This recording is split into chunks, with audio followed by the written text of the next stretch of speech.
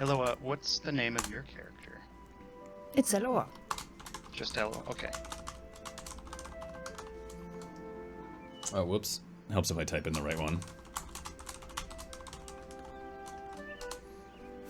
There we go. Okay, so I know last week when we played, Sideways and I and the rest of our party, we had just logged off at the Ember Ring inside of that like smuggler's dungeon. Is that kind of like where you would like us again, or do you want us to like meet you guys someplace else? No, we'll come to you. Absolutely. Perfect. Okay, it looks like left off at level 4 support. I can't remember how far into level 4 that we were, but We must have been pretty close, because I logged on the next day or something, and I leveled to 5 just pretty quickly, so I think we might have been pretty sweet. close. Very, very cool. Oh, cool. And Sideways is here. Yay! Yeah. All right, awesome. Now to try to just get back into the vibe of things, because I know this game plays so much differently than so many games that I've played. Yeah.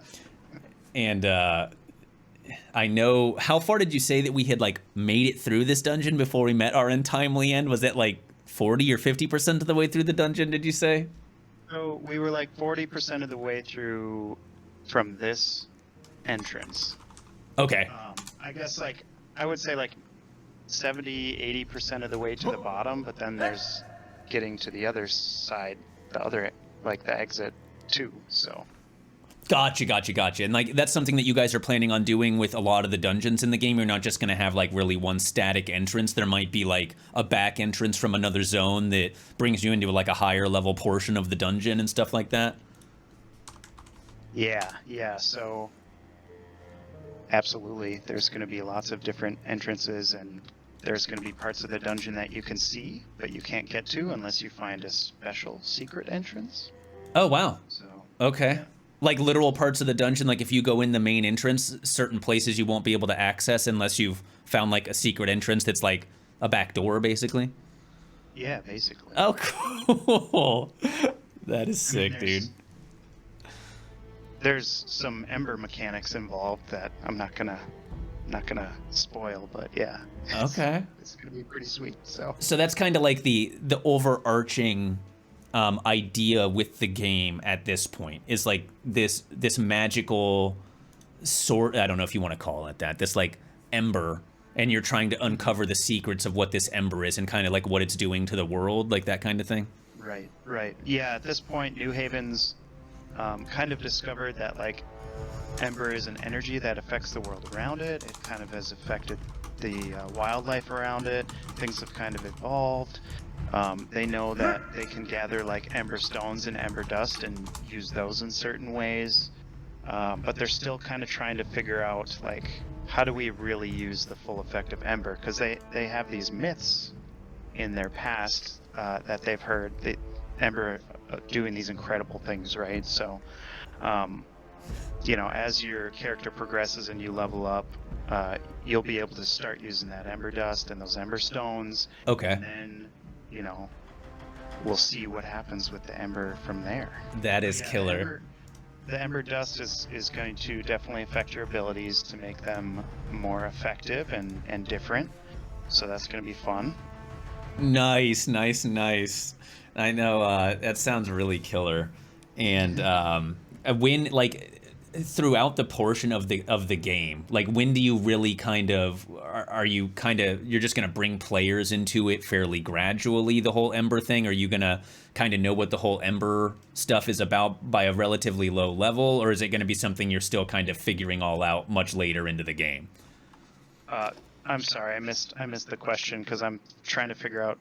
I think that's okay. Zone out and summon those guys, and then we got to zone in. So Oh, you yeah. stay there. Yeah. I'll summon them. We'll chill out here. A couple of things popped up in chat here. Panth looks genuinely excited, because I am genuinely excited. First of all, that flag. What does the flag signify? The worst player on the server at the moment? That's not very cool, dude. That's not cool.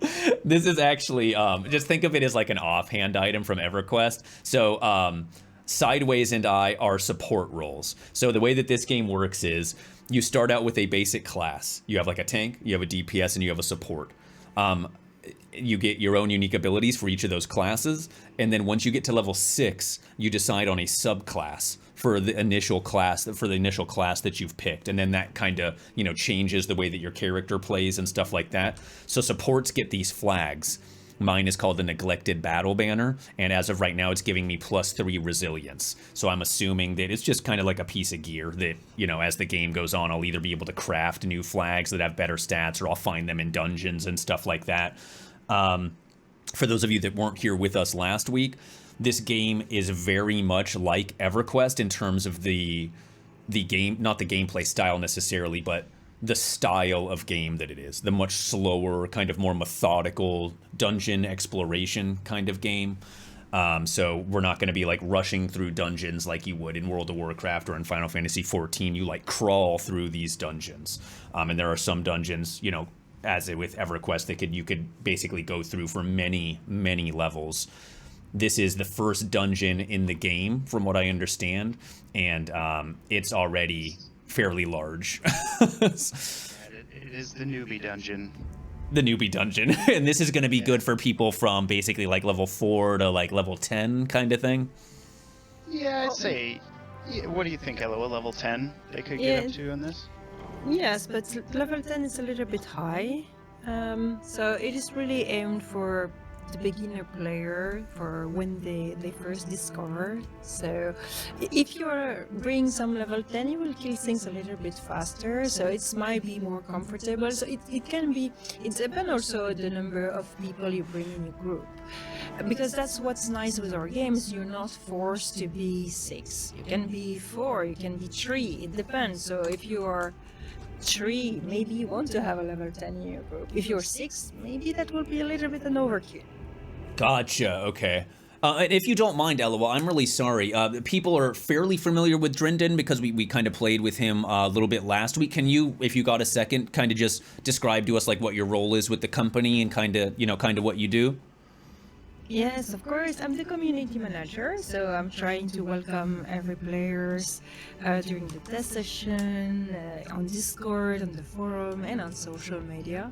So if you have any question or anything, you can contact me, and it will be my pleasure to answer you. That is awesome. I saw a really amazing video that you had put up on YouTube. That was one of the ones that Drindin had linked me to when I was kind of first deciding I wanted to get into the game and check it out. And there was so much unbelievably useful information in there. So thank you very much for taking the time to make that video, like for new players to kind of understand what's going on in the game. I appreciate it. Oh, thank you very much. Of course. Well, gaming and all that kind of things, content creation is my passion, so here I have the possibility to dig into all the things that I like, so it's the dream job. That is great. That is really awesome. The other folks that we have in the group here, who do we have with us today, like class-wise? Are these members of the community that we're playing with, or are these other people that work for the company? Yep, so KO is a community member. He's been around for quite some time. Arisen is also a community manager. Sorry, not a community manager, community member. And you know, you guys can, they can kind of attest to kind of our communication with the community and how we work with the community and stuff too. I feel like our communities are fairly similar. You know, it's really tight knit. We talk a lot together, and it's really a lot of fun. A lot of nice people. So yeah, I definitely look way more forward into like getting to know more people in the community, and kind of because that's what it seemed like just when we played last week. Just like the couple of different groups and stuff that we came across, everybody seemed really nice, and anyone that I've reached out to in the game they've all been incredibly helpful. So you guys are definitely on the right path with creating an awesome community. So awesome. Well, congrats to you, Elloa, on that. But yeah, you know, we're really excited to have everyone here, to have you guys here, to you know, we're honored to be a part of our community. You know, it's just really great. So KO is a striker and Arisen is a supporter. So I think we've got our bases covered. Cool. We've got 2 strikers, 3 supporters, and a tank. So I think we can rock and roll. Heck yeah, let's get started. Let's go kill some stuff. Sideways, do you need your backpack still? The doom spiral. Ready for the doom spiral. Drock has gifted 5 tier 1 subscriptions. Thank you so much, Drock. I really, really appreciate that. There's millions of places on this platform that you could be hanging out, and I appreciate so unbelievably much that you would not only come in here and just chill out and be your normal badass self, but that you would, you know, subscribe yourself, and then you took it one step further and you gift subscriptions to other people, potentially unwilling people. And not only is that incredibly generous of you, it's incredibly funny as well. So thank you very, very much for being here, my friend. I appreciate it so much. Lajar. What's up, dude? Cool. That's one of the heathen packers in the game too. Awesome, dude. What did you make? We can do Hu T, I think. There we go. What is your character? Badass, dude. It's good to see you, man. You look like you're a supporter as well. Yeah, I choose the banner.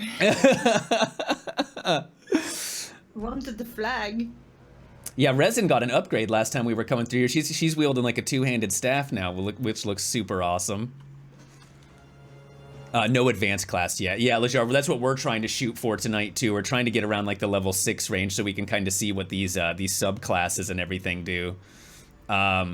If you guys, whoever wants to lead, I am probably the absolute worst person to do that, as I get lost incredibly easily. Whichever you wants to take the reins. But that's the fun part of it. We need to see you getting lost. I guess that's true too, right? Okay, hold on a second. We've got this, and then we do X to switch our weapons here. Okay, let's take a gander around. So there are no maps or anything in this game, so you gotta be really cognizant of where you're going. Okay, see, I see a smuggler right here. Wait, hold on. This guy's wandering back. So the class I bring is a brigand. So I'm one of those that can stun. Oh, nice. Okay, cool. And that's like just a form of crowd control in the game. How long do the stuns normally last for? Well, it's 22 seconds. Oh, wow. Wow. Okay. It's better after, of course. 22 seconds, is that what you said? Yep. Oh, that's good. That's really good. Dang, most stuns in games don't last nearly that long. Like enchanters in EverQuest, they can mez stuff for quite a long time. Yeah, look at that. It's all stunned and hunched over. You can really use the stun for different strategy. Even when you're solo, it can help you out to stun your mob and rest, for instance. Gotcha, That's okay. why it's my favorite class. Usually I'm a healer, but not in Embers Adrift. So, and you can, when you stun an enemy like that, you actually can effectively, like, regenerate your mana while the mob is stunned. It doesn't, like, keep you locked in combat or anything like that?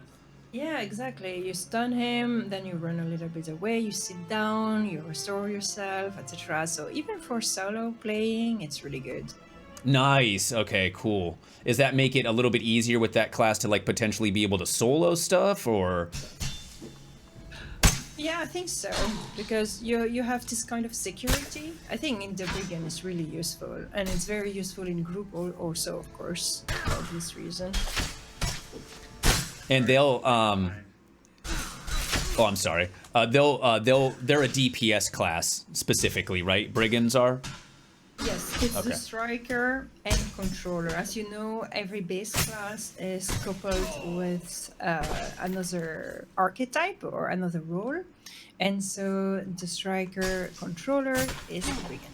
Oh, gotcha. Okay, cool. Yeah, we got quite a few mobs here. So I'm gonna work on trying to help some of this bandaging stuff happen here. And one of the things that we found out... Sorry, go ahead. Just everyone assist on me. Okay. And we do that, click on Drindin's name and then click F. Just make sure we're all attacking the same target here. I'm stunning the long woman. Arson, I got a heal coming in for you, dude. The cool thing about this game too is you can have an active target that you're actually attacking, which is the red reticle, and then I've got, as you can see, Arson over here targeted as my friendly target. Got another healing coming for you, Arson. Oh, I can't see you though. First aid you up here, dude. There we go. Okay, Okay, let me kind of catch up here a little bit on chat. You can't catch fire. Well, you can catch fire. You can't catch it, though. I hope the devs know Panth's chat and our humor. They do. They're well aware at this point. Frank, let's be honest. He's the worst player on whatever server he happens to be on at the time. Well, I mean, see, like I said, we were talking about this exact same thing a little bit earlier. That's a valuable service to provide for people, okay? If I can make people feel better about their gameplay, I've done all that I need to do for the day. You know, and I'm fine, absolutely fine playing that role. You guys saw me play a little Elden Ring last night. It took me 27 times to beat like one of the mini bosses people one-shot. I'm sure they learned it last time. And by the way, you guys, feel free to ask any questions about the game or anything that is happening in the game at any point in the chat, and I'll ask it out loud. And if I don't know the answer to it, we've got quite a few unbelievably knowledgeable people that we're grouping with, and we will get the answer for you, I promise. Look at all this loot that's dropping. Okay, we gotta remember to put our weapons away when we're not actually fighting. Oh, this looks scary.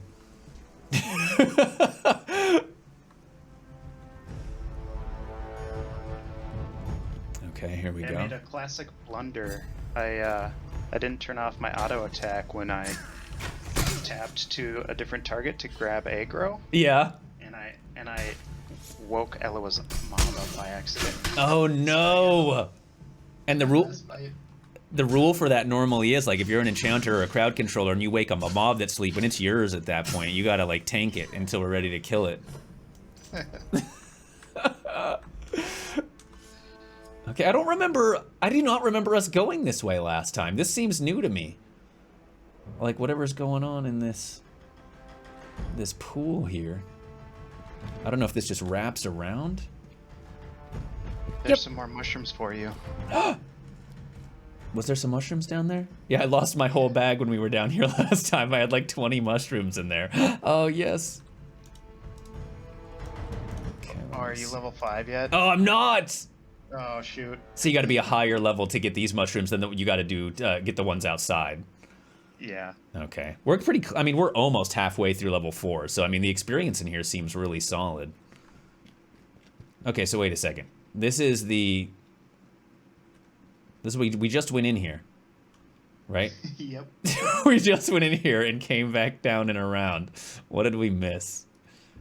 Yeah, but that's one of the things. You can, if you want, avoid all those mobs over here that we just fought. And you can crouch, because if you crouch, you don't get as much aggro. If you bring your torch on, you will have a lot of aggro, of course. So, if you Gotcha. want to, take a little shortcut, or don't want to fight anymore. And what was the hotkey default to crouch again? Control. Control. Okay, and so when you actively do have your torch out, mobs will be more cognizant of you, and they'll... Yes. Wow. Okay. Yep. Wow. So they will just literally, like, normally aggro you from a further distance away? Right. Wow. That's really awesome. Okay. So, and I'm assuming in, some higher level dungeons and stuff, that can be incredibly dangerous. Oh, crap! Speaking of incredibly dangerous...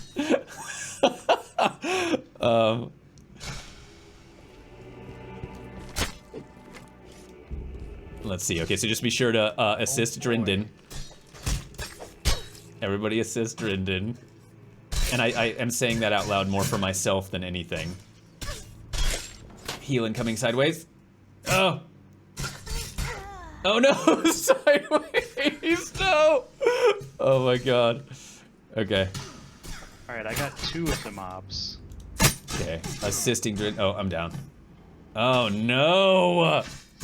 We gotta be more careful. Yes. Okay,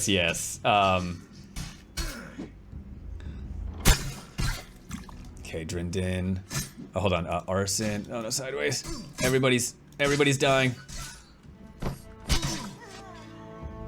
Okay, Smuggler's dead there.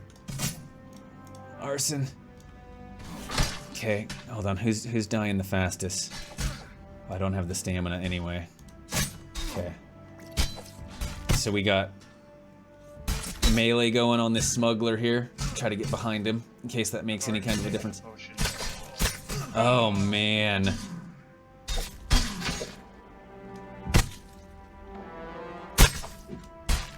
I'm raising Arson.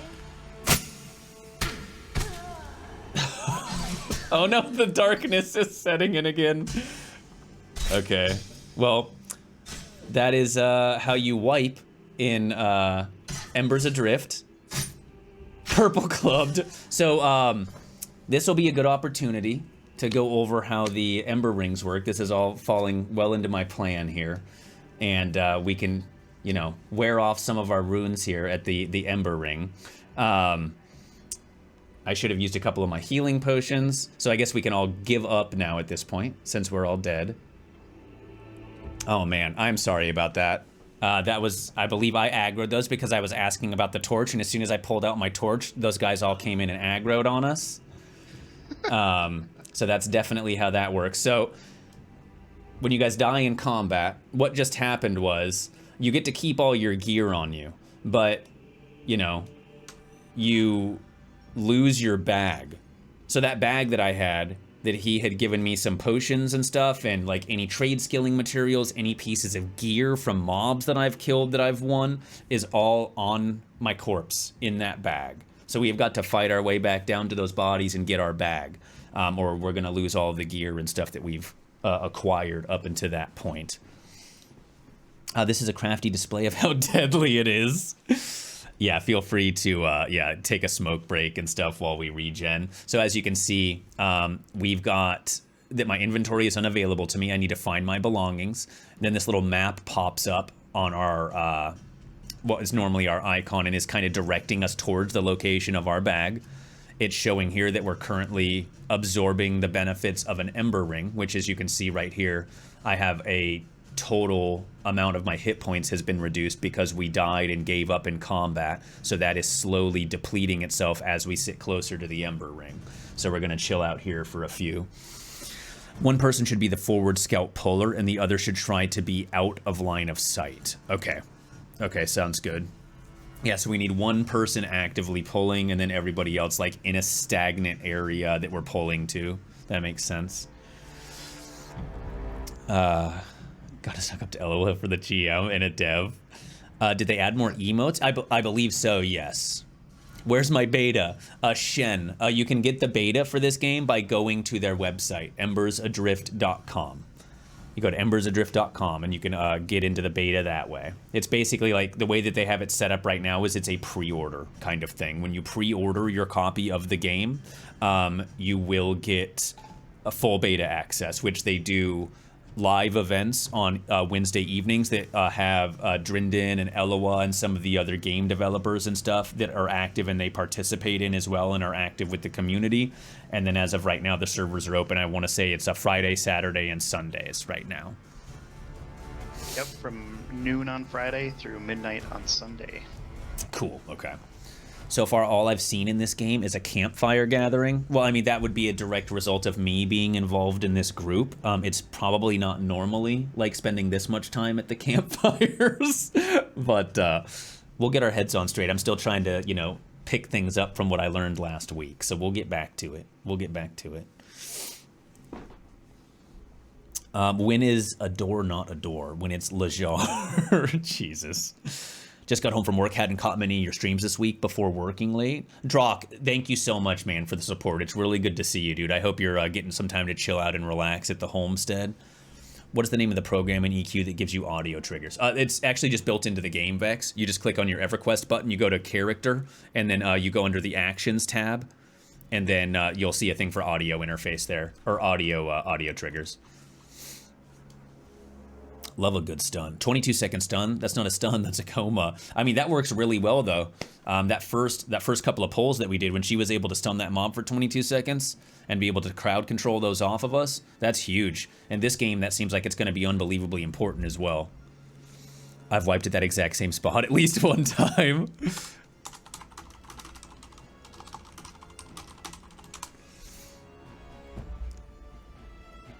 Can mobs stun you? Is it also 22 seconds? Yeah, do mobs have the ability to do the same thing to us that we're doing to them? Yeah, you can be stunned, you can be dazed, all kinds of things. There's actually there's item stats that can give you resistances to those things too. The most fun is when you get kited by mobs. You get kited by mobs? So Drindin explained a little bit of that last week. Can you elaborate on what that is?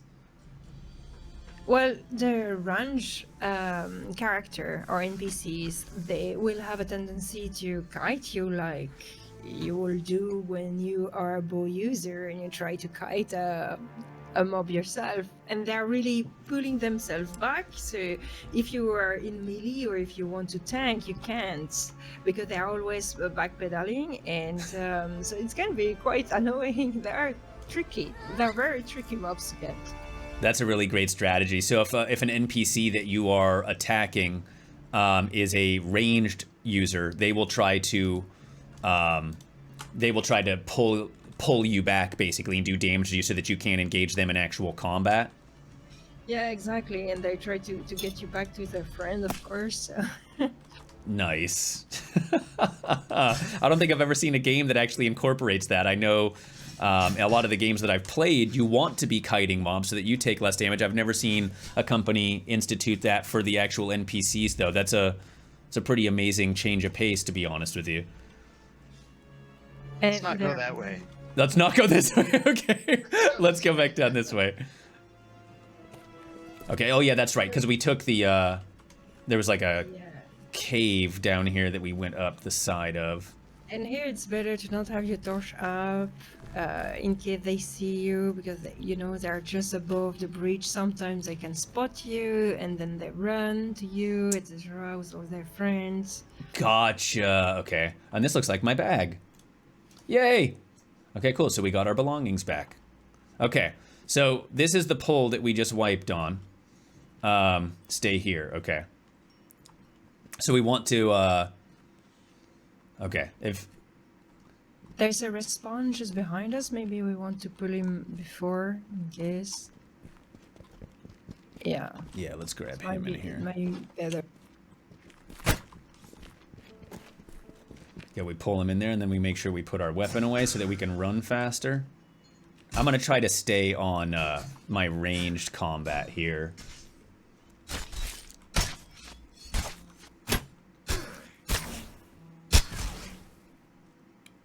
The lighting definitely adds another level of difficulty too, which I find really refreshing because it can be without your torch out, it can be unbelievably hard to see. But then when you have your torch out, you're running the risk of obviously getting killed by a whole bunch of extra mobs. Oh. So, but here we have some light now, so we can pull the mobs Elloa, back here. will you pull to this light, Elloa? Yes. Okay.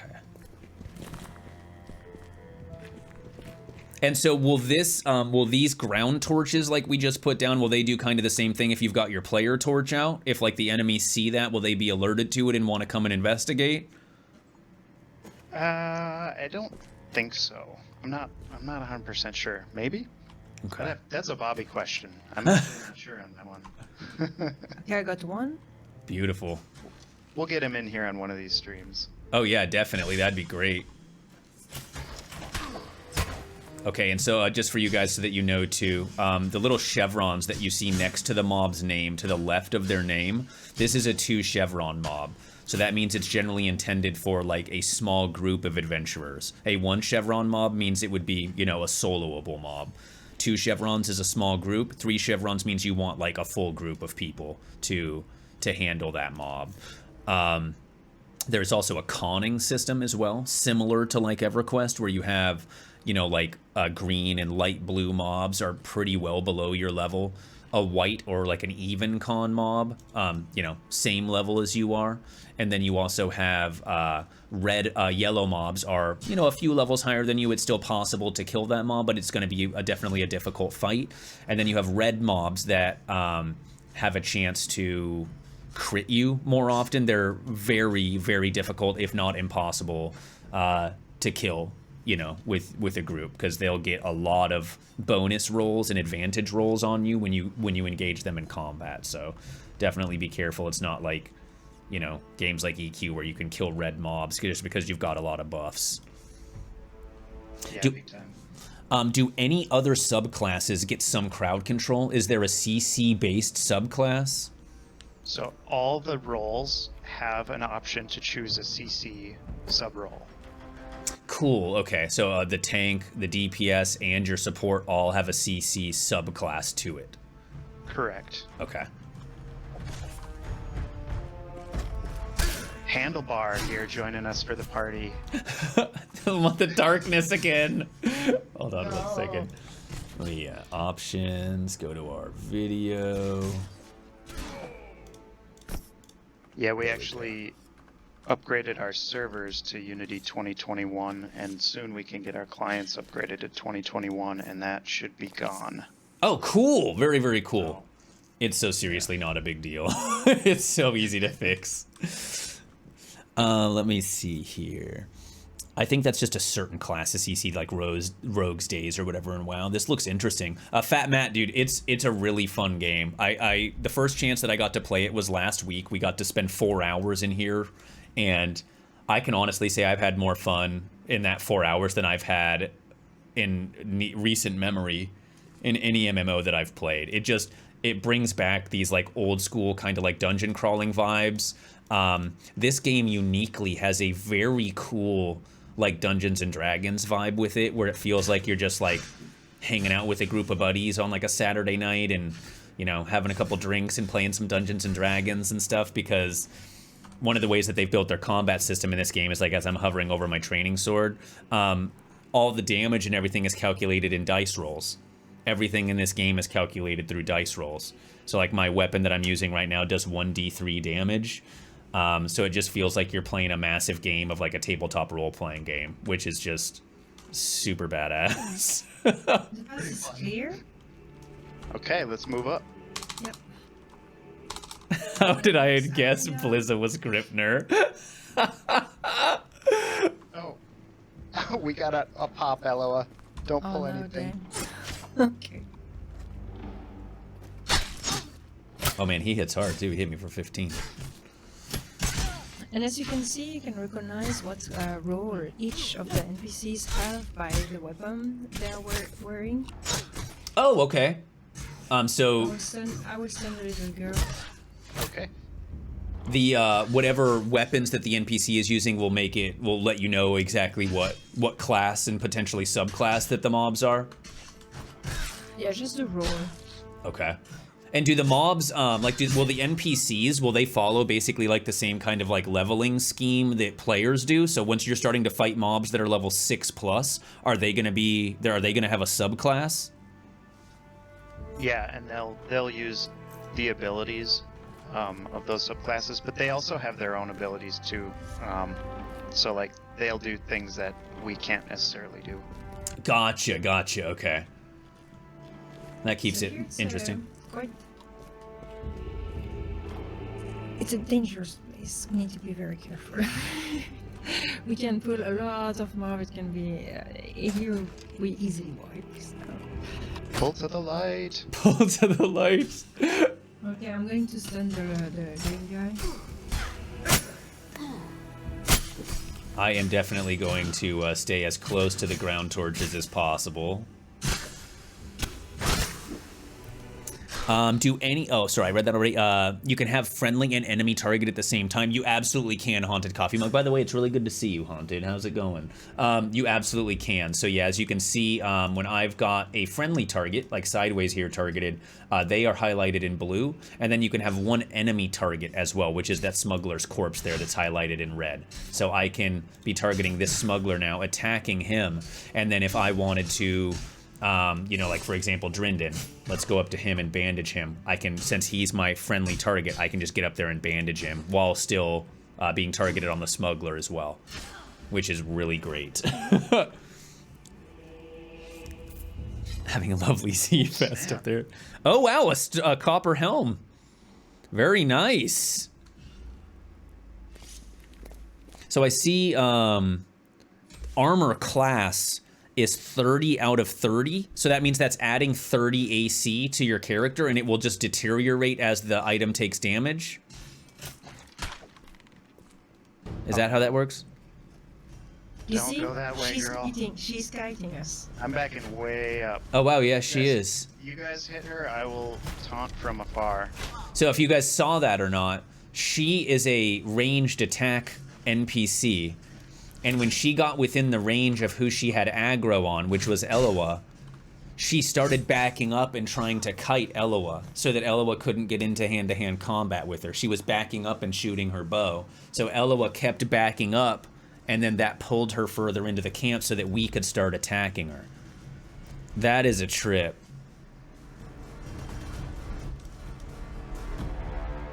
Okay, so I'm gonna roll on these wool pants here. Ooh, I got those gloves. Okay, so let's open up our character menu here. And put these wool gloves on. And we've got the wool pants too. Nice. Great. So, are the armor class on the items, it's based on the durability of the item? Is that correct? It says like armor class 5-5, 100%. Yeah, yep. So if the armor class gets lower, I think it goes by like in 20% chunks. So like if you get below 80% durability, it'll go down to 4 out of 5. Wow. Okay. And so and go ahead. no, you just want to make sure that you're getting to a repair vendor regularly if you're dying. Right. Okay. Yeah, absolutely. Will items only take durability loss when you've actually perished in combat, or will they just take durability damage like as you're getting hit? Both, yeah. So if you go down, you get a big hit, and then as you're fighting, your stuff deteriorates. Gotcha. Okay. And these gloves actually have a graphic on them. Look at how cool those look. I just got these wool gloves. Heck yeah, we're starting to look like a character now. Okay, sorry, they said, I don't know where Elloa is. My game crashed, I'm sorry. Oh, it's okay. Yeah, I should warn you too, my internet has been going out. Oh, back up everybody. We got a 3 chevron back here. Yeah, back to the light, everybody. So this is the most difficult mob that we fought in the dungeon so far. He's a 3 chevron. And we're down 1 party member, so this will be a little bit more difficult. I'm soon there. Oh, there she is. She's back now. By the way, I was in a dungeon earlier, and it was super cool. Had a great adventure, full group, including wipes and corpse runs. Very nice, Lashar. You just picked up the game a couple of days ago, right? I'm glad that you're having fun with it, man. It is a blast. In EQ2, there was the ability to automatically attack the target of your target, but it doesn't force you to switch your target. Like casting a nuke on my tank will cast the nuke on her target. I believe that's... Yeah, I believe that's the same, right? So let me see here if I understand the question correctly. So if I have sideways targeted, and I have that smuggler targeted, for example, and I just go to bandage, is it automatically going to prioritize my friendly target for the bandage? Correct. Okay. Yep. Okay. Yeah, so it does that. It does the same thing, Nesteros. Best way to play a game is to show people how not to play, and I am very good at that. This is actually in beta, Fat Matt. It just went into beta in the very beginning part of March. Go ahead and ask questions, and I'll read it 23 minutes later. We're not that far behind. Closed beta. Yeah, it is closed beta. 3 coming in? Okay, 3 mobs incoming? No, just 3 chevron. Oh, 3 chevron, sorry. I'm used to, like, hearing, 7 incoming, and it's like 7 actual mobs. Okay, a 3 chevron. This is another tough one.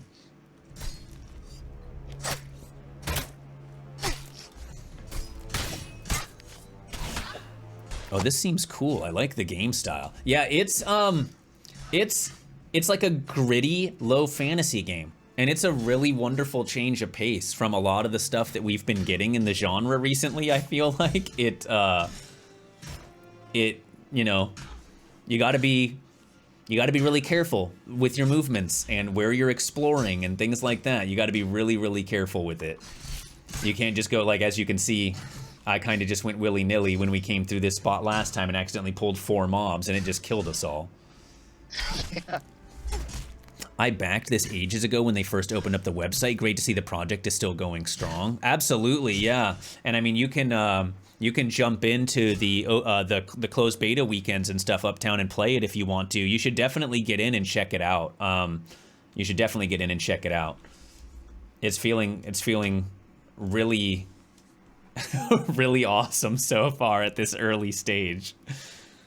The lighting engine is on fucking point. Yes, it is. I love these indie games that use all the great tech to make great games for not a ton of money. Yeah, and I mean, it's like there's so many games that I've been playing recently that are made by these just like really passionate small teams of developers end up being, you know, better a lot of the time than these like AAA titles that had hundreds of millions of dollars dumped into them, because these, like, they're actually passionate about what they're making and they want to do service to, you know, their fans and stuff like that. Classic Panth training the group. Look, one mob for each of us. Is that way back there from when we died? Was Panth leading again? I was. They learned, did you see very quickly after that happened though? They learned not to not to have me in the front of the group right away. Hello, darkness, my old bug. Panth is gonna get a permanent banned now. I don't think they would do that. It happens. I mean, I'm what you show to people as to like how you don't do things. Like they were explaining to me how the torches work, and I just wanted to make sure that their tech was going in the right direction. They said if you pull your torch out, mobs will see it, they're gonna aggro you, and you will probably die. And I said, okay, well, let's hold my beer. Let's test this and see what happens. Just a ponderance, exactly. Sideways understands it. Okay, come over here. Where are you at, KO? Let's go find KO. There we go. Can't stay in the same area. That's true, actually, right? Because the mobs are just going to respawn on us if we do that. I think that's what happened to us last time. We stayed too long, and I actually think this is where it happened to us. The PTSD. We were a little further on. Oh, were we? Okay. Yeah. Ooh, a bootlegger. Okay, so like, man, the the lighting and stuff is beautiful. Oh my god. Look in the light too, you can see dust moving through it and stuff. Oh wow, dude. Yeah, this is wonderful.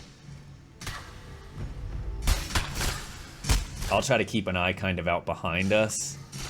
Oh, invalid target. Nice. Just make sure that we're not getting wandered on from the back. Looks A like sturdy I'm the only defender. Oh! Yeah, 1d6 plus 1 damage. It's heavy duty. Compare that. Let me see here. I like this glowing pool of water. Yeah, that is really cool, isn't it? So, do I go with the 2d2 plus 1 that I have right now, or should I go with the 1d6 plus 1? Oh, I would do 1d6 plus 1. It's potential for more damage, but it's you know, it's got a lower minimum. I'm gonna go with it. That's true. It does have a little bit of a lower minimum, right? Yeah, since you're only rolling the 1 die. Didn't think about that. I think Panth needs to decide where way to go now. I say... 3 different paths, and you will have to choose. Oh, and we got 3 mobs on us right now. Let's actually just keep going this way that we just pulled these mobs from. Is that guy one-armed? Oh, it looked like he was one-armed. Oh, like... Yeah, there are obviously some animation kinks we're still trying to work out, but yeah. You'll notice that a little bit on people who are wielding two-handed weapons, like pole arms. They'll like do like a shout or something, and their arm will like go through their body a little bit. I like how the NPCs are all like equipped though. It looks like they're all wearing different armor.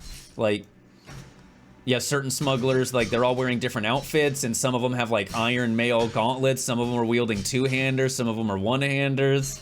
Like, will that be indicative of what they have a potential to drop, or is that just completely randomized? It's actually randomized. I mean, that's obviously something we'd love to do, but we got to keep our priorities straight as well. You know? Absolutely. That tech could potentially come down the road. That is a not terrible way to do death. I kind of like that. Honestly, I do too. And oh no, did I just attack the coolback? I think I did. That poor little bunny. But it's good. The striker like the quill bag. They give region. Oh. Very precious region. Oh. Bloodied rabbit's foot. Yeah, so like I gotta say, Nestros, that's one of the things I was kind of scared about with the game. Is like I didn't really want to get into a game that did corpse runs and things like that. Like, cause you know the way EverQuest used to do it, where you literally lose all of your gear and all that, and you have to try to fight back to your body naked, was always really annoying to me. And so when they said that, like, you know, you leave a bag on the ground, that's a really cool compromise as far as I'm concerned, because you still have all your gear to fight back to your body. But I mean, if you were out adventuring with your buddies for 5 or 6 hours and you've got, you know, weapons and armor and trade skilling regions and stuff in there, you know, oh, I remember coming up here last time, this awesome altar. Yeah.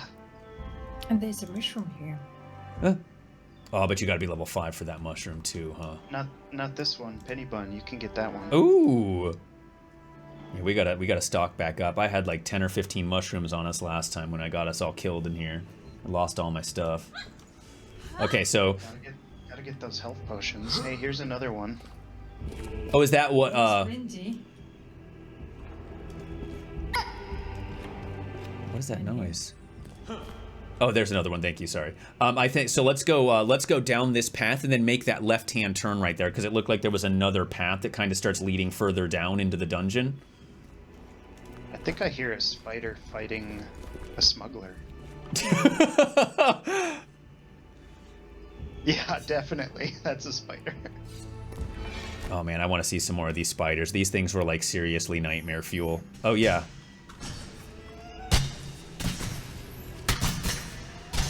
Do NPCs respect light levels? That torch brought more mobs in. They absolutely do, Nestros. Yeah, they absolutely do. That's what, when I walked up a little bit too far up those stairs and the NPC saw that I had that torch, that obviously alerted them to our presence, and it brought like 5 of them out of the building. That's what ended up getting us killed. Okay, pull to the light again. Okay. I'm gonna pop this torch down here. And it's nice nobody else can mess with your bag after death. You can give it up, but no stealing of it. Exactly right. Yeah, if you can't make it back to your body, you can just forfeit your bag and it will replace you with a new empty bag. So you never have to worry about like running out of your inventory space, but you'll just lose all of the contents that were in that specific bag. Never grind and embers? I won't have time for EQ. Well, I mean, like, you know. We got the cool thing with this stuff is that we've got some cool new modern MMOs that are on the verge of coming out that, you know, deserve some of our attention here. All right, I'm gonna assist Drindin. Okay, we got that smuggler down.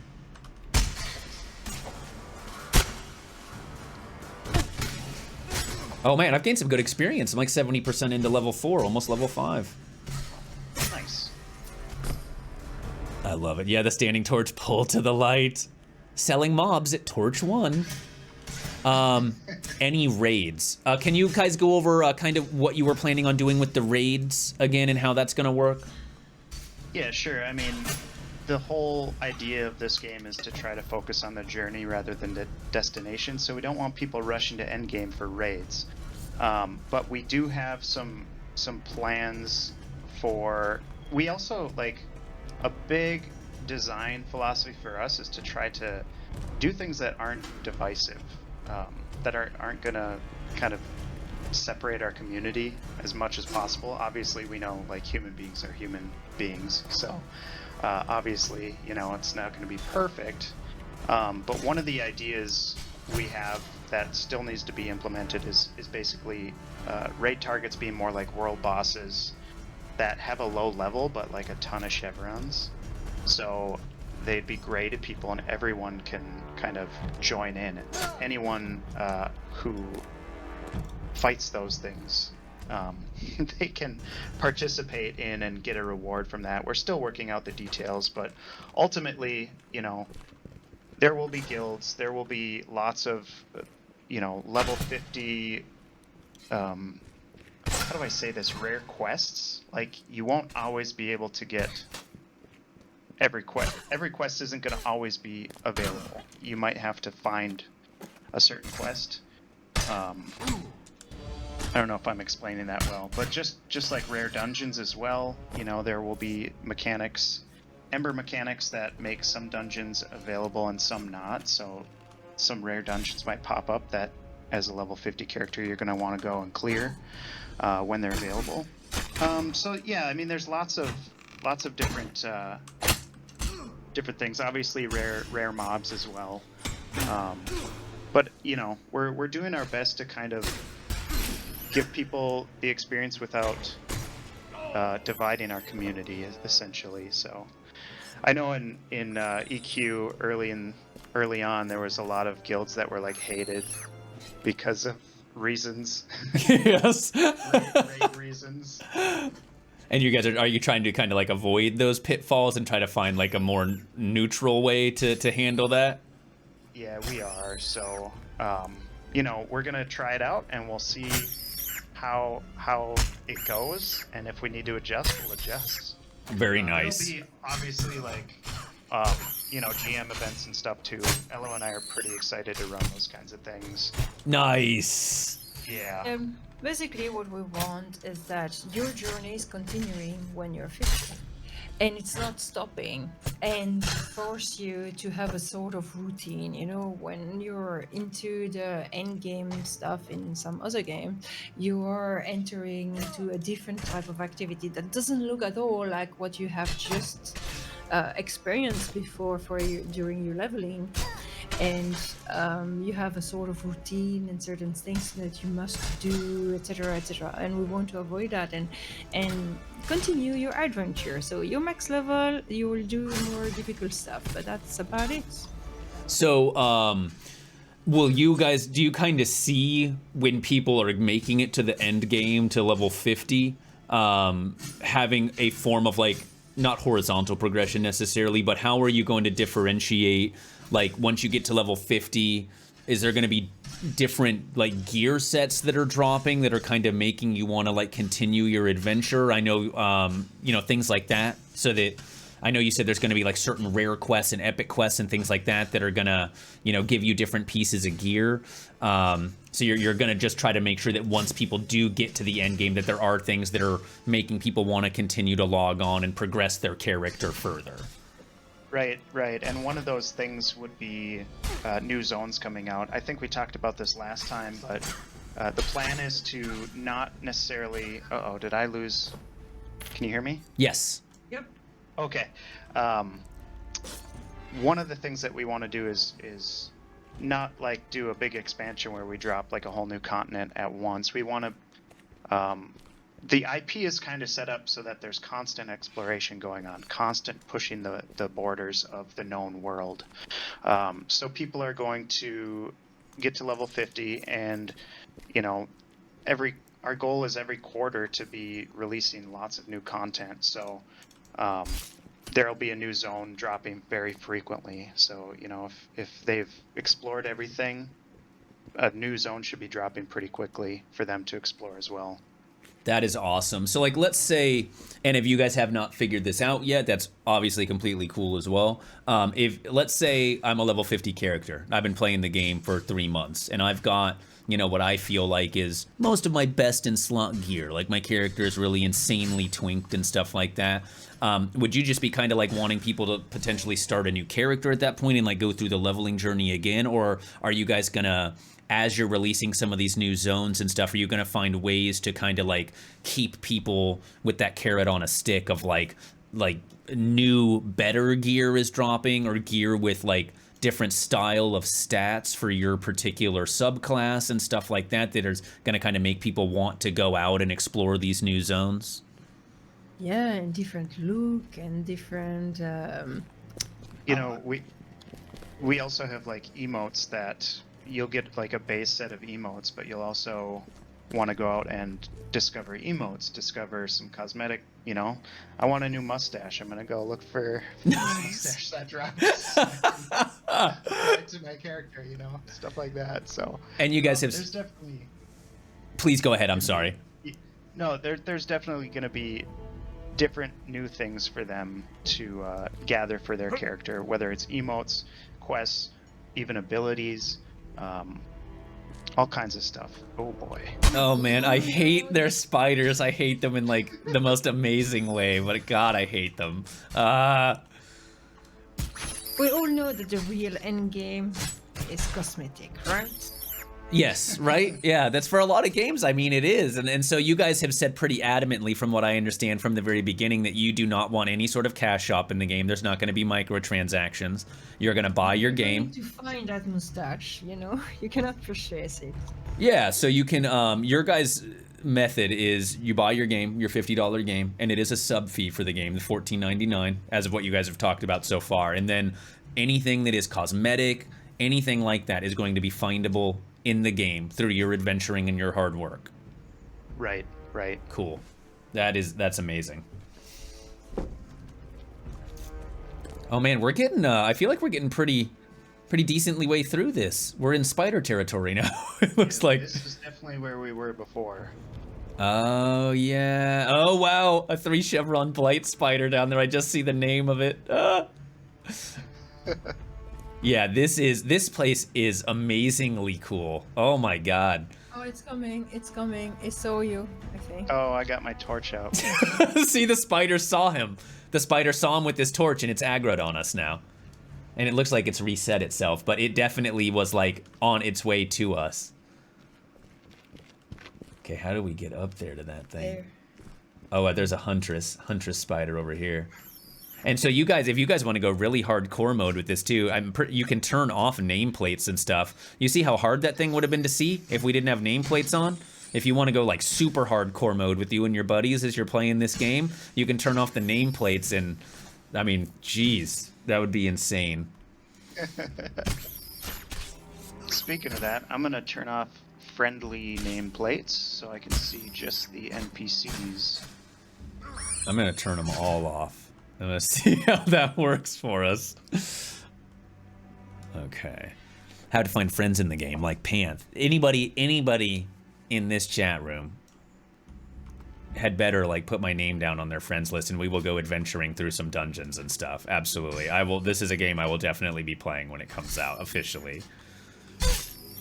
How is this for soloing? Is it geared for grouping? I don't have friends. Well, so like I just said, you absolutely do have friends. If you're in this chat room, you have friends. You'll all always be available to group with, and like pretty much anybody else in the chat room as well. The community in this game seems like it's going to be a really amazing aspect of this game. So they, like I explained a little bit earlier with the chevrons on the mobs, a 1 chevron mob, which I'll show you again. See this hulking spider? It had the 2 chevrons next to it, those like upward pointed arrows. There's 3 different styles of chevron. 1 chevron means that it is intended for solo, that you can easily go out and kill those mobs. So if you just go around and you keep trying to find mobs that have 1 chevron, you can easily solo those mobs. 2 chevron mobs, like this huntress spider that's up here, suggest a small group to kill them. And a 3 chevron group is like you had better have a full group to kill it or you're going to be in trouble. But yeah, you can solo, but the real, just, I mean, as you can tell from here, the real fun in this game is going to be like, oh, there's a 3 blight spider.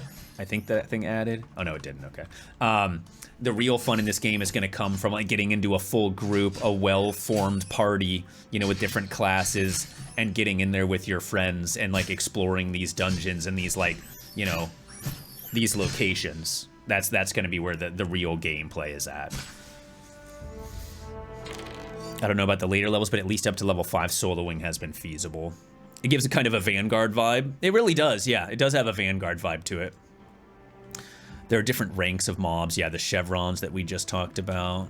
I remember that parlay thing from that game. The diplomacy. Yeah, the diplomacy in that game was phenomenal. Panth was a long week. Kicked my arse. Glad to be hanging out. Heck yeah, very glad to have you here. Does this game have wipes that could potentially be caused by Panth? You must be new here, Astro. I've already killed the group once. Today. Yeah, I accidentally pulled my torch out at the wrong time and like 5 mobs aggroed us because they saw my torch from across the room.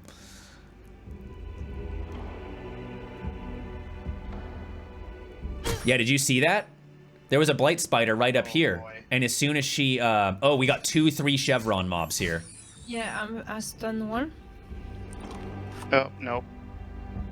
I think I woke it up. No, it's still stunned. It's just the spider animation is kind of bizarre, so it's less obvious. God, dude, the spiders are really sickening looking. Okay, so we had one of those crowd controlled.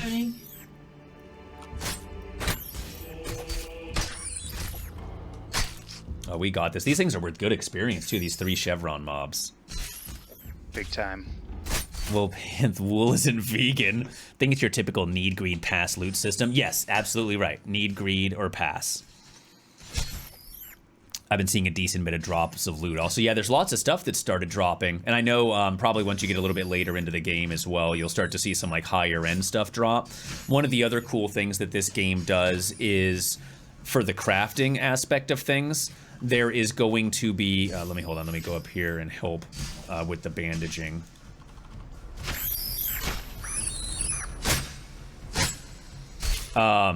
In the crafting aspect of things, there is going to be many different ways that you can craft pieces of armor. So if you're trying to make like a pair of leggings, depending on what type of crafting material that you actually use, will change the way that the item, the finished product of the item, for example. So if you're using like, you know, a bear skin or something to make a pair of leggings, it's going to have potentially different stats, different attributes and stuff as if you were using like, you know, a wolf skin to make that same pair of pants. So if you have like a trade skilling recipe, depending on what ingredients that you use in that recipe will change your finished product, which I think, and please speak up if I was wrong on that, but that seems like it's going to bring a lot of variation and a lot of interest to the crafting system in the game as well. I know that was a really good explanation, and also that's another thing I forgot to mention. Our crafting is learnables, so you can loot like a crafting recipe as well and learn it. So there's going to be all kinds of stuff for level 50s to gather and do. Very nice. Okay, and you had explained something last week a little bit that different, I think it's kind of similar to what I just explained, but using different like precious metals and stuff. You know, like a level 1 copper node that you mine could still have some application in a high level crafting recipe that could still be beneficial. Yeah, absolutely. So you can use copper as a level 50 and still have that be a viable material, even though you can harvest it at level 1. So it's not like other crafting systems in games where it's like, oh, you know, this is the garbage tier stuff that you're harvesting at the beginning of the game and no high level recipe is ever going to use this stuff. Right, right. Perfect. Yep. So copper has its own set of stats that it promotes, and I thought I just got attacked by a spider, but I don't see it. Oh, here he comes. Ranged spider. It's just a little 1 chevron guy.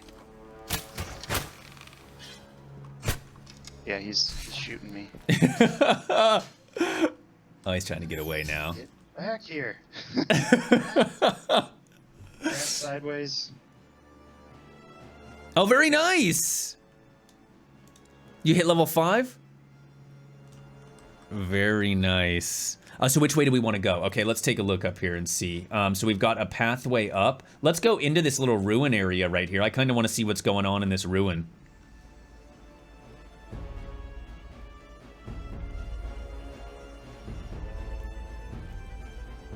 Did we get him? Whoa. Oh, there's one right. I see. Oh, that's that corpse. That scared me. Oh, God. Oh, man. Got a mushroom here. There's a mushroom here. Let's get this guy. Yay. Penny bun mushroom. The Fade. 14 months. Oh, cool. More embers. Happy Saturday. What's up, Fade? How are you, dude? Thank you very much for your continued support. We're well past a year now at this point, and I really appreciate your support, seriously. With all the amazing places that you could be hanging out on this platform, thank you very, very much for choosing to come in here and spend some of your free time in the chat. I really appreciate you. It's awesome to have you, dude. Happy Saturday to you as well, my friend. And we just dinged to level 5. A very satisfying ding noise in this game. It's very, very chill vibes. Not as jarring as our EverQuest ding notification. Yeah, like I attribute the ding sound in this game to more of like a sigh of relief. Like, you've survived a little bit longer. Congratulations. That's true. That's what I say. We need a map counter for every time Manth pulls it up and it's blank. Yeah, I keep trying to hit my map button. Like, where are we? Oh, you don't know when you're in these dungeons. There's no map. You gotta, like, you're gonna have to, like, take out a pad and paper and start trying to, you know, dive around and try to find your way. And it looks like there's some kind of a stairway down right there. Yeah, you need to try it. Yeah, I think we need to go that way into the dank basement recesses. I'm gonna pull this guy. Oh, he's attacking me through the wall. Come here, buddy. Oh boy, we gotta move back. Okay, I'm pulling back. I'm gonna try anyway.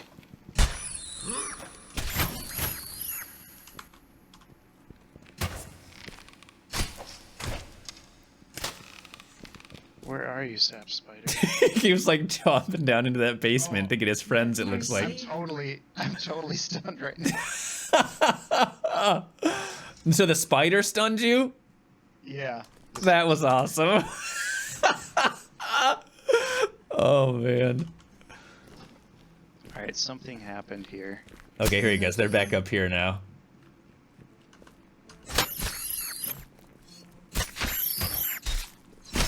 Okay, steps. Oh, 3 chevron. Uh-oh. Yeah, I'm stunning. Oh, no! Another 3 chevron. Oh boy. Focus on this 1 chevron first. Okay. Oh no! Oh my god! I just woke that up! Okay, hold on. It's mine now! Oh no! Okay, we're okay. I turned my auto attack off. We're assisting Drindin on the 1 chevron now.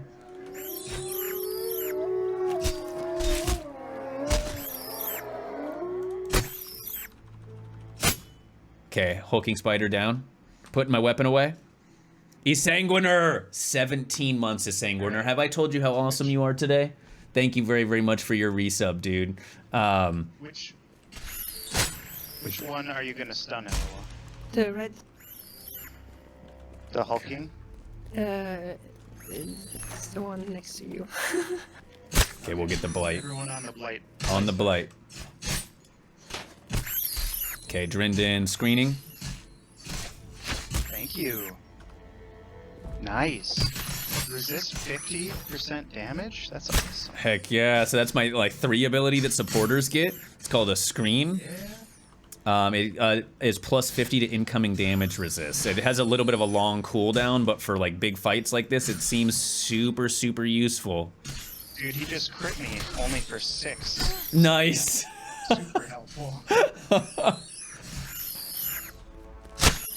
Okay.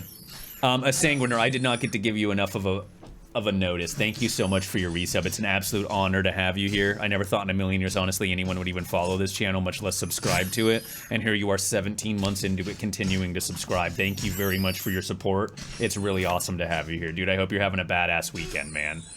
All right. I am getting a bandage on Elloa here. Thank you. No problem.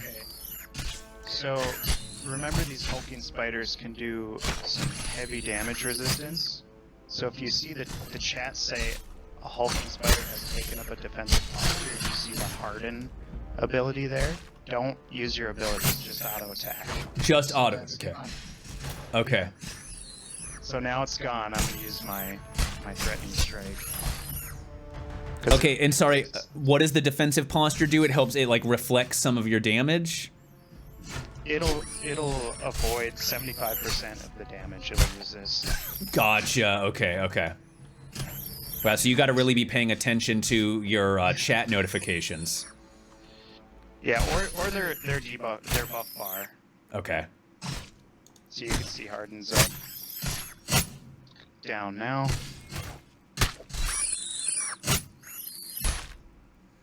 But this guy's already going to be hard to fight because he's a 3 chevron is yellow to me. I'm level 5 already, so he's probably like maybe orange to you. I'm not sure. Yeah, he is. He's yellow. That's their nameplate, right? Or the chevrons. Well, the chevrons. Yeah. Color of the arrows. Okay, yeah, he's yellow. Man, this guy is tough. Yeah, and he does not like Elloa. I'm trying my best to taunt. Yeah, and I'm out of stamina. I cannot use my... Now I can. There. Got it. Oh yeah. So she just used Fading Strike to drop some of her aggro and put the mob back on me, which is awesome. Very nice. Wow, yeah, this thing is epic. Holy crap. It was worth a good chunk of experience, though. Wow. Victory! Very nice. Should we, like, go into this little rock rubble right here and sit down for a second, since these are the last mobs that we killed were in here, so they'll respawn last? Yeah, and you can actually click on this, you can click on this ladder and it'll take you down the ladder. Yeah, I want to see what's down here. I want to get some stamina first, though, because I'm terrified of what's going to be down there.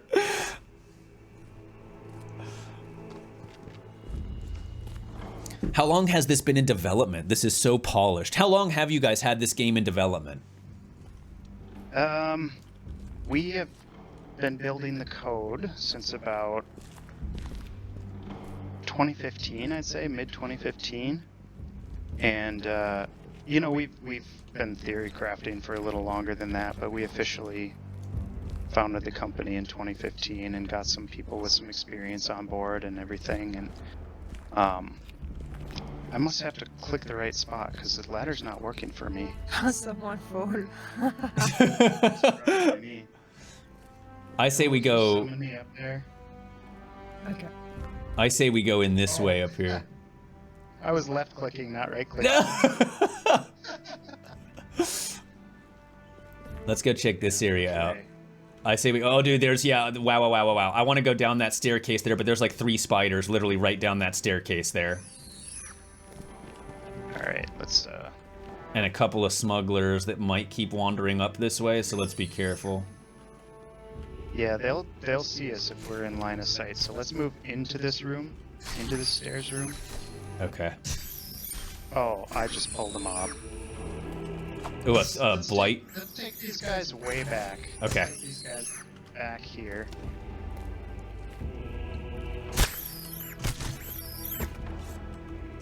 Pull them back here a little bit, you guys. Yeah, we've got some smugglers that can see us. Let's go back here.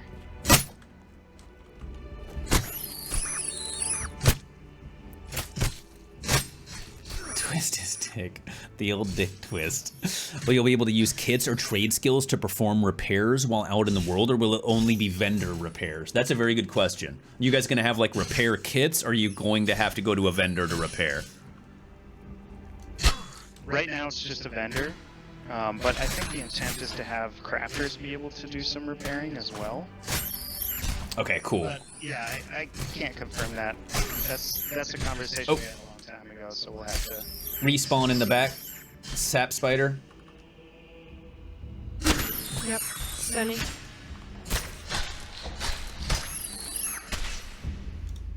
So I'm sorry, as of right now, just vendor only, but you're looking at potentially like having some kind of trade skilled like repair kit or something? Yeah. Okay, cool. Yeah. Oh no, the sap spider revenge. Not that far behind. Frank said that 23 minutes ago. Okay. Point taken. Just noticed the glue blowy cave moss stuff. Yeah, the zones so far in this game have been just absolutely gorgeous. The environments have been very, very well done. It feels very immersive and like terrifying, which I think is the best part about it. You're like actually scared to progress further through the dungeon for what you're gonna find around the next corner. Especially now with what I know about the torches, because I was running around like a dingbat with my torch out, just so I could see better, not knowing that it was making them be able to see me better as well and potentially kill us all. I'm asleep again. It's definitely Panth's fault, nothing to do with intended game spawn mechanics. Let's keep it that way. Looks like the light down in Helm's Deep just need Balin's tomb. 2d2 is 3 average, 1d6 is 3.5 average. Greasy, what's going on, dude? How are you? It's good to see you. One-armed bandits are dangerous, though. Well, I really am quite a bit behind. All right, we're trying to, like, pay attention here to the gameplay as well. Yeah, I want to go down here. Oh, dude, there's a frenzied sap spider. The last sap spider, that's probably going to be real painful. That's an uncommon for sure. That might even be a rare. Yeah, so we just killed a sap spider. This is a frenzied sap spider. The size of that thing. Oh my god, dude. Okay, so we're on the hulking spider. Correct. Okay, let's get KO a bandage here.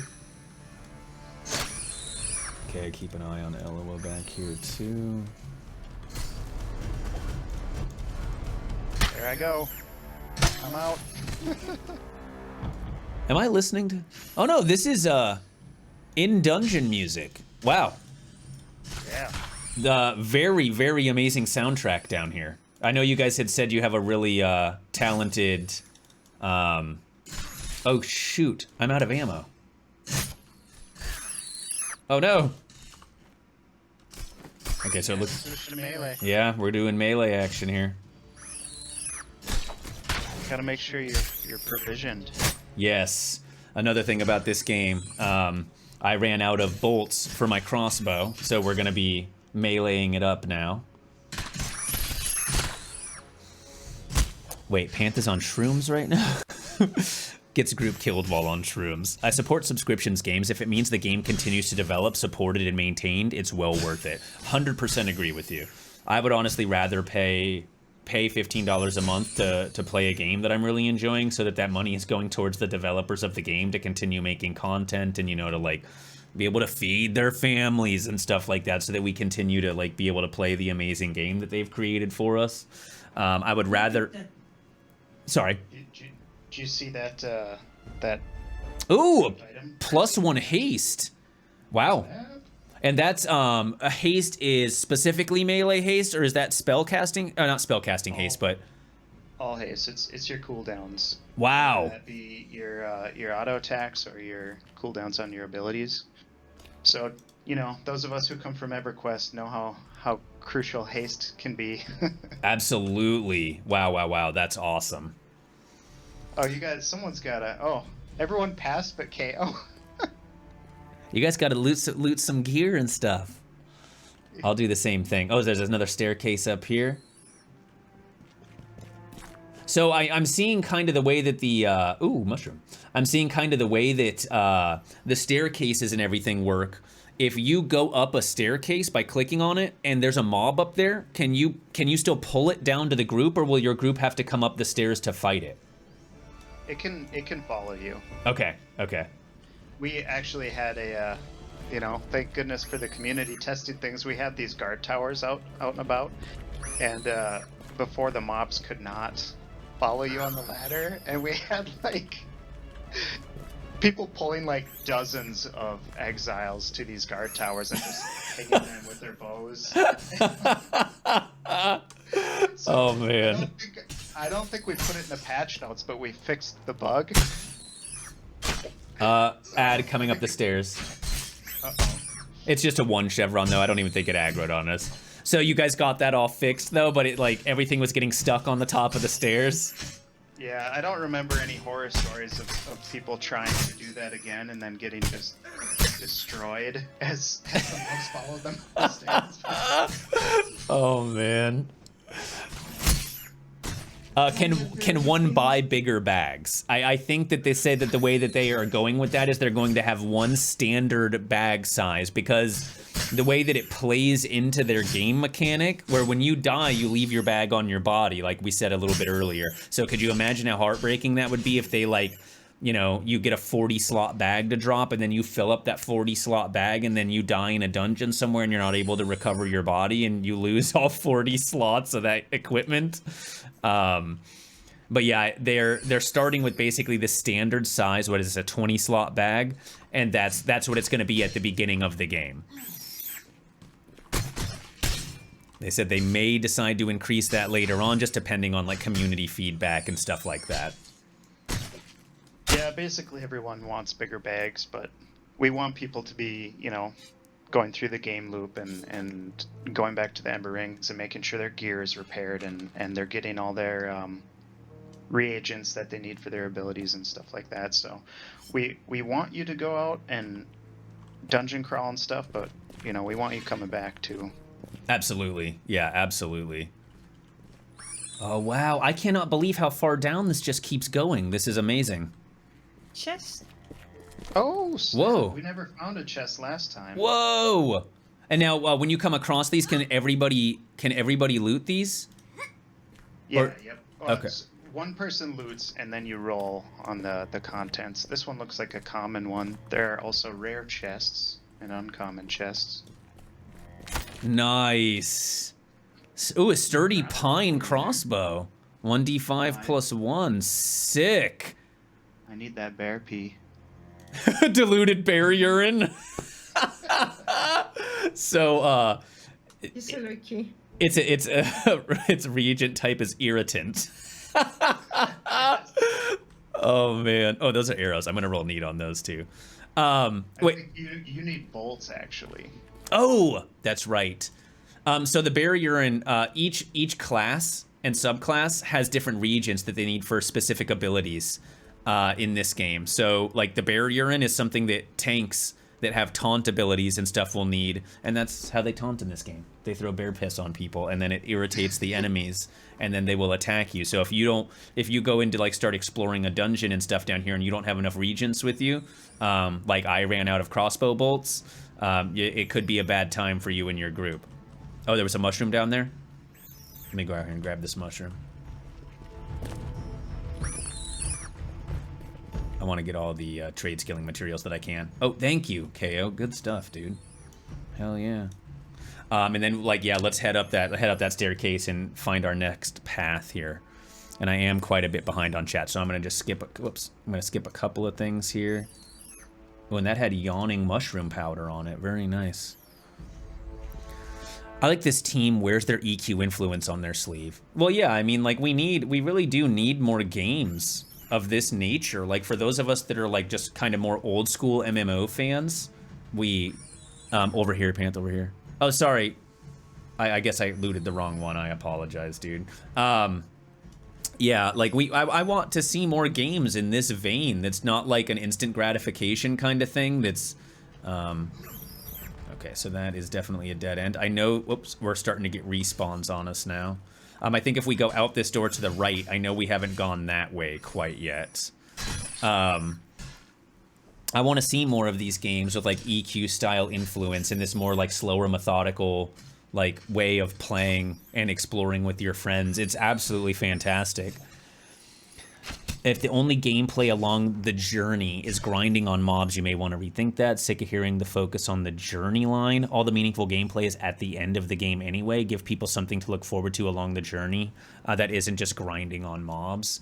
Well, so like, I don't feel that, just from what I've seen in this so far, I don't feel like this has really done that. There's a severe, not severe, I guess was the wrong word. There's a big emphasis on like exploration. And I mean, what else really is there to an MMO but, you know, going out and exploring with your buddies and not like really having a map that you're following, but, you know, coming across some like empty ruins and you see a doorway that leads you into some kind of a dungeon and going in there with your buddies and exploring some dungeon that you guys have never seen before. Like, this is like at the heart of what an MMO should be. I mean, it's not like a cookie cutter, like, here, go to this town and do these 10 quests and then turn in these 10 quests and you're gonna get 10 pieces of upgraded gear kind of thing. It's like, you know, those that venture off the beaten path and go find this content that they have put into the game are going to get rewarded with a wonderful exploration process and then possible, like, you know, badass loot inside the dungeon that lots of other people may not find because they just don't take the time to like go and explore like that. Like, that to me is amazing. I see you were streaming NGO. Yes, I've been having a lot of fun, Leerlin. I made a wizard. Oh, whoa, that is 3 chevron mobs. Holy shit. Hold to the light. Hold to the light. I almost just aggroed all of those. Oh man, this is gonna be tough. Oh no. Okay. Ours done. Oh boy. We got this. We got this. That's social aggro. Assist Drindin. Assisting on Drindin.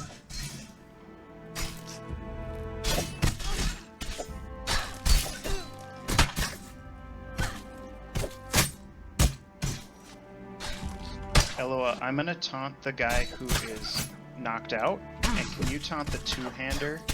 Because he's gonna do more damage.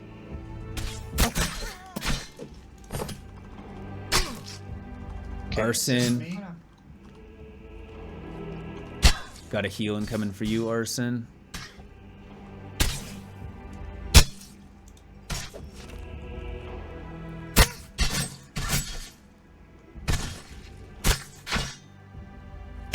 Heal for Drindin. Thank you, sir. Hell yeah. Resin's doing a bang-up job, too. And we've got, who else was our other... Yeah, our supports are crushing it. You guys are doing great.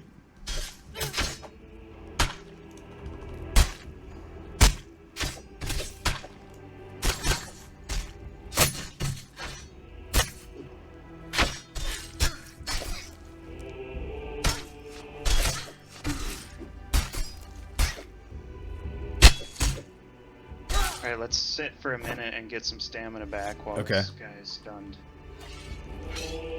Good idea. Let him just chill out there.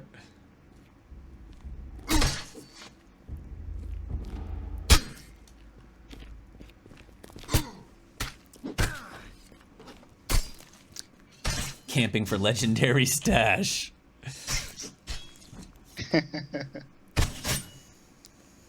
It's nice to look cool.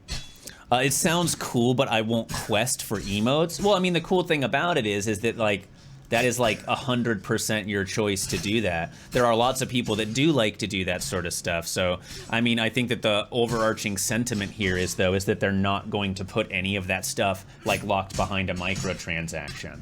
So, I mean, you absolutely, that stuff is completely 100% optional. But I think that the fact that they're putting it in the game for people to go explore and find is way cooler than them just putting it behind a paywall in a microtransaction shop. So it's like, it's your choice. Some bolts for you there. Ooh! Oh, sick. Yeah, we'll definitely use those bad boys. How many servers will be online? Yeah, that's a good question. How are you guys going to do that? Yeah, our goal is to have one global server, so we would like to have everyone in the same server. If we can't, you know, we'll spin up multiple servers. We're waiting for our we have an April event called the World Breaker event. We really want to see how having a lot of people in affects our servers right now, so that we can kind of make a decision on that. Right now, we're not even taxing our servers with the amount of people we have on. We generally have, you know, I think the most we've had is like, oh wow, this guy's gonna try to. This guy's gonna try to kite us if you saw that, since he's got a bow. So I'm gonna pull him way down here. Oh yeah, see, Elloa got on the other side of him, so he goes towards us. Oh boy. Man, that can get really deadly if they start moving themselves back into an area where there's respawns. See, we already got an ad. Yep. Wow. He's still on me, so... Nope, he's on sideways now. So you can see his target. Thanks for the stun there, Elloa. Let me get some... Oh, crap. Some aggro here. Alright, he's on me. I'm gonna back up.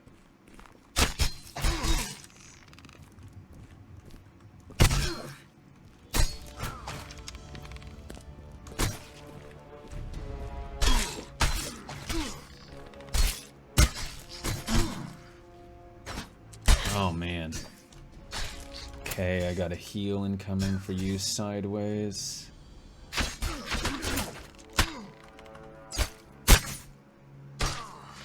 Nice.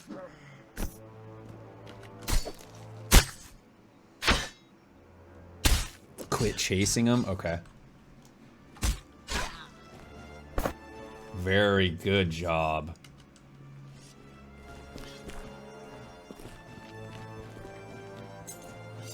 Okay, sturdy pine heavy crossbow. Cool, I've already got one of those. Smelling salts, those are always nice to have.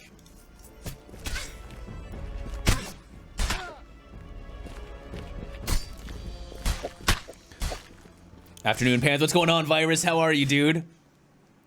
When games push players to group like this, it will be much easier to find groups. Absolutely. I agree. Is there leashing, or will torch trains be a thing? There is leashing. Certain mobs... So the way leashing works is you got to be out of their combat range for X amount of time. Some mobs are faster than the others, so you might not be able to get out of that combat range, but some mobs are obviously slower, so you can get out of those ones, and you'll get to kind of know that as you know, progress through the game and stuff. You'll know which ones you can make it to the guard on, or which ones you have to fight, and stuff like that. But I like to kind of, you know, clear and crawl at a decent pace, because like in a situation like this, you could potentially run, if everything's clear behind you, you could run back and leash some stuff, and try to kind of reset your engagement of a particular encounter. Gotcha, okay. Yeah, that's brilliant. The spider, I think that we are going back to where we came from. Yeah, Yeah, that's the wrong way. Okay, I wasn't sure if there was another way to progress up here. Let's go back and take another look. Maybe we missed a spot up here. Because I know we went up to the top of this building, and it was kind of a dead end, it looked like. So... Oh, do we go through here? Oh, what's... Oh. Okay. Alright. So you can lose yourself easily. Yes. Yeah, that's one thing that I gotta say I really like about this. This is just the starter dungeon. This is the first dungeon in the game, and it is huge. And you guys said this is one of the smaller sized dungeons that you have in the game. This is small compared to the other dungeons going in. It's a baby dungeon. Wow, that's exciting, actually. Okay, so let's keep rolling on this way. Are you on with the devs? Yes, Fade, absolutely. So we've got Drindin that we were joined with last time, and Elloa, who is the community manager for the game. And then we actually have Sideways from our chat. And then KO and Arson are beta backers of the game as well, part of the Embers Adrift community. So we got a full party working through this dungeon. EQ vibes, a giant snake kicks you, you are stunned. Death Panth cause incoming. That was not, it was close, but it was not. What class am I? Mick. I am a supporter. So the way that this game works is you pick one of 3 starting classes. You can be either a tank, a DPS, or a support. And then once you reach level 6, you have a branching option for your character tree, which will then give you a chance to pick between 3 different subclasses, which will then like further differentiate you from, you know, other people. What I was planning on doing was called a warlord. We're almost level 6. We're level 5 right now. We got like 70% experience to go before we hit level 6, and then I'll be able to choose my subclass. And then we'll be able to kind of see, you know, like what the subclasses and stuff look like at that point. There's a super easy way to heal your group. Cause a wipe and everyone is back at the hit points greater than 0. The Panth way. Hey, I think we're doing good. We just fought a 3 chevron mobs. I think we're kicking butts. Wow, this looks huge down here. Okay. Okay. He saw us. See, he saw that torch from a mile away and came attacking us. Talking about chevrons being yellow at 6:12 p.m. Eastern. Wow. Okay, okay. I gotcha. I gotcha. So dark, I didn't notice the hole with the ladder. Well, yeah, that's another thing too. Like you gotta be really careful with your surroundings in this game, because it seems like there's a lot of subtle little nuanced areas inside these dungeons that you can go and explore. And if you're trying to rush through something and you're not taking your time and like really exploring, you will easily miss stuff. All right. Yeah, let's head in here, I guess, and then go down. Yeah, let's pull to the light, though. If you guys pull a mob, bring it back to me. Okay. We'll be able to use the code PANTH in their item shop. Well, there is no item shop, so we'll say yes. Do they have a successful shenanigans bundle? No, there is no successful shenanigan bundle. You need to add spider to the ceiling to make players poop their pants. Yeah, don't add spiders to the ceilings that drop down on people, please. We actually have spiders that drop down on people in the forest and the trees. Do you really? Yeah, the bark spiders will drop down. Oh, Lord. Oh, man. I was thinking to try this a long time ago. How do you feel with no magic? Honestly, it feels really cool. It feels really cool. So, I mean, at this early stage in the game, we're very low level. I mean, I don't know how it'll still feel at, like, level 50, but I've always been a big fan of low fantasy settings. So I'm having an absolute brilliant time in the game so far. I really like the vibes. I think it's very well done so far, and I know they've got a lot of other stuff to implement and a lot of content that we haven't even begun to see yet. So if this is like literally the first dungeon and this is just kind of the start, I see very high hopes. I have very high hopes. Yeah, and we haven't even touched the Ember stuff yet, so that's that'll be coming. Nice. Very, very nice. Yeah. So what classes are you in the group playing? Sideways and myself are supports. I believe Arson is a support as well. So we're kind of like the support healing archetypes. KO is a striker. He is the base DPS class, basically. And then once he reaches level 6, he'll be able to choose a subclass. Elloa was a striker, and then once she got to level 6, she picked Brigand as her subclass.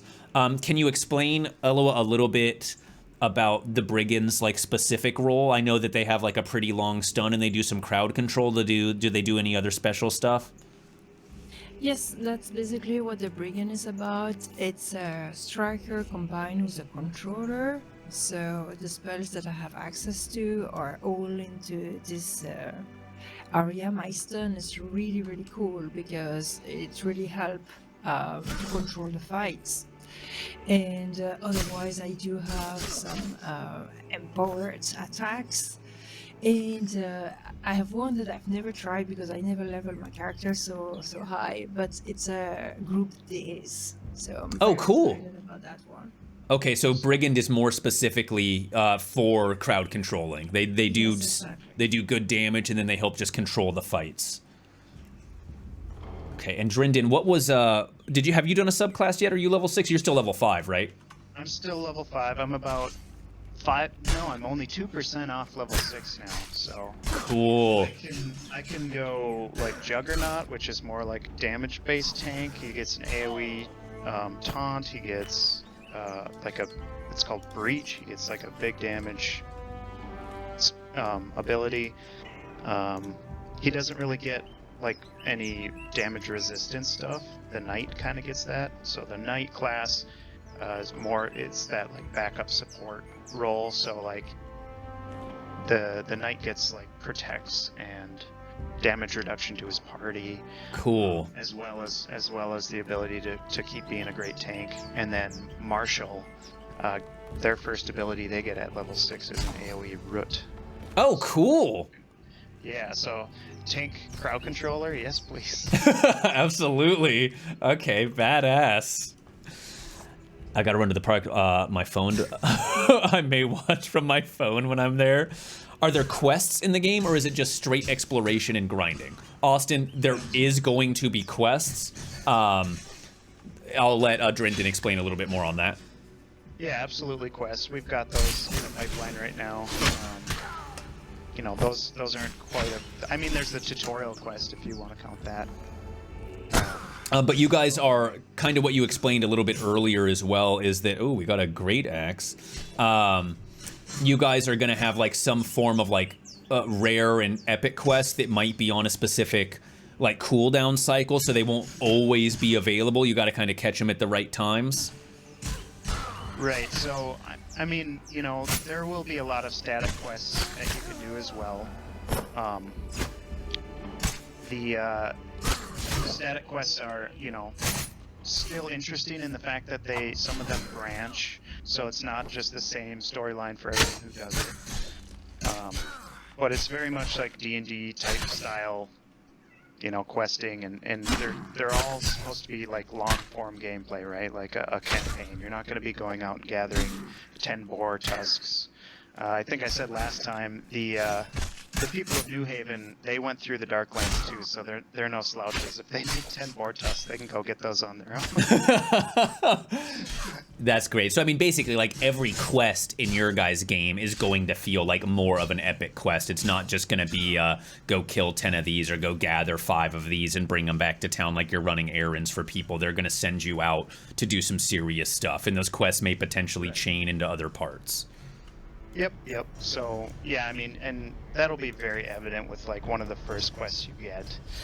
When you zone in and you explore to the second camp, you'll find an NPC there who's gonna send you off to find his apprentice who's lost. And it's gonna end up with you in the next zone.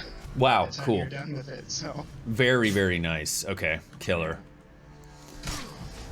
Have you ever had the idea of barrier into taunt deserves a raise? Whoever thought of the barrier into taunt deserves a raise. This game looks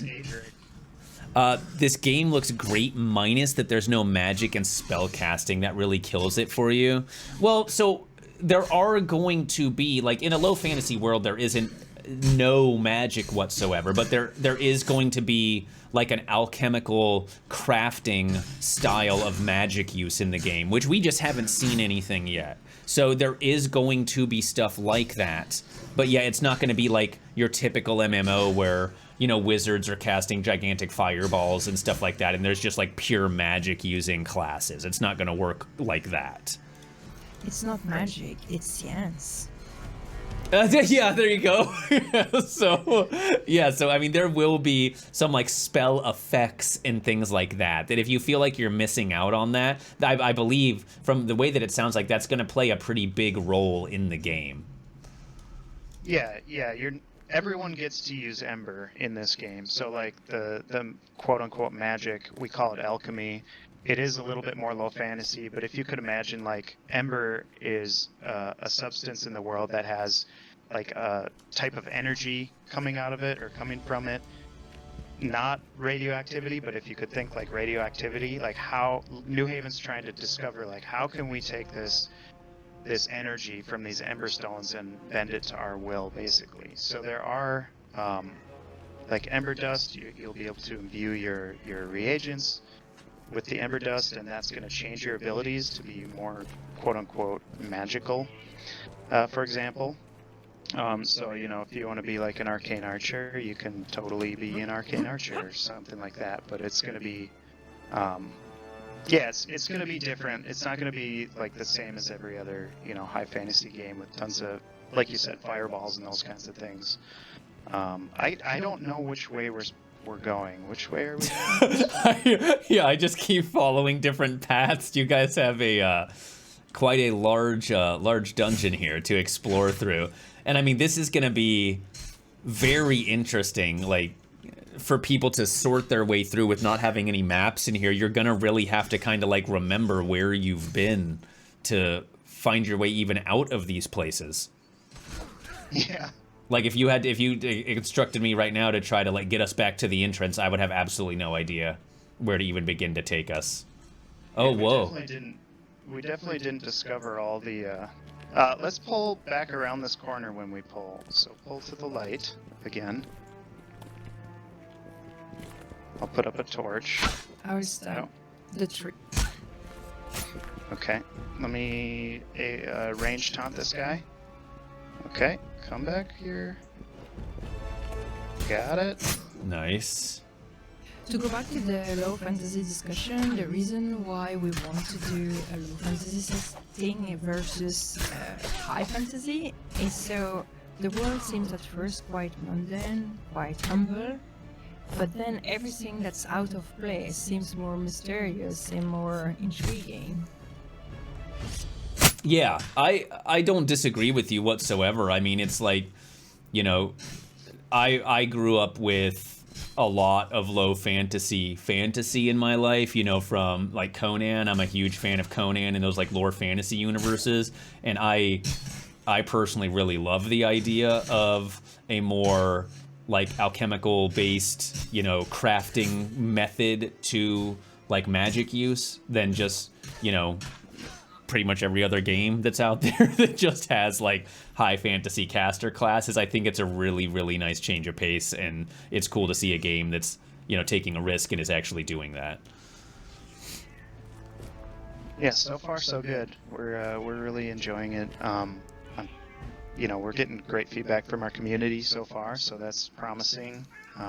And basically at this point, we're just working on getting the content through the pipeline and out into the game. So once we get all the content up to level 50 done, it's yeah, I mean, and you guys, ready to launch. you guys said you got a lot of content basically backlog ready to go. It's just trying to get it through the pipeline and actually implement it is what's, you know, it's taken a bit of time.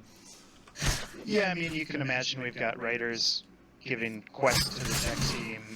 We've got artists giving equipment and creatures to the tech team. We've got our designer and world builder giving zones to the tech team. We've got our crafting guy giving all the crafting stuff. So it kind of builds up, and you know, that's one of the things about a small team that you kind of have to overcome is just the pipeline. Just kind of, you know, there's a little bit of a bottleneck, but it's nothing that we're not handling and staying consistent on getting stuff through. So and that's the other thing, if you guys want to, you can certainly feel free to go take a look at our patch notes. This guy's ranging me, so I'm just gonna taunt range style and throw daggers. Nice. And we'll go up and assault him. Yeah, so you know, you can certainly go on our forums and check out our patch notes. I know that you'll be able to see the beta ones. I'm not sure if you'll be able to see the alpha archived ones, but yeah, we've been putting out patch notes and stuff weekly since like 2019. Oh wow, okay. I noticed when I went to go and download the game today, there was a pretty substantial patch, you know, to be able to get back into the game. I know you said the patch notes are available, but can you just kind of briefly let us know like what you guys did in this most recent patch, like what kind of stuff that you're implementing? Yeah, emotes went in. That was cool. I was kind of chuckling to myself last time we played because it was last weekend, and Wednesdays are when like the big patch comes in, and people were asking about emotes, and we didn't have them yet, but they were coming. So now they're in. There's like a dozen or so. Very nice. Okay, cool. Move up. So yeah, emotes went in. We also had our servers brought up to version 2021 of Unity, which is what we're kind of, you know, we've been waiting for a lot of stuff to get up to 2021, you know, with our builds and stuff like that for the clients. And yeah, so that, what else, Elloa? I mean, There's a lot of bug correction. Hila Grow has been tuned down a little bit. Very There's nice. A new zone in Edoland. Oh, cool. yeah, there's a new space in the Meadowlands zone. Yeah, sorry, not a subzone. That's not what I meant. Yeah, it's like a little POI area, point of interest. And is that that's one of the obviously playable areas now? Is that like the zone that comes after the first kind of like newbie zone that you start in? Yeah, you'll go from South New Haven to North New Haven, and then you can either go right or left. Once you're appropriately leveled, you can go to Meadowlands or you can go to Dryfoot Fallows, and you can get up to about level 30 with that content at this point. Oh wow, dang. Okay, cool. Yeah. Make an announcement. All questions asked after this point will be answered during tomorrow's stream. Please make sure to follow, subscribe, and turn on that notification to be sure you're notified when Panth goes live. Dude, I'm not that far behind. I'm not that. When did you say that? 34? Okay, yeah. So about 30 minutes, dude. We're cool. We're cool. We're getting there. Actually, I'm almost caught up now. We need to tag to put in questions. You can always just, if you say my name and whatever that you're saying, it'll like highlight it. It'll color code it on my end, so those messages tend to stand out a little bit more. Honey, I'm just gonna go do a dungeon with my friends at 4 a.m. Your wife comes into the office and slaps you. Well, I mean, you weren't like being insincere. You did say you were gonna do a dungeon. You didn't say how long the dungeon was going to take. You guys didn't know how big it was going to be. And there it is. Put a timestamp in one of my messages so if we ever gets to it. Okay. Will you... Yeah, if you want to take a break or something and catch up, we can certainly do that too. No, we're totally cool. I'm almost there. I'm kind of skipping towards like some questions. How will you get out of the cave? Do you have to fight your way back out? Yeah, I mean, you guys don't have any, there's no like way to fast travel out, right? So when you're in a dungeon like this, you gotta find your way out, right? Yeah, I mean, for this dungeon, we're just trying to keep things simple and not throw too many things at the players right away, but in the other dungeons there will be get out of dodge spots. So you'll have to decide, do we want to keep crawling or do we want to take this limited opportunity way out? The way out won't last forever, so you got to decide. Wow, okay. It's all about decision. Starting the tree. Thank you. Okay, very nice. They're kind of the CC class in that way. Yes, absolutely right. Well, will they need to open a subclass? Yeah, you got to be level 6 to get your subclass. Sorry if I missed this and it's already a thing, but I think there should be some kind of fast travel method to exit dungeons, because if something happens and you need to log or lose internet, you're essentially stuck in a dungeon. Yeah, is there any thought on something like that where I'll just tell you guys. I mean, the question's coming up enough. We have Ember mechanic. I'm not going to tell you what it is, but there is an Ember mechanic which can get you out of the dungeon. Not this dungeon, because it's a new dungeon, and well, it does take a while to crawl through, but it's like our small dungeon. So I think I don't know, what are we at? We're at about 2 hours, and I'd say we're probably, what would you say, Elloa, like 75% of the way through? 85% of the way? We're almost at the end now. We're getting close. So oh wow, okay. So it's 45, 2 hours to get through from one entrance to the other.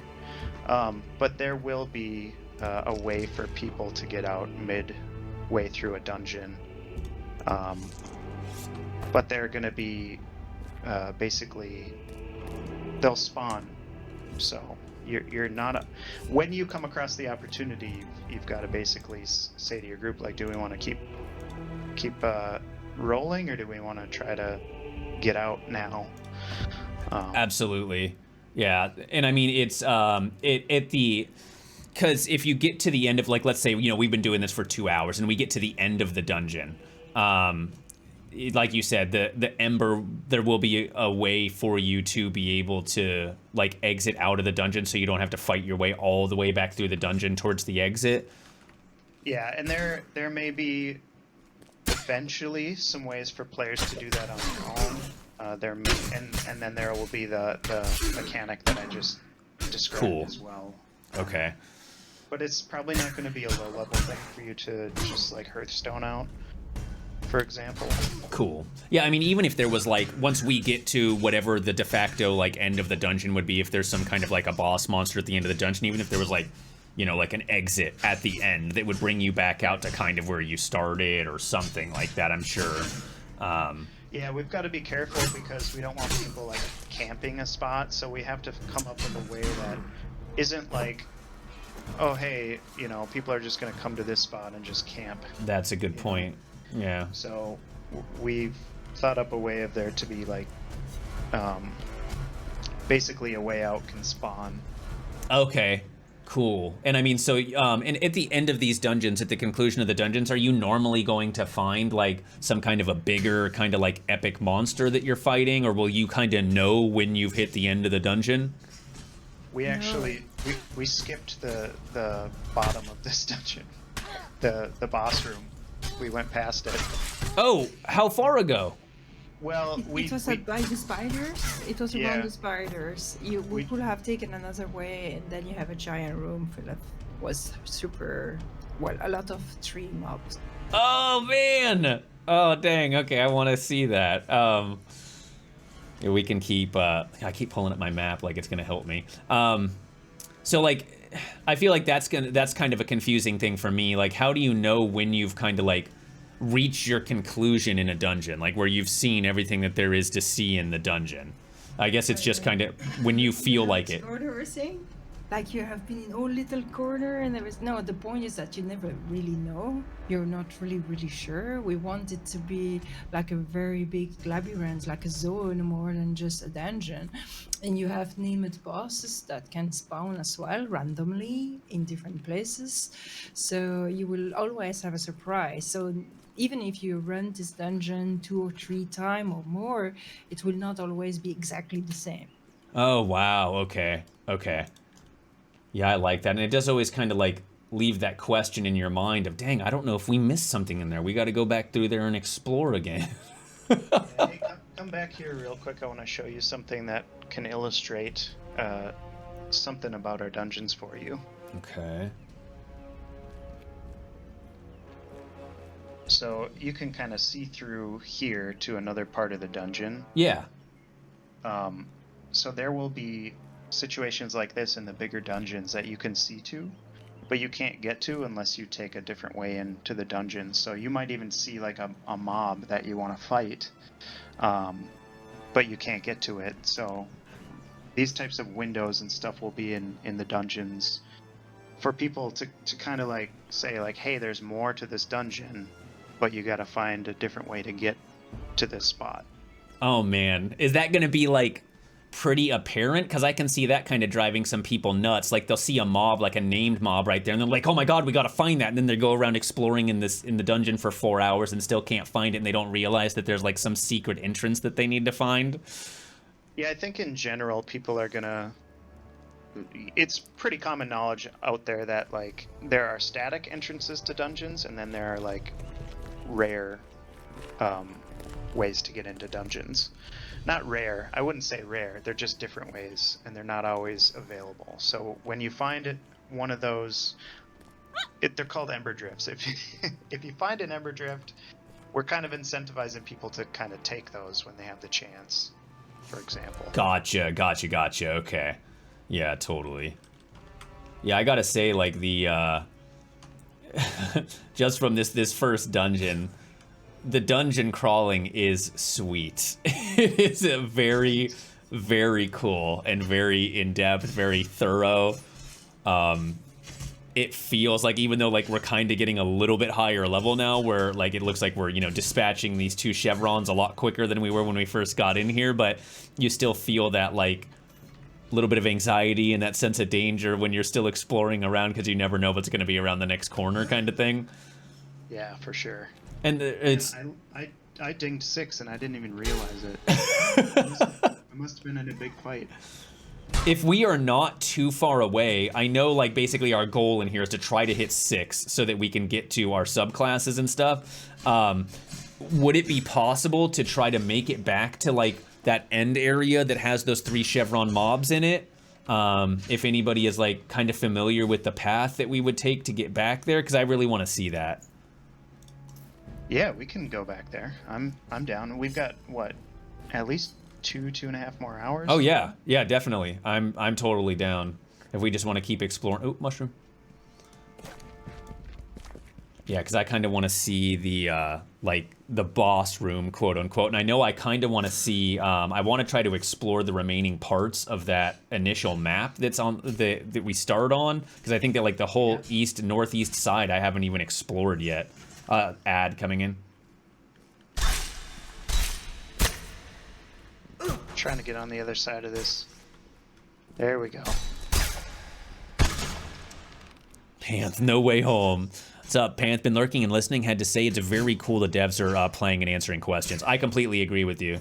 Yeah, they take the time out of their busy day to come in here and like play and answer some questions and stuff for people is unbelievably cool, because that seems rare. Do they have a freak out emote? I don't think they do have a freak out emote. That would be really amazing if they did, though. The dance one that can serve for it. we used to have like a swarm of bees one. A swarm of bees? Yeah, so like as a joke, when we put in learnable crafting recipes for our testers, we made the emote or like the animation to learn a recipe, like you were being swarmed by bees, and it was really funny to see people like learning the recipes and freaking out. Most important question from Mikhail, is it going to be instanced? I think you guys had described that last stream, but I'll let you guys go ahead and talk about that. Yeah, right now it is not instanced. You'll definitely come across other parties in the dungeons, and you can see there's plenty of space, you know, in this dungeon for multiple parties to be crawling through. Yeah. Oh, is this a little secret cavern down here? Yeah. Whoa. Well, yeah, and there's so many like small little nuanced areas too. Like, just talking about the instance thing too, with, I know it's a big deal in EverQuest that a lot of things end up kind of being like the Wild West, and they end up being like DPS races. The way that they've said, and this may change, but the way that they said that they're handling mob engagement is first to engage. So if I go up and I attack a mob and I do that first point of damage to it, even if some other group comes along and starts killing it, whoever tags that mob first will get the acknowledgement of the kill, basically, and the loot. So you remember when we were stopping by, watching? Oh, wow. The edge? That's it. Jump? I'm scared. Can you not? People falling in the chasm and getting stuck. That's really awesome. So, like, I mean, and that was a really easy thing that somebody could have missed too. So you guys could have put like some kind of a treasure chest or some kind of a super rare mob up here. I mean, look at how small this was. You had to come over to this back side of the castle, and it's just a tiny little like alcove back there. Sometimes there's stuff. Not always. Not this time. Not this time. Last time I was down here, there was a chest right here. Oh, really? Yeah. Yeah, there's fun stuff sometimes popping here, of course. And so the treasure chests and all of that stuff are just like kind of random every time that you zone in. Yeah, they spawn like a mob would spawn, basically. Okay, okay. Did we go over here? Oh yeah, there's nothing over there. Okay, so we got to head back up over here. Kind of backtrack a little bit, it looks there's like. a chest over here. There's a chest. Is it really? Yeah, right. Oh man, I would have just skipped past that. I'm like, it doesn't look like there's anything over here. Level 1, interaction time 8 seconds. Multiple chances to get loot per run. So dungeons are something that will be hard to map and are intended to run through and not camp. Yes, for the most part. Okay, so we can't use that. We got more diluted bear urine, coarse bear carcass, and kunais. Very nice. Hey, we've gotten our bag like full of loot. Sideways, do you have a pair of boots and some leggings? Because I have some boots and legging if you want. If you need any. Okay, so it looks like, was there anything else over here? Did we go over here yet? I mean, we can head over, and we're pretty close to the entrance. We might want to just swing by the Ember Ring for a minute. Okay, cool. Yeah, I noticed our stamina bars have a little bit of depletion on them. How did that happen? Yeah, that is combat fatigue. So the longer you are like fighting and you don't visit an Ember Ring, you know, you steadily get more fatigued. Okay. That makes sense. That makes sense. So if you're crawling through a dungeon for 6 or 8 hours, you're gonna need to stop and take a break at some point. Yeah. Awesome. Given the size and the time investment these dungeons are, no on-demand way to get out is really casual hostile. I can imagine many people will never do a dungeon if they can't guarantee 3+ hour uninterrupted playtime, which is most people. Well, yeah, so like if you're running with like a pug group, I can completely understand that. I think you're right. You know, getting into a dungeon where you're not sure how long it's gonna like really take you to get through it could be a pretty heavy time investment. There are lots of open world engagements and stuff as well, and I think that, is that kind of how you guys are wanting to treat dungeons? Like, if you've got an hour to 2 hours to play the game, like jumping into a group and going and running through a dungeon isn't something that you're gonna want to do, I'm assuming. Yeah, I but mean, you have open dungeon in outside in the wild world, etc. yeah, there are smaller caves and whatnot that you can do, but also this dungeon isn't, I don't think, the best like indication of what our others will be like. There will be lots of spots where there will be ember rings throughout the bigger dungeons. So like if you need to, and those are safe zones. So like if you want to sit down by an ember ring and log out, you know, and I don't know if I want to encourage it, but like you can run through the dungeon and make your way out. If you know the way, Yeah. you can run and make it to the entrance if you're familiar with it. But so yeah, I mean, let's just say you wanted to, for example, if you had like a normal group that you played with, you guys could just sit down at an ember ring and log back on together. You could log off and your group could find another party member and you guys could keep going, and you could either, when you log back on, just kind of sit and wait for a group, or you could potentially, you know, just run back to the entrance and hope you make it without dying. But yeah, no, I understand the concern. There's definitely a concern for that, and also there will be those ember drifts that you can get to and just zone out of the dungeon.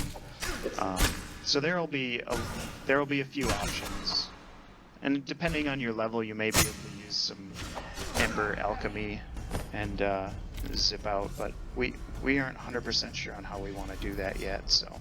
Absolutely, yeah, and I know there's still plenty of time to kind of figure all of that stuff out. I could see it being a little bit difficult, like if I'm crawling through with like a pug group and I've got, you know, 2 hours to play and we've hit that 2-hour mark and I come across like an ember ring in the dungeon and I say like, all right guys, I'm really sorry, I gotta bail out now. And then I like camp out at that ember ring, logging back in like the next day or something. I guess I don't know how, without the maps being mapped and stuff, like how you would even be able to find another group necessarily. Like I'm at, you know, random ember ring inside this dungeon looking for a group, you know, and then, like how would you like know how to find, you know, another party? But that's like one of the things with a game like this that we just haven't really played in a long time, and it'll be interesting to try to overcome those obstacles. Yeah, and we certainly don't want to. One of the things that we're doing is we're trying to like draw the line of this balance between convenience and challenge. Like we don't want to get too much convenience where it becomes not fun anymore.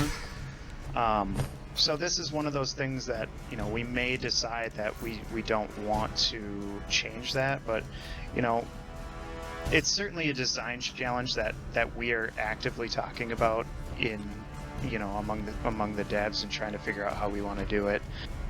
Likely it will be some sort of ember mechanic aside from the ember drifts, because I will say again, like you can always find an ember drift and zone out of the zone or of the dungeon. Cool. Well, and I didn't even see that we had come full circle, because that area that we just fought through, it, yeah, absolutely, dude.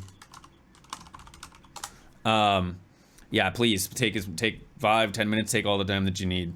I didn't realize we were that close back to the dungeon, like to the dungeon entrance. Yeah, we should actually poke our heads out. Quick relog. I haven't been able to see the group. Oh yeah, absolutely sideways. Yeah, you take your time. Want to sell level 12 drift location, 1,000 platinum. That is something I liked about EQ, seeing content that is beyond you for now, but in a few levels, or when you complete quests, you get more stuff. As a noob, seeing high-level people walk around with high-level stuff and abilities really motivates me. I agree with you, Nesteros. Like, it's kind of the carrot on a stick for me, because I've never been one of those, like, I want to level to the max level as quickly as possible, and I've never really been, like, a min-max player, but seeing those people that do have that style of gameplay kind of, like, eggs me on forward when I, like, see them and their character. I'm like, oh my god, that's some of the stuff that I can have. I want to keep playing, you know? So I feel like a game has to strike a balance between, you know, trying to cater to both of those different play styles, you know, to keep the population healthy. Panth, did this get answered? Can more than one person get on a gathering node, or only one per? Right now it's one per. One per, okay. Yeah, one per person right now, Haunted. A panic emote would be funny. Instances can be useful sometimes, but I'm glad to hear it's not all instanced.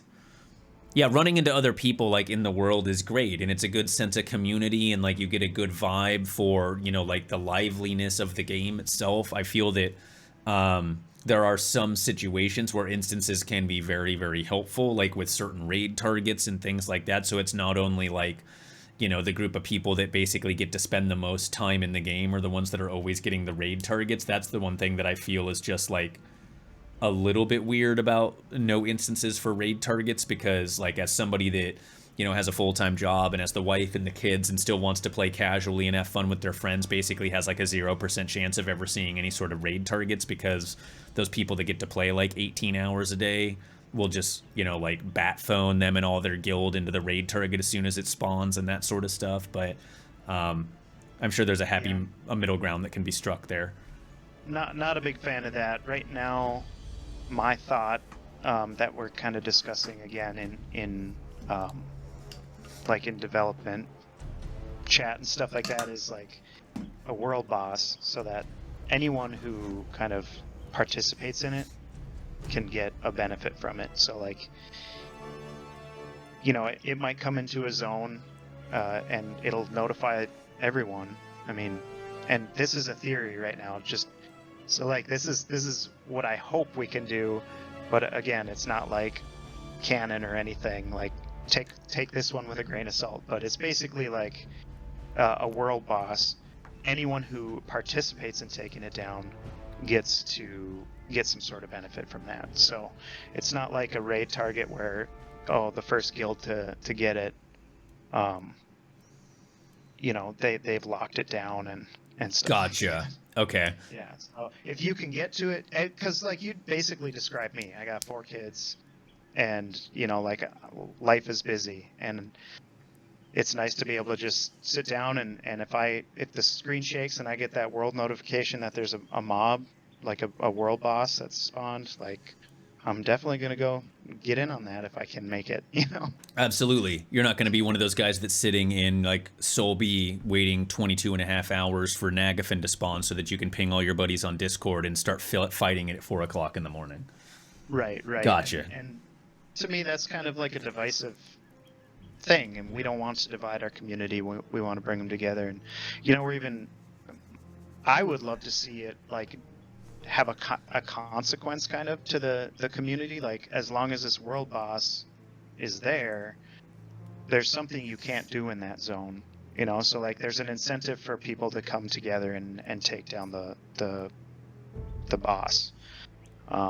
Because he could be potentially like blocking from other content and being able to get into some dungeon because he's like right in the front of it and stuff like that. Right, or even lots of different ideas on that, but like again, I don't want to say too much because like this has not been confirmed. It's not a high priority for us to design at this point because we're basically at the point of like putting in like level 30 to 40 content right now, and so we're not to end game stuff yet.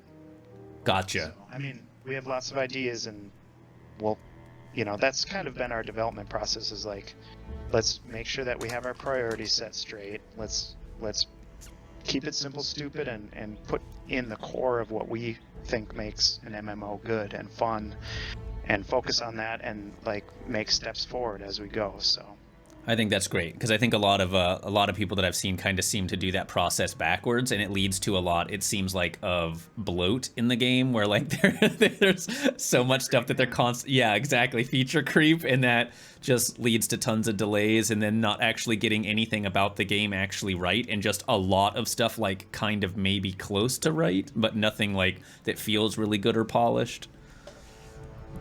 yeah. Exactly. We've seen it a lot. Yes. Bag full of loot. That's the perfect time to die and lose it all. Hey, we made it back.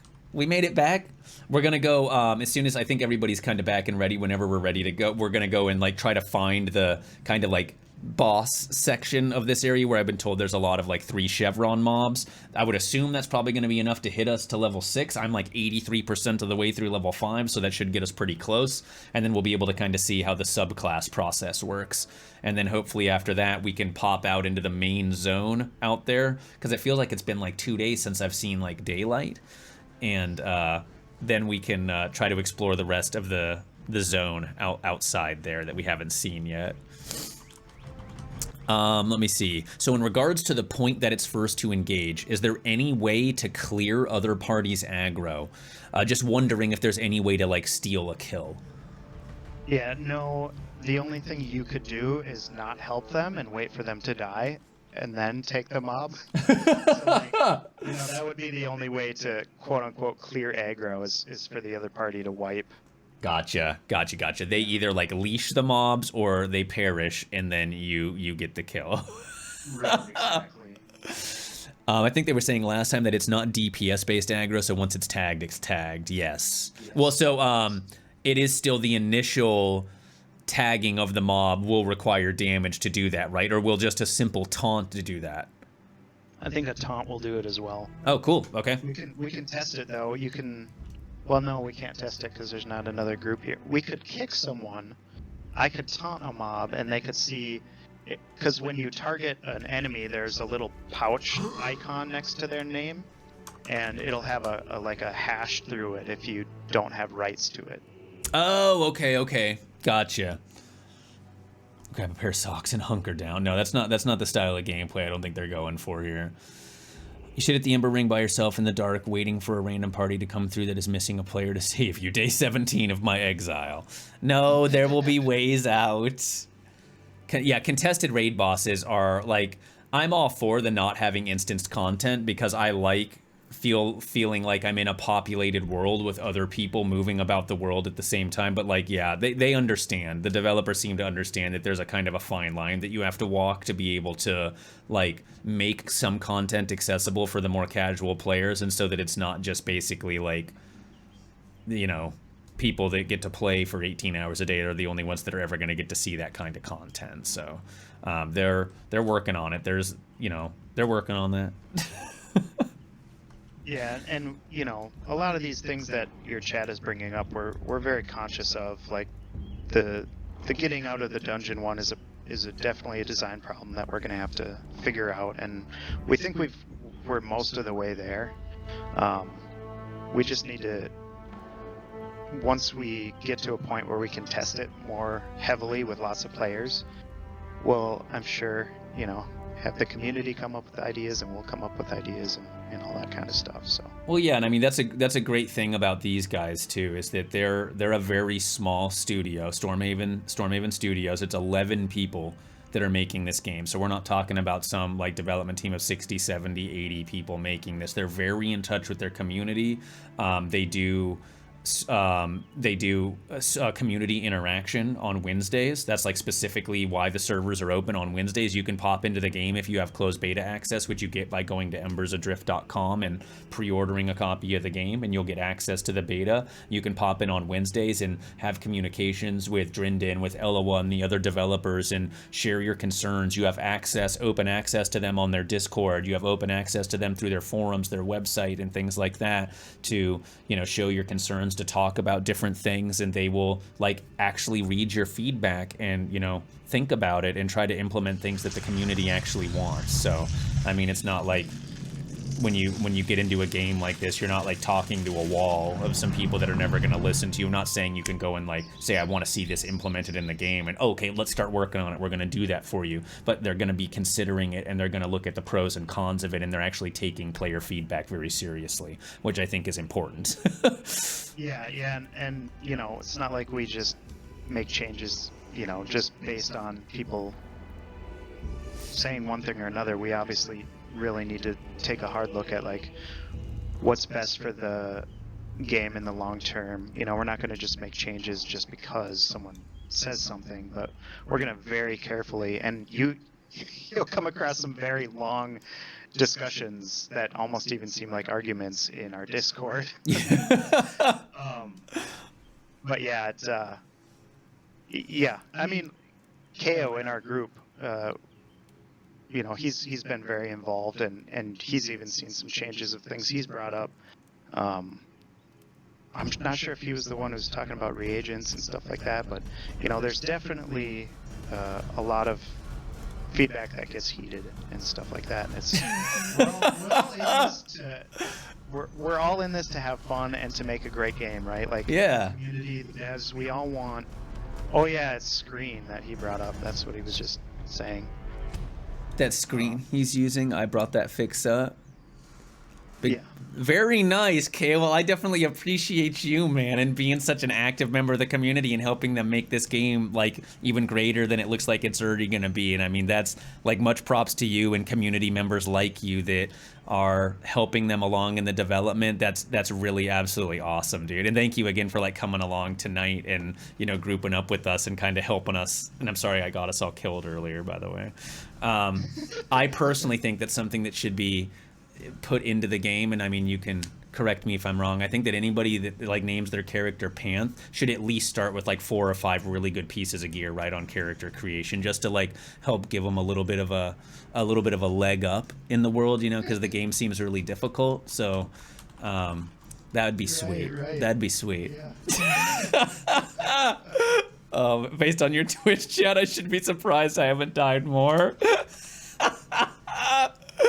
Oh man, I gotta quit watching your stream. I want to play everything you stream and not enough time to play them. This game looks fun. It doesn't just. I hope it looks fun, because it is absolutely fun to play as well. It's absolutely fun to play. It's such a breath of fresh air from so many other MMOs that are out there. It is. I mean, I don't know if you've noticed, I haven't stopped smiling once again in about the 2.5 hours that we've been doing this. Last week, after the 4-hour stream, my face hurt. I was smiling so much I had to go and watch, I think it was like Taxi Driver that I watched or something on Netflix, so that, you know, I could get into serious mode because I was having so much fun. I mean, if you log out in an Ember Ring and log back in, you're at the same Ember Ring alone. I guess you could die to get out, but that at least feels as a suspension of disbelief as an exit dungeon button at the ring. Well, yeah, I mean, you don't want to do that, because if you've been like, right now, we've been exploring in this dungeon, I got a full bag full of stuff. I don't want to lose these 51 diluted spider venoms and these penny bun mushrooms and stuff I've been collecting for the last couple hours, so you definitely don't just want to die your way out. That would be a bummer. If they have no chrono-like crap, I'll buy it. There is no microtransactions in this game. That you will literally buy the game, which you can buy now if you want to support the development of the game. Understand right now, if you go to embersadrift.com and you spend $50 on this game, that is your copy of the game that you're buying, which is going to come with your first month's subscription. But at this point, that is actively helping the development of the game. So only go to embersadrift.com and buy the game if you want to support what these guys are doing, as from what you've been able to see on the stream, and you want to actively help in the development process, because that's what buying the game right now is getting you. You're not like, if you're worried or on the fence or something like that, I mean, there's no skin off your back. Just wait until the game actually comes out and buy it when it's a fully finished product. As of right now, this is not a fully finished product, but it's making a lot of strides. Adric Lives, thank you very much for the follow. I really appreciate that, dude. Thank you for checking out the stream. You're awesome. And I'm sorry, Drindin, please chime in. I was just gonna say, something I don't think I've pointed out to you yet is, if you look at the portraits in your group window and you turn your character around, you'll see these little arrows spinning around their character portraits. Oh yeah, it shows you where they're at in relation to you. Yeah. Yeah, so, you know, there's darkness in our game, you know, there's you know, easy to get turned around in the dungeon, but if you just kind of pay attention to where that arrow is pointing to your group, you can find them. You know, we try to, like, walk that balance of, like, yeah, we want it to be immersive and challenging, but we also don't want to, like, make people get so frustrated they're pulling their hair out, you know? Absolutely, yeah. So, yeah, I mean, another thing you could do is, if you get invited to a group and you're in a dungeon, you could at least see which direction they're in, for example. You could then proceed to train them with mobs and see if it's a group going to stick around it or not. And I still really love that you can change your character portrait, too, by going up and right-clicking and then picking a new icon for your character. That's super awesome.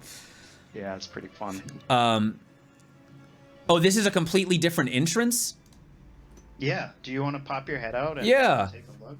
We need to go 'Cause- to sell or Yeah, we could make a quick merchant run. Oh, that'd be great. Bank run. Yes. From when I inevitably hurt us all with all the 3 chevron mobs, I want to bank as many of these mushrooms as humanly possible. Oh, whoa! Right. I keep pulling up my map like this is going to give me any information. Okay, cool. So yeah, this is definitely not the area that we came into originally. Oh, dang. So here's the method. It's well, either we can clear up everything methodically, or we can just run. Let's clear, because I got to get like 17% more experience to hit level 6 anyway, so it'd be great to get a little more experience. Oh, and actually, I want to say I got some new bolts and stuff, I think. I want to check out my new crossbow here. Looks like we got 2 Elloa. Do you want to stun the second one? Yeah.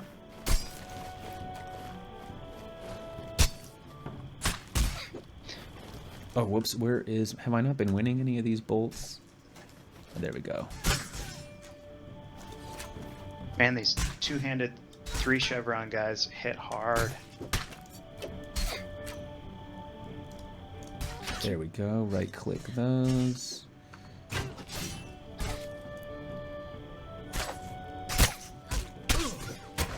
Oh, wow, nice. I definitely see my bow doing a little bit more damage now.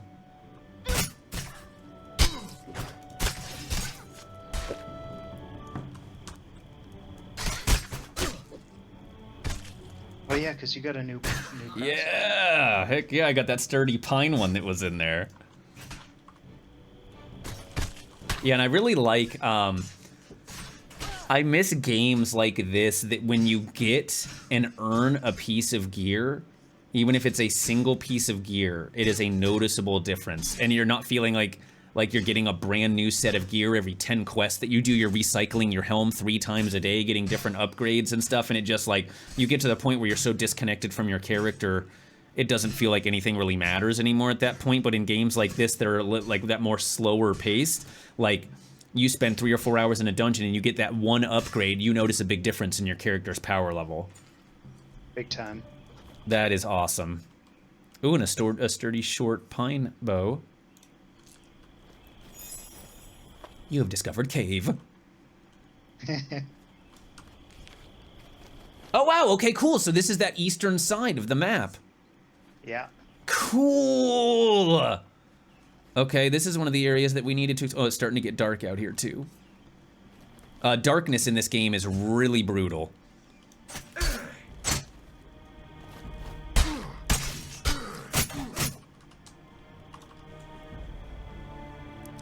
Nesseros reserves the name Panth. Sorry, I was zoned out when I asked last time, are there quests in the game, or is it strictly exploration and grinding mobs? No, it is not strictly exploration and grinding mobs. So this game is not going to do quests in the way that your typical games do. This isn't going to be a World of Warcraft style game where you go into a town and you see exclamation points above people's heads and there's 10 quests to go out and kill 10 boars or, you know, get 10 wolf heads and stuff like that. It's not going to be like that. The other people that are inhabiting this world with you, the NPCs, have come from the same Darklands area that you have come from, and they are hardened and seasoned veterans. So they're not going to ask you to do that, you know, crap, basically. If they want to go and get, you know, 10 boar heads, like Drindin said, they're going to be able to go out and get those boar heads by themselves. They don't need you to help them do that. So your quests in this game are going to be more epic in scope. Think of like Dungeons and Dragons style quests, where you might have one quest that takes you through many different zones and stuff to actually complete it. And they're going to feel more epic and drawn out than just like your standard kill quests. So there will definitely be stuff like that in this game. What's the variety of mobs and content going to be like? That's a very good question, because I know as of right now, we've been basically just kind of like seeing out here in this part of the world, out here like some wildlife, deers, things like that, bears, and that dungeon is, you know, kind of like smugglers and stuff. Are you guys going to have, you know, a good variation of mobs and stuff that people are fighting level 1 to 50? Yeah, and you'll see that as you go from zone to zone. Zones typically all have different inhabitants. And we have different mobs at night than we do in the daytime, and all kinds of stuff like that. So, and there's even, you know, there may have been some creatures that may have gotten a little too much ember in their system. So, Gotcha. like that too. Nice. One of the questions that actually got brought up a couple of times, I didn't get to ask all the questions that people were asking last time just because we kind of ran out of time. One of the questions was that I kind of meant... Ah! Oh, I found a chest too. Oh, sweet. Sorry. Go on, my bad. No, it's okay. I noticed that once you get your subclass, it looks like there's a couple of subclasses that get 4 abilities, and the majority of the subclasses get 3. So it looks like that's going to be enough to fill up, basically, between your main class and your subclass, your skills 1 to 6. Are there going to be more skills than that at level 50? Oh, yes. Okay, so like that... 100%. Okay. That's the that little sheet of paper that I was working off of that showed the Warlord, and they get like 4 additional abilities. That's just like, you know, for now they're gonna have many more abilities come 50. Yep, okay. Absolutely. So that's just because we don't have them all implemented into the game yet. Okay, awesome. There's a chest here. Oh wow, yeah. A smuggler's cache. Let's check it out. See what's inside.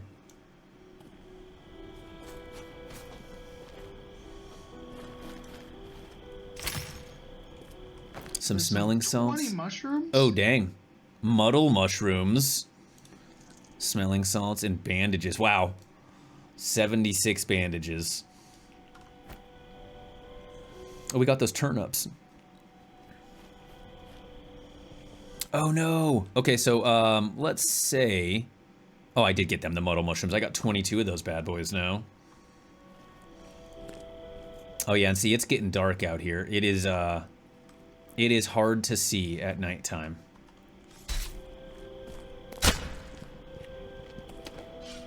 Once again, we have no moon. When there's the full moon, it's pretty clear.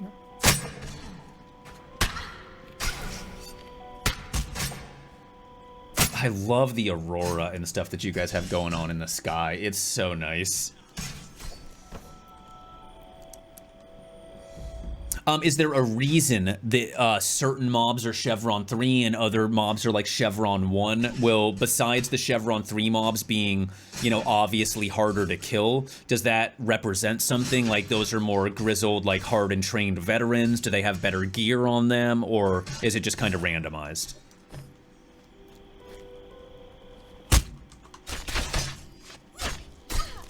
Well, yeah, they are supposed to be... It's supposed to be for group purpose, so people know exactly what they're facing. If it's a slurp creature or not, then of course the loot is adequate to the level of the creature, the difficulty of the creature. And they will, like Chevron 3 mobs, will drop potentially better gear than a Chevron 1 mob would drop, right? Yeah, Okay, yes, exactly. perfect, okay. I think John loses connection. Oh, gotcha, okay. Is the gear style going to change, or is it going to be the casual look the whole time? So, no, there's different styles that are being worked on, but our artists are currently working on. A lot of the equipment are not having their look yet. But it has this kind of, always say, almost like apocalyptic style. Cool. As you can also equip, you know, one bracer, one spoiler, you can be mismatched, and you can really decide about your look a little bit that way as well. Nice, But okay.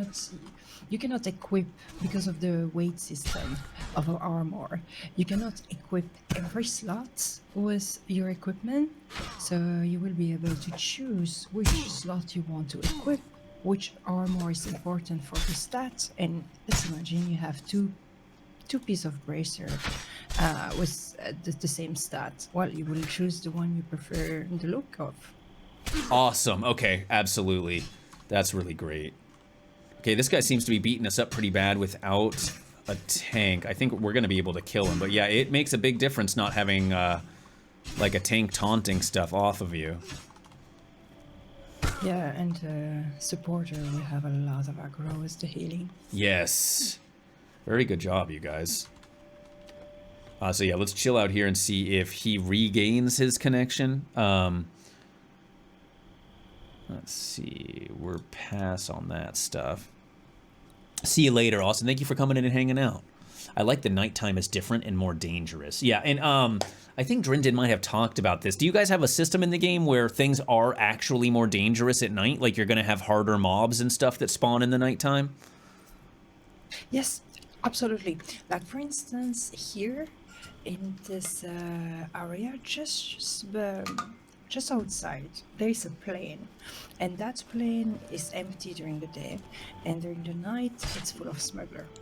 Oh, okay. So yeah, like thief and smuggler style NPCs and stuff are obviously going to be a little bit more prevalent at nighttime than they would be during broad daylight. That's amazing. See in the villages where you have some thieves in the fields during the night. Wow, that's really cool. You guys have thought of a lot of stuff for this. That's absolutely awesome. Yeah, we really wanted to make the night a little bit more scary and mysterious. So it's not just a cosmetic feature, but it has influence on gameplay. So first it's dark, and when it's dark, because you don't have a minimap, etc., it can lead you to lose yourself, etc., and that leads you to an adventure. Because the unexpected, that's what leads you to an adventure. You were planning to go to this dungeon, but instead you lose your way, you find this smuggler camp. Nice. And I just love, absolutely love that aspect to games, because like getting lost in the world is something that I feel like has been absent from so many more modern games, where you just don't really necessarily feel connected to the world because the theme park kind of quest hub style that they build the games in, it just basically has you chasing quest hub to quest hub to quest hub, where in games like this, like, you know, you're gonna find yourself moving off the beaten path and coming across little camps that you never would have found or never would have experienced, and you know, it can really pay off. You know, a lot of people might not even stumble across this dungeon and have gotten the chance to, you know, explore through it. Yeah, exactly. That's our goal. Was that in the zone we have other creature at night. One that I really like, it's the ember flies, which are big, giant torchbug, or what's the real name? Firefly. Thank you. That's super beautiful. It's Or a lightning bug. gorgeous view. that It's is fun to see crazy. them. Like in the Meadowlands, there's fields of these things at nighttime. It's really cool to see. Light and dark, again, it's a huge theme in our game, especially because, you know, running around in the dark and you see other players' torches in the distance. It's kind of fun. Yeah, or like you Have get that, like, the savior of the Ember Ring off in the distance that you need to try to make your way towards. yeah, when you see that ember plume going up into the sky, you're like, oh. Speaking of, we in order to train our subclass spec, we have to go back to a little settlement to be able to do that. Right now, you can just do it by hitting J and right-clicking on one of the circles. Oh, Actually- cool. I'm actually writing quests for them right now. Nice. And behind the scenes, yeah. Oh. Okay, so I think I decided I wanted to go with Warlord. So I'm going to right-click on Warlord to learn it. And now I'm a Warlord, and I've got these new abilities. Rejuvenating Him. So it is plus 15 to our regen, and then it looks like I can just put that down on our number 4 ability. We now have the ability to Open Wound, which target, if success, will be a -1d3 melee slashing to health, plus 9 mod if success, 10 on hit. Okay. So we'll put that there. And then we've got Quick Step. That is plus 10 to our movement. So hold on, what we'll do is can we switch these skills out?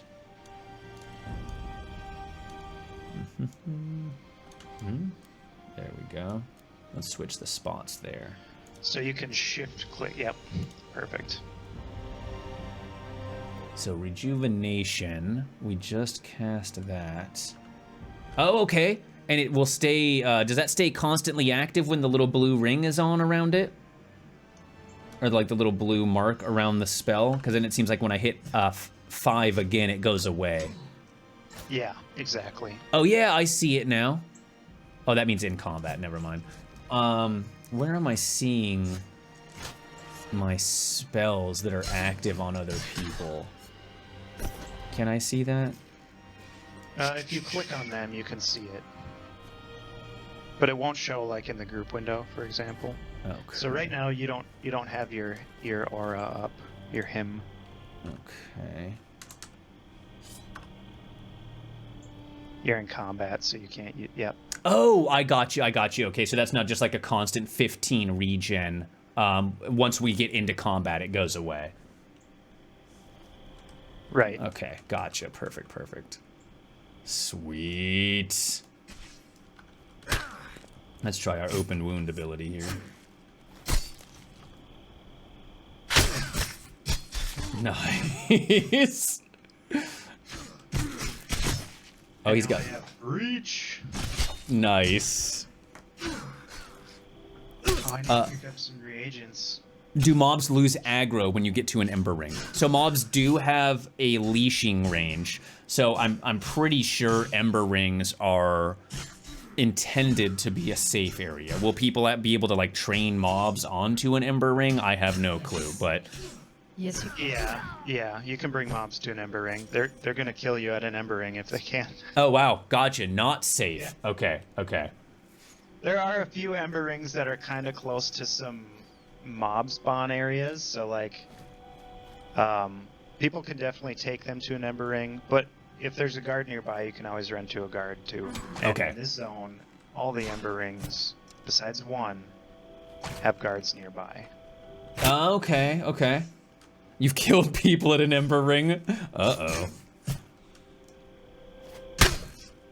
And there are certain Ember Rings that are like, you know, like if we were in a bigger dungeon crawling through, you would find Ember Rings in there, and they are kind of, they don't spawn in the Ember Ring area. But you know, there are obviously mobs in like the vicinity. So, just like in the overworld, like as you get further away from New Haven, it becomes more and more dangerous. So the Ember Rings are just kind of there in the world. They're a natural phenomenon. It's not like New Haven set those up. They just kind of exist. Gotcha. Okay. Well, man, this is absolutely great. I'm stoked we got to level 6 and we got to see a little bit of our subclass. Do you guys want to pop back into the dungeon really quick and just see the kind of like end game area in that dungeon? And then maybe it'll be daylight by the time we pop back out and we can maybe do a little bit of this map exploration to try to uncover the whole area? So slash time shows it is 11:46, so it might be a little bit until it's daytime. So, yeah, you know what? Whatever you want to do, we could really just like bolt it through here and get to a merchant and a bank, or we could just go in. It just depends on what you want to do. I mean, I'm totally good. I mean, we got like an hour and 15 minutes. So you know a little bit more about like how long kind of the stuff takes. If I want to explore this whole map area here, are we better off maybe just going to a bank and then like doing a little bit of the map exploration for like the last hour? We might not have time, I guess, to like go to the end part of that dungeon and then do the map exploration. I think we'd have time to get to the bottom. We might not have time to like fight our way back out again. Okay. So, but then again, you have GMs here who could like pull some GM magic. If you guys are okay with doing that, I would really like to see like the bottom of the dungeon just to kind of see what like one of the higher level areas with the 3 chevron mobs looks like. And then if you guys wanted to, I'll leave that up to you. If you wanted to like port us right to the Ember Ring or something to exit out and then we can bank and, you know, finish the map exploration, that would be amazing. Absolutely, let's do it. Cool. All right, so we're going to go back in here through this side entrance. We're going to go down and try to find the bottom area of this dungeon and kind of see how deadly that looks. Is training a bannable offense? What about accidental training? Asking for a friend that streams EQ for a living? Yeah, are you guys going to have, like, active kind of GMs that are enforcing some kind of, like, a play nice policy? Or is it going to kind of be more of the Wild West style stuff? I mean, we're going to be in here on the daily, and we have like a report system that reports right to our Slack. So we're all very attentive to what's going on in the game, and we will just like basically if someone's abusing it, like I saw in your stream the other day where this, I don't remember the bard's name, but he was like training you guys. Yes. We'll definitely get involved in that. Nice. Yeah. That's good to know, because it's some games don't really play an active role in that, and it can kind of lead to some less than desirable styles of gameplay for certain people that know that they can get away with things. So that's really good to know, actually, for the more casual player like myself, to know you don't have to worry about, like, you know, getting bullied and stuff like that's really cool. Right. I really want to build up a nice and friendly community. This is the goal of this game, is make memorable memories with your friends, not with assholes. Yeah. It's very, very well put. I'll still bully you. Don't worry. I know you will. What were we were joking the other day about the punishment for someone doing something like that would be to have a GM code that we would set them as targetable and like attackable by other players. Like, don't ban them, just make it so that they can be killed by other players. Oh man. Suddenly there's PvP or PvE. That would be absolutely awesome. Where did Sideways and Arson go? Yeah, I just came in. I didn't see Sideways and Arson, and I thought they might have gotten aggroed by like a mob out here or something. No, they're in here. Oh, are they? I didn't see them in my group window. I'm sorry. I thought that. Well, I think they zoned in as you zoned out. Oh, okay. Yeah, I know when we like had zoned in initially, I was hoping they didn't get accidentally aggroed by something as we were all leaving. I wanted to check on them out there. And okay, cool. We're all here now.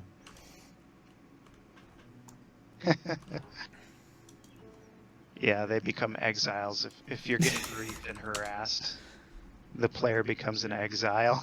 I like that. I like that very much. Guards are kill on sight now to them and everything. Miss the days of EQ actually having active GMs. Yeah, I mean, those days are like gone a long time ago. I mean, they still do have people that will respond to petitions and everything, but like those days of those GM events are those like really off the chain GM events are long gone. Do you guys ever plan on trying to do any stuff like that? Like, you know, I remember back in, I hate to keep bringing this game up, but it's just the game that I'm the most familiar with after all these years is like the glory days of EQ, you know, like a GM would spawn as a dragon outside of Akanon and start like this epic dialogue, and then like the word would just start spreading around the world. Like, oh my god, this dragon just spawned outside of Akanon and it's dialoguing, and it started this like huge GM event. Do you guys have any intentions of like potentially trying to do stuff like that? Yep. Yeah, I mean, GM events are 100% on our docket, so. Cool. Yeah. I mean, I think the other night, Friday night, Andrew, our world builder, was just on playing with people and like, you know, doing like hide and seek and handing out cash to people and stuff like that. So, Nice. you know, we're already kind of doing it on like a smaller scale. Well, I mean, that's great. Like on an organic level like that, that's wonderful. Yeah, I mean, we already have. The GMs are so excited to just kind of hang out with the community.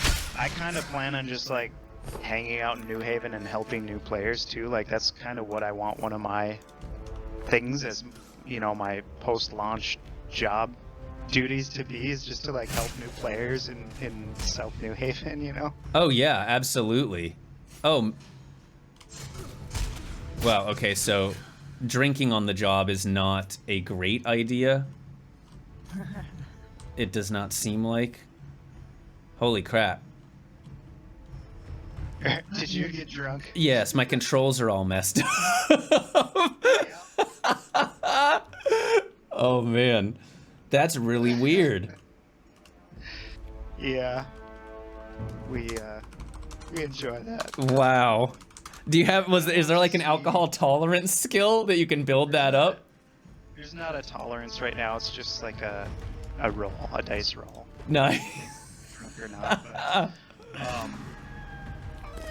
those are the kinds of things, like, they're like implemented on the basic level, and we want to do more with a lot of the different features in the game after we launch, and, you know, things are operating smoothly, and we can just, like, kind of listen to the player feedback and do stuff like that, you know, make improvements.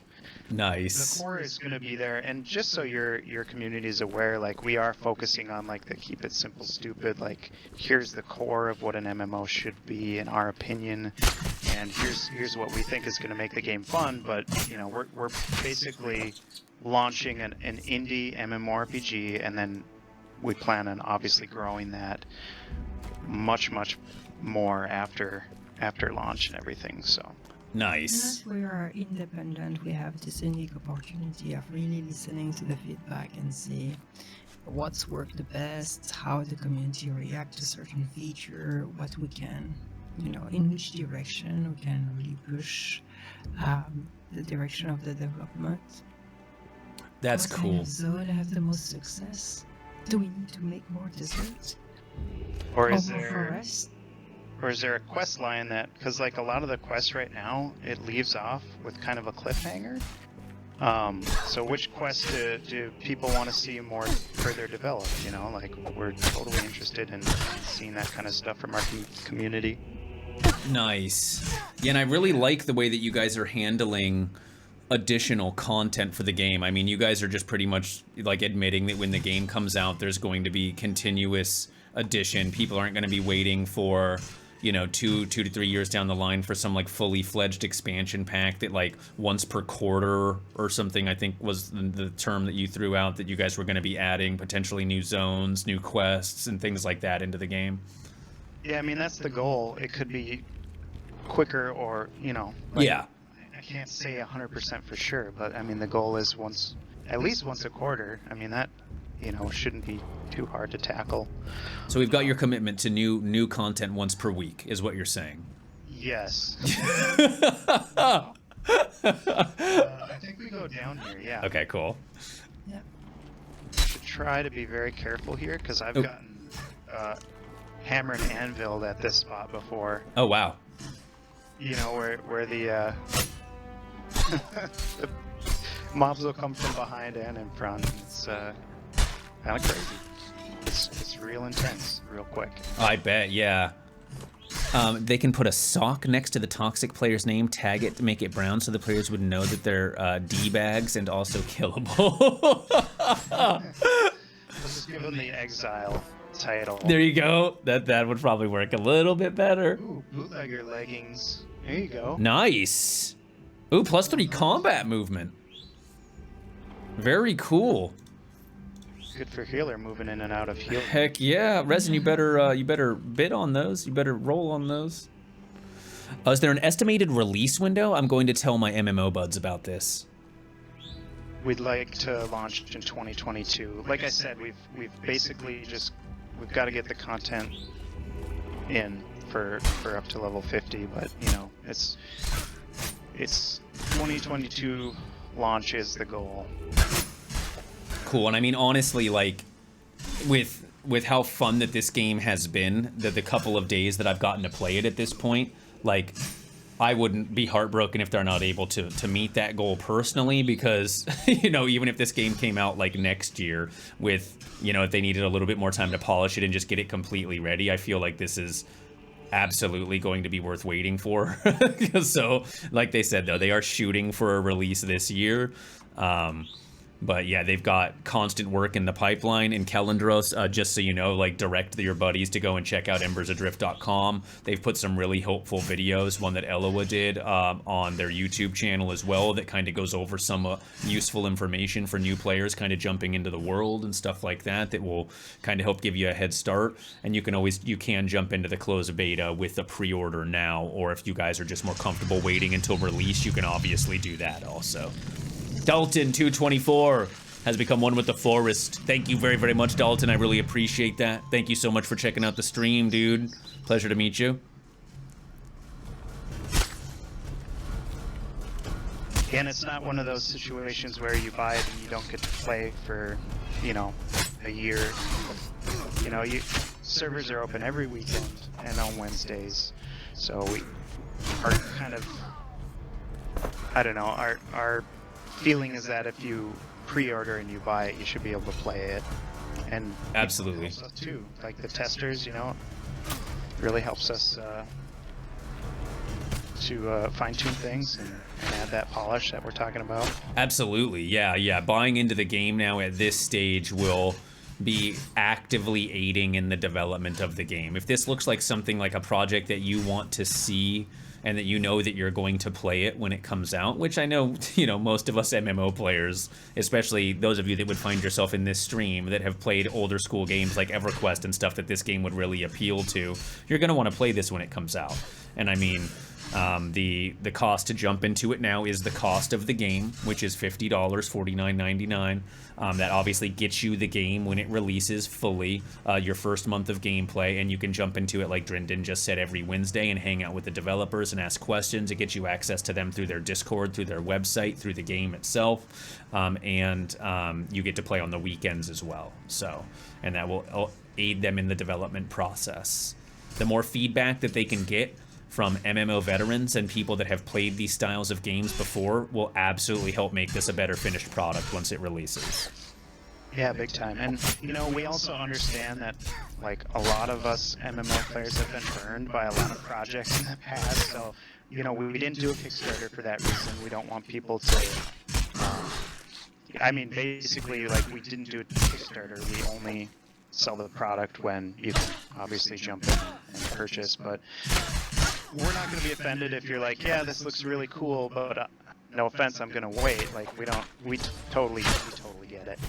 Yeah, and I mean, it's really like a sad fact that there's been just so many other games that have used like an early access model to like grift people, unfortunately, that anybody that tries to do that just gets like kind of looked at with a sideways glance, like, sorry, sideways to use your name like that, but you know, just kind of gets looked at in that regard. That, you know, people are just very tentative, unfortunately, these days to, you know, be duped, which I completely understand. But yeah, I mean, this, is there anything that you could say to alleviate somebody's fears that would be feeling that way? Like, man, I bought into Chronicles of Illyria, and I spent like $200 on that game, and then that just ended up being like complete vaporware. Is there anything like from a development side that you can say that would alleviate somebody's fears that is feeling that way?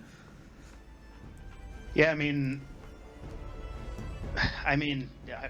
we're close-ish to launch. I mean, it's in our sights, so I guess if you kind of consider that, like our goal being 2022 launch, obviously everything's a risk. I'm not going to say like, oh, we're totally going to launch on time and everything's going to be great, but the owners are really committed. I mean, we started off this project without being paid anything, and even if we run out of funds and stuff like that, we don't have any intention of stopping.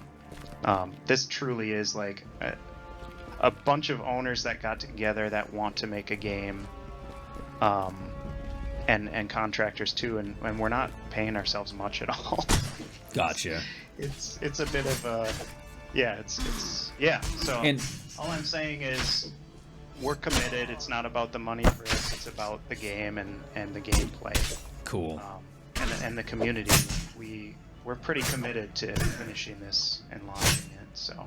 Well, yeah, and I mean, like, just coming from a player standpoint, like, you know, I can just go off of kind of like the vibes and stuff that I have about speaking with the people that are involved in the game so far.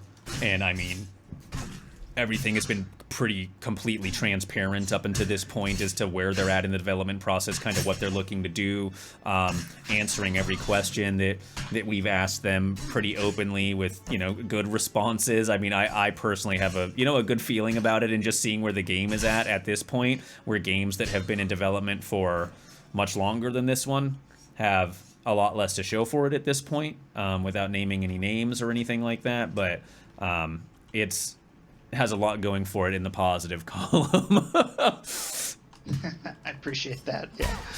I mean, yeah, we don't compare ourselves with any other projects or anything like that, but we're pretty stoked to be seeing the light at the end of the tunnel for ourselves. Heck yeah. There's a mushroom here if you want it. Ooh, I do like mushrooms. Oh yes, I got to there. keep my eyes open for these things. They kind of blend in there. They do. If anyone's got any questions about the game, I can try to answer. Been playing for a few years now. Oh, very cool, Dalton. Thank you very, very much for that. There's been a lot of questions and stuff that have gotten asked tonight. If you don't mind me asking, Dalton, how did you first hear about the project? How did you get involved in it as a player? If you're still even in here. Servers do open up 3 times a week, correct? Well, I mean, technically 4 times, right? So it's Wednesday. You get game time with the developers. Like, they'll be in the world actively answering questions and stuff for people. And then it is Friday, Saturday, and Sunday as well. So it's like 4 days a week. And I think they've said that at this point, they are going to be continuing with that schedule. Yeah, And, we want people to be burned out before the game release, so we need to keep you a little bit starving. Absolutely. We need to have more. And there are some things we're holding back too, right? I mean, we're not going to launch all the content during beta, just because we don't want people to already know everything before we go in.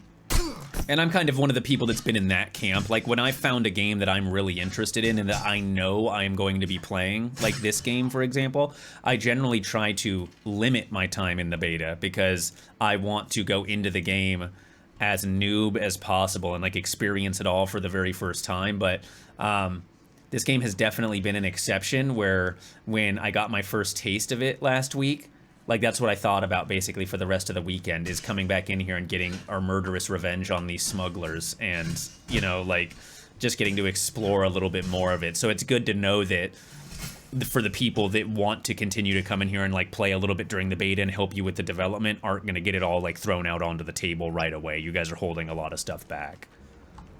Yeah, I mean, that's a huge compliment. Thank you, by the way, for, you know, like, just made you think about it, right? Oh yeah, absolutely. That's really cool. Yeah, I mean, like, it's been a long time, honestly, since a game has really done that, where like those bastard smugglers need to pay for what they did to us, and we're gonna go in here and we're gonna make them pay for it. And, you know, yeah, I'm really excited to see, with just how beautiful this first zone is that you guys have created, how the game starts to kind of progress, what type of different monsters that you're seeing. And now that I know that there are going to be more skills that are getting released, that was one of the things I was honestly kind of worried about, that we were going to have, like, basically 6 skills until we hit level 50. So that's really good to know. I want you to choose your 6 skills. Yeah, I mean, there's going to be different situations, right? Like, if I'm not the main tank of the group, I'm definitely going to have different skills on my bar. And I'm going to be using a 2-handed weapon than if I was not the main tank, or than if I was the main tank. And are you going to be able to swap those skills out basically anytime that you're not in combat? Yeah. Okay, cool. Will beta players' progress be saved at launch, or will there be character wipes? I'm absolutely yeah, perfect. I was gonna say I would be very shocked if they were just gonna let people, like, level up to level 30 or 40 and keep that progress into the actual game. That would be to pay to win. Don't want to do that. Yeah, so basically when you're jumping into the beta, that's to be actively helping them in the process of creating this game. You are an active participant in helping to make Embers Adrift the best game that it can possibly be, by, you know, sharing bug reports and things like that, where if you're out playing solo and you come across a bug, you can use the /report command and it will mark your exact location to the developers once you send in that report. And, you know, it's very, very helpful for them if you're, you know, kind of doing that sort of stuff when you're in the beta process, because that's gonna, like I said a few minutes ago, that's gonna help them make the best, most polished game for launch. So when you buy into the game at this early stage in the beta, you're actively helping them make this game, if that makes sense. So if that's something that you are not comfortable with, like, you know, that there may be some bugs and there may be some glitches and stuff into the game, I would highly recommend like waiting until the full release of the game. You'll be paying the same price at the full release.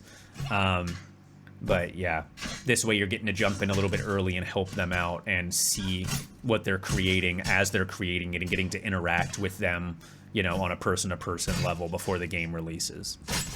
And I will also say, like, we are trying not to wipe characters right now, but there can be a character wipe even too. So if you don't want to like spend a lot of time leveling up characters and then they get wiped during the beta phase just because we want to test something out, like, or we have to adjust the database. You know, there's a potential that your characters could be wiped during beta, obviously too. Gotcha. Okay. If you want to participate and take the opportunity to influence the game, that's also a good reason to pop in during the beta.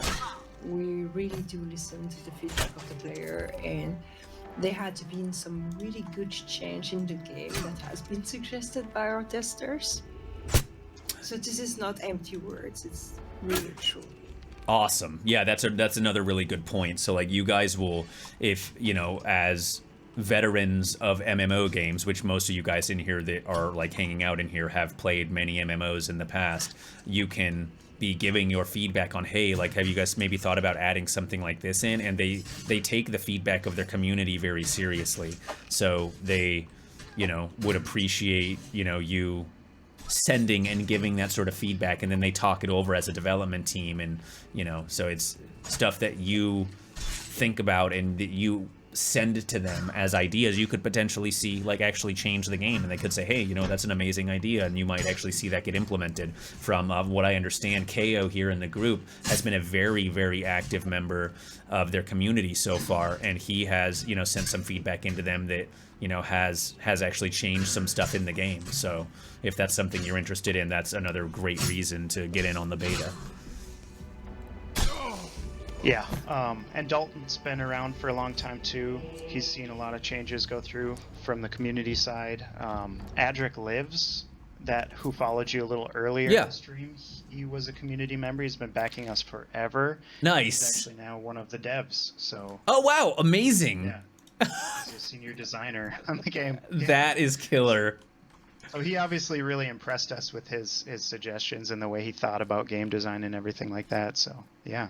Very nice. Hey Penzal, how's it going, dude? It's good to see you. Fade, you're going to be picking this up tomorrow. Very cool. When you guys, if any of you do go to embersadrift.com and you do purchase a beta copy of the game, they'll send you, you'll get a beta key basically linked to your account section, and then you just have to basically, you know, input that key, and you'll actually, the fact that it's on your account makes you good to go. You basically, the forum account that you create is what will actually get you access to the launcher and everything. So once you pre-order it directly through the website, you just download the client, and it is unbelievably easy to get into the game and get it patched up and start playing. And there is a section for like a comment once you've purchased the game. Feel free to just write in there if you want to, like, you know, the hipster doofus guy sent me, you know, and they'll know what you're, they'll know that that's me. So just feel free to say like, I saw this game on Panth stream or something like that. You're more than welcome to do that if you want to. I just think it's funny. How many skills per subclass at endgame? Do you guys have an idea as to that as of yet, or there's still too many skills you guys are working through? It's not going to be like 100.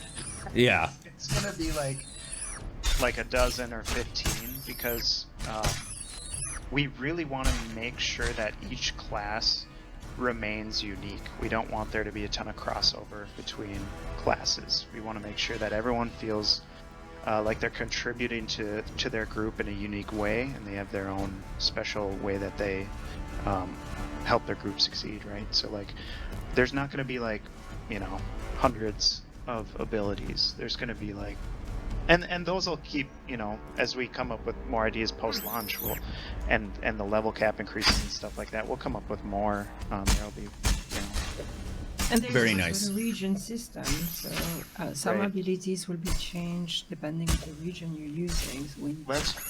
take Yeah, that I don't in know. account too. I don't know if we've talked about that. The reagents actually can change what your abilities do in a sense. So like let's say you find some ember dust and you imbue a reagent, your, very short range heal might become a long range heal. Oh wow, cool. Yeah. Okay. So there'll be some variation to those skills and subclasses depending on kind of like what regions and stuff that you use. That's awesome. Exactly. Yeah, so it's a way to customize further your character.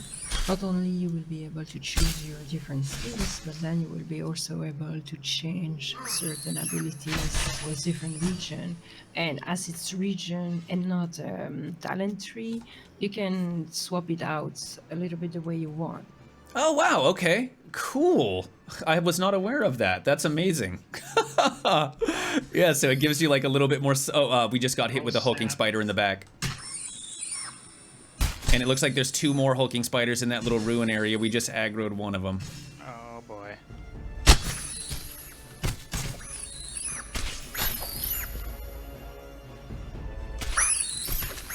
I may have gotten a little bit excited. Oh, I used my breach while he was hardened, and I only did 3 damage.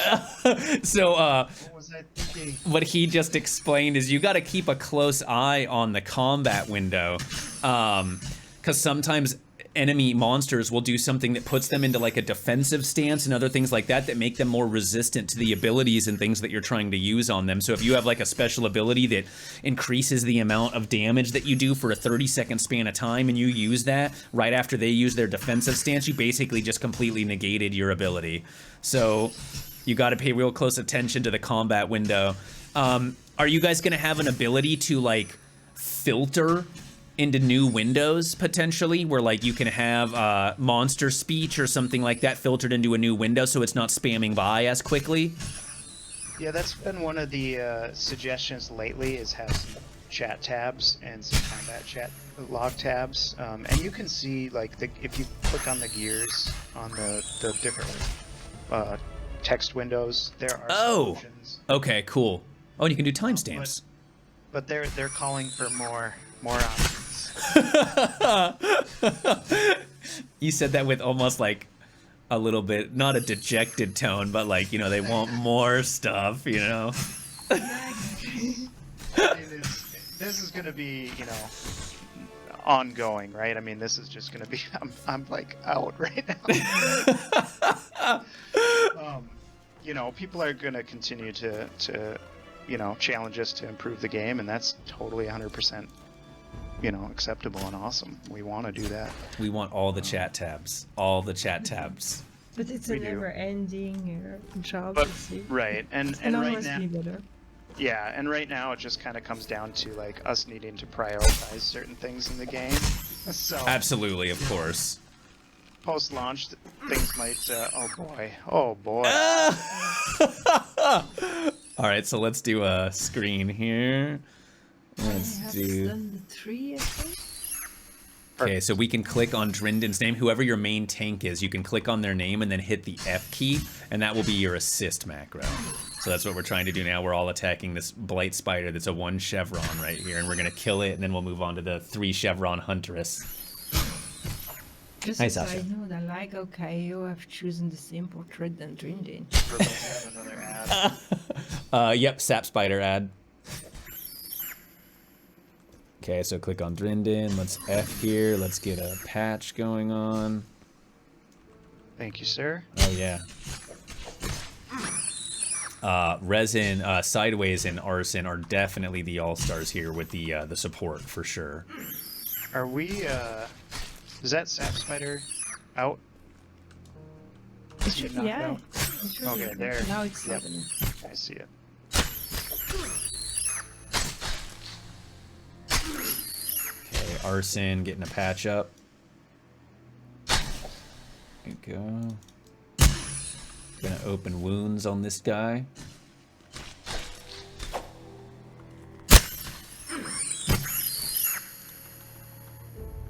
Oh, stamina's low. Again. All right, everyone can sit for a minute while this guy's sapped. Oh shit. Well, that's all right.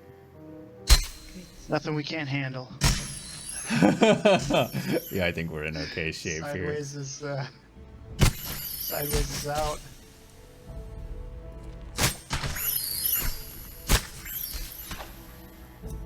Yeah, so for example, when this sap spider knocks me out, it knows that I'm not a threat anymore, and then it'll attack other players and leave me stunned. Oh wow, that is crazy. And then when I get back up, it's like, okay, this guy's a threat again. Patch. Basically, my threat is removed for a certain amount of time. That's great. Like, you guys have put a lot of attention into what your NPCs are doing and how they're interacting with the player, and I think that just like is such an amazing thing to bring more depth to the game. That's so cool. Thanks, appreciate it. Bobby is forever saying that the mobs are stupid and he needs to work more on the AI brains. So Wow. he will tell you more needs to be done. Does this game have different classes and races to choose from? So .com right now, and it looks like going into the launch, humans are your choice, but there is going to be a varying degree of way that you can change your character from different skin tones, height, weight, hairstyles, facial hair, things of that nature, that will give your character a little bit of a different vibe. But as of right now, it is humans in the game. There are different classes. There are 3 basic classes to start the game. There is a tank type, a DPS type, which is known as a striker, and then a support type, which are kind of like your healing style classes. At level 6, those classes branch off into a subclass, which you get an additional 3 choices of, subclass with new skills and stuff. So like when I hit level 6, I picked a warlord, and a warlord does some short-term beneficial spells to help the group's, health regeneration and stuff out of combat and things like that. I get some cool like opened wound abilities that help the monsters take more damage and things of that nature. So yeah, you can. There's quite a variance of different classes and things like that you can pick once you get your subclass, and the way that you can kind of customize your subclass with different reagents, and once you start using Ember and getting into that whole aspect of the game, which we haven't even gotten to see anything on that yet, that'll like further change the way that your character plays. So there'll be a lot of variety, even if you're grouping with 2 different warlords in a group. If you guys both kind of decide like, hey, I'm gonna run this in the group and I'm gonna run this, a hulking spider from the back, you guys can play your characters basically completely differently. There are quite a few currently, and I know a lot are planned. Only one race human, but with the character creator, you can either be male, halfling, or ogre, basically with how similar you can make your body. Correct. And 9 different classes. Thank you, Dalton. I appreciate all of the questions that you're answering in the chat. Are going to be a lot of skills to make characters a bit unique. Yeah, Drugbud. As of right now, your subclass gets either 3 or 4 new abilities once you get the subclass, and then they've said that by the time you hit level 50, you're probably going to have like a dozen to 15 or 16 different skills by the time you've reached max level. One thing that they have said that they really want to avoid in this game is the skill bloat that a lot of other MMOs have, like looking at EverQuest 2 and stuff like that. By the time you get to like level 80, you've got like 14 hotbars filled with buttons that you need to know how to hit intricately, and they don't want that sort of skill bloat in their game. So a lot of skills for each class. They have a lot more planned than what's currently in the game. It's very common to see a suggestion made on a Wednesday test be added to next week's patch based on feedback. Got a lurk to mod, but this has been super cool. Cheers. Kellendros, thank you very, very much, dude. Thank you for being here, man. I'm pumped. That's cool, dude. I'm very, very glad. Definitely let your buddies know about the game. Press F to a fist. Did I say a fist? I thought I said assist, but I may have said a fist. If I did, I'm sorry. What's going on, Drogon? How are you doing, dude? How are you enjoying a Medieval Dynasty? You still having fun with that?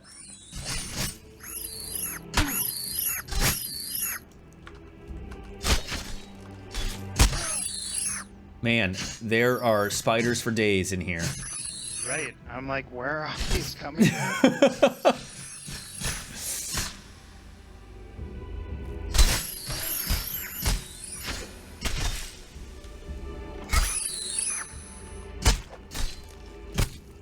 Dang, already halfway through 6. A lot of crafting, is there really? I was just trying to figure out what F stood for. Oh, I gotcha. Yeah, I don't know. I see what you're saying. Okay, let's go. Combat off.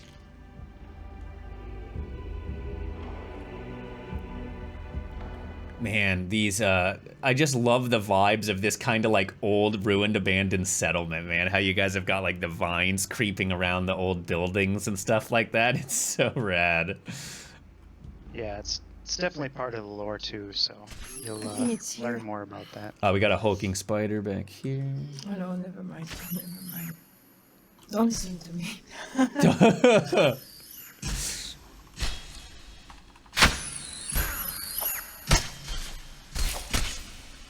It could get pretty hairy down at this spot we're going, so just Oh, wow, okay. really careful. We will make sure to be all stamina up and stuff by the time we get there.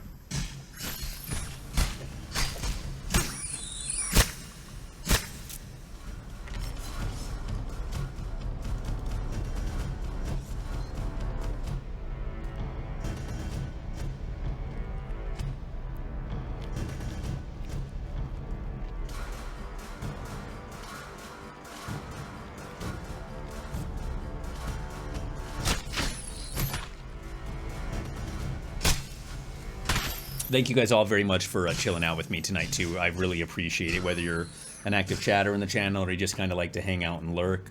I really appreciate you guys being here and kind of like checking out this game and stuff. Oh, man. This game makes me feel like I need glasses constantly. Like I'm like squinting at the screen like, what the hell is that over there?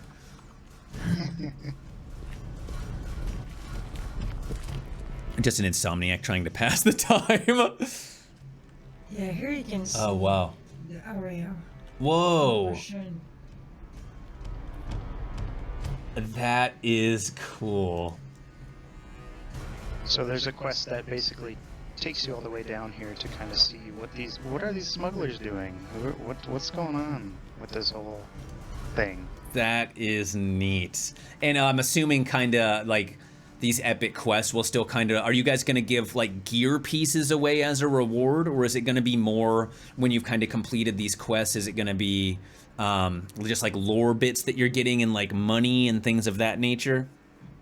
The idea is you'll get, you know, as you complete sections of the quest, you'll get stuff as you go through. So you're not going to just get one reward at the end. You'll get a couple things as you go through, and you'll get lore tidbits as well. The quests are, I mean, talking to NPCs is a good way to get some of the basic lore, but doing quests is going to be kind of the main way to get the lore of the game. Nice. Okay, cool. Yeah.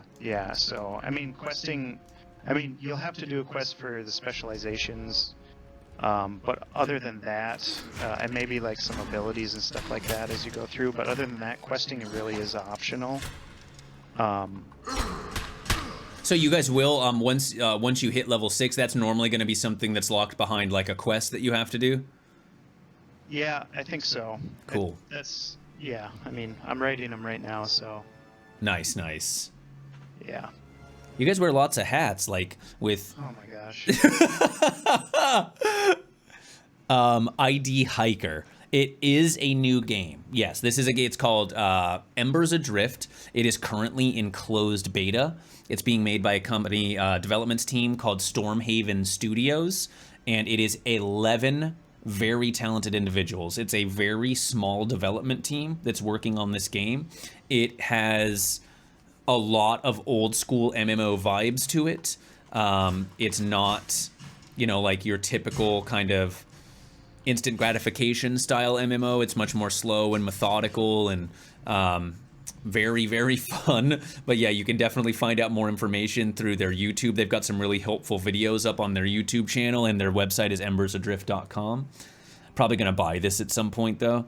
Yeah, I mean, like, if you look at the game, like, I always try to look at my investment on an entertainment per hour basis. An entertainment per hour basis. So if you kind of do the same thing, game's $50 right now in the development stage. You're actively helping them develop the game when you purchase it at this stage. If that's not anything that you're interested in doing, you can absolutely just wait until the game fully launches either later this year or next year.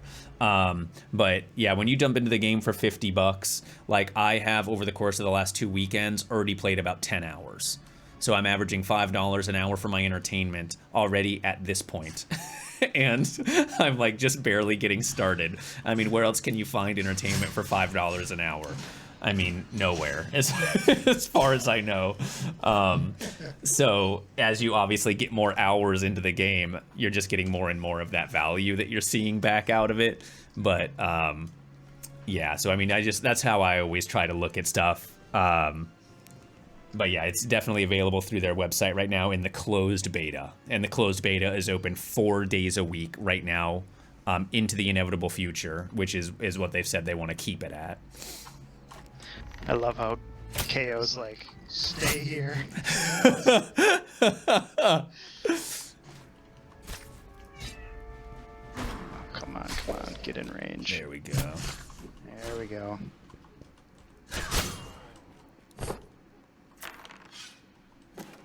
I'm almost done. You can take these. 3 Chev? Mm-hmm.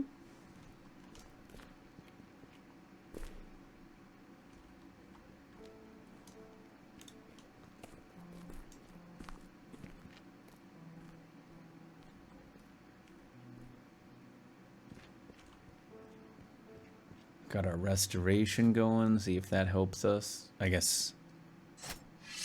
Let's see here. Oh, what's this guy? Ooh, an exile.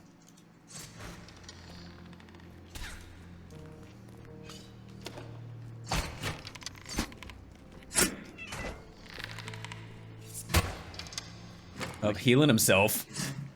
Yeah. Just trying to get him in range of you guys. There we go. Get him bleeding here.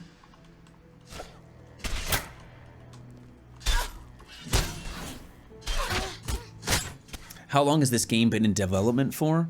I think you guys said you had started this in 2015 was like the conceptual stages of the game, is that right? That was basically when the coding days started. Like actual serious amounts of code started happening in 2015, yeah. Nice. Yeah.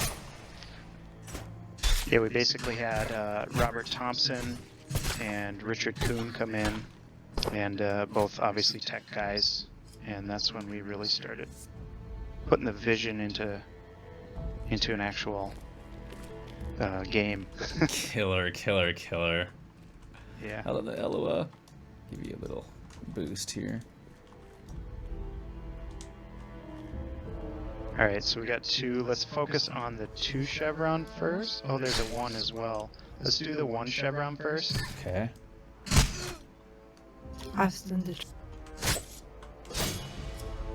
Okay, I'll go down quick and then we'll move on to the bootlegger. Okay. Hi, Sasha. We're killing a bootlegger. Nice, we got 2 brigands in the group. We got 2 stuns going on. Nice. Bootlegger next. Okay, bootlegger.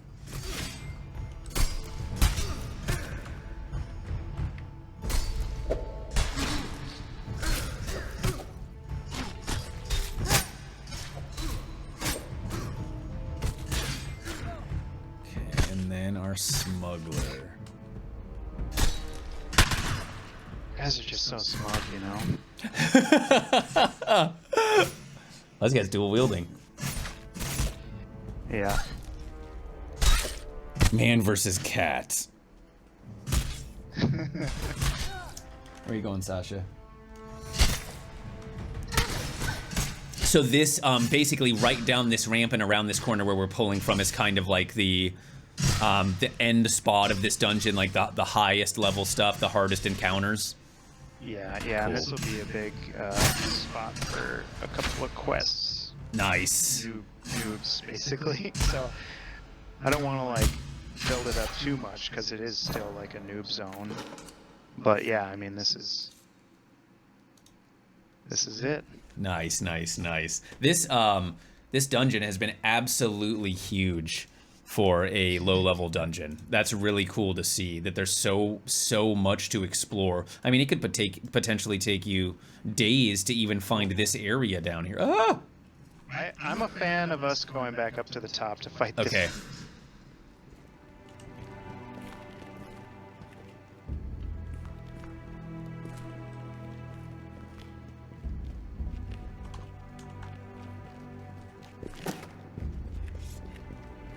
I just know how much they path down there, and we're gonna just keep getting ads and ads and ads. Man, I don't know if you guys like how well the actual soundtrack is coming through on the stream, but it is incredible. I love the music in this game. Like I can't turn it off. Like it is absolutely wonderful. I would honestly go as far to say that it needs to be turned up a little bit. Like the 100%, I have it up at 100% right now, and it still just feels like a little bit too in the background almost. Nice. God, it's great.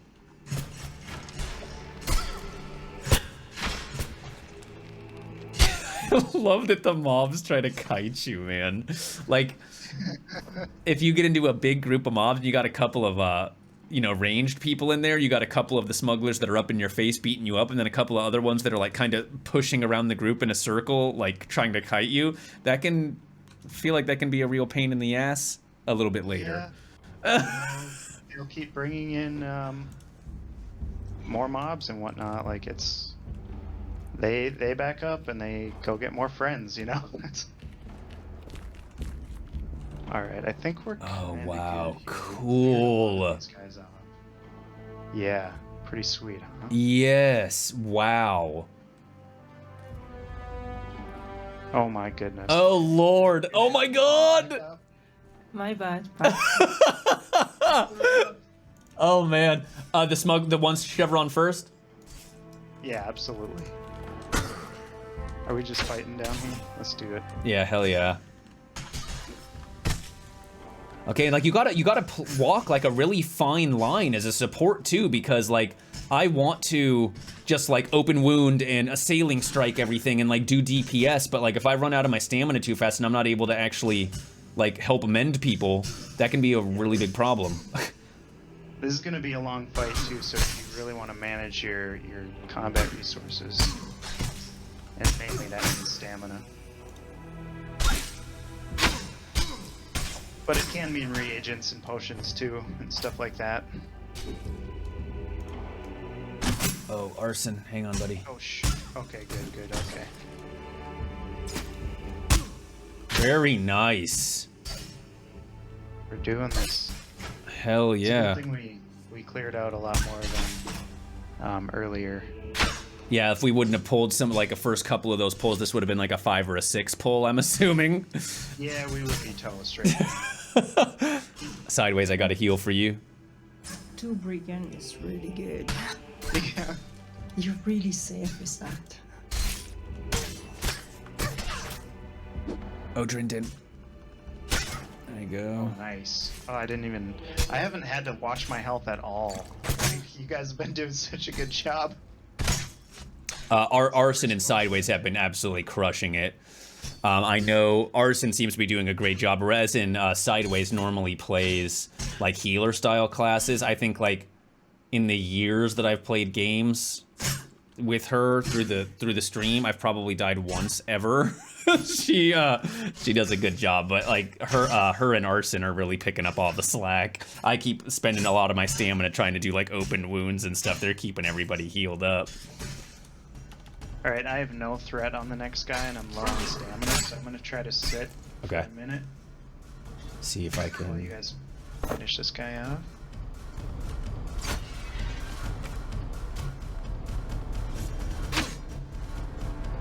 Nice. Yeah, I'm gonna keep sitting then if we got a stun. I got my hymn going. I can have a second stone if you like, so we can be full again. Yeah, yeah, do it.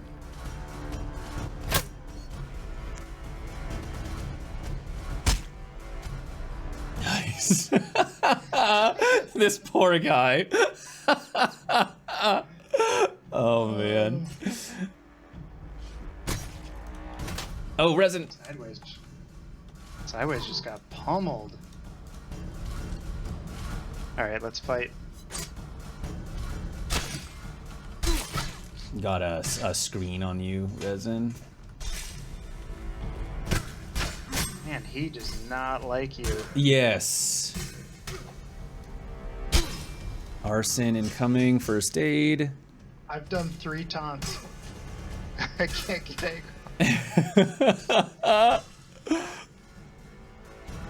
Okay, I got a first aid for sideways. There we go. 20% stamina. I'm not gonna do any combat abilities. First aid for sideways.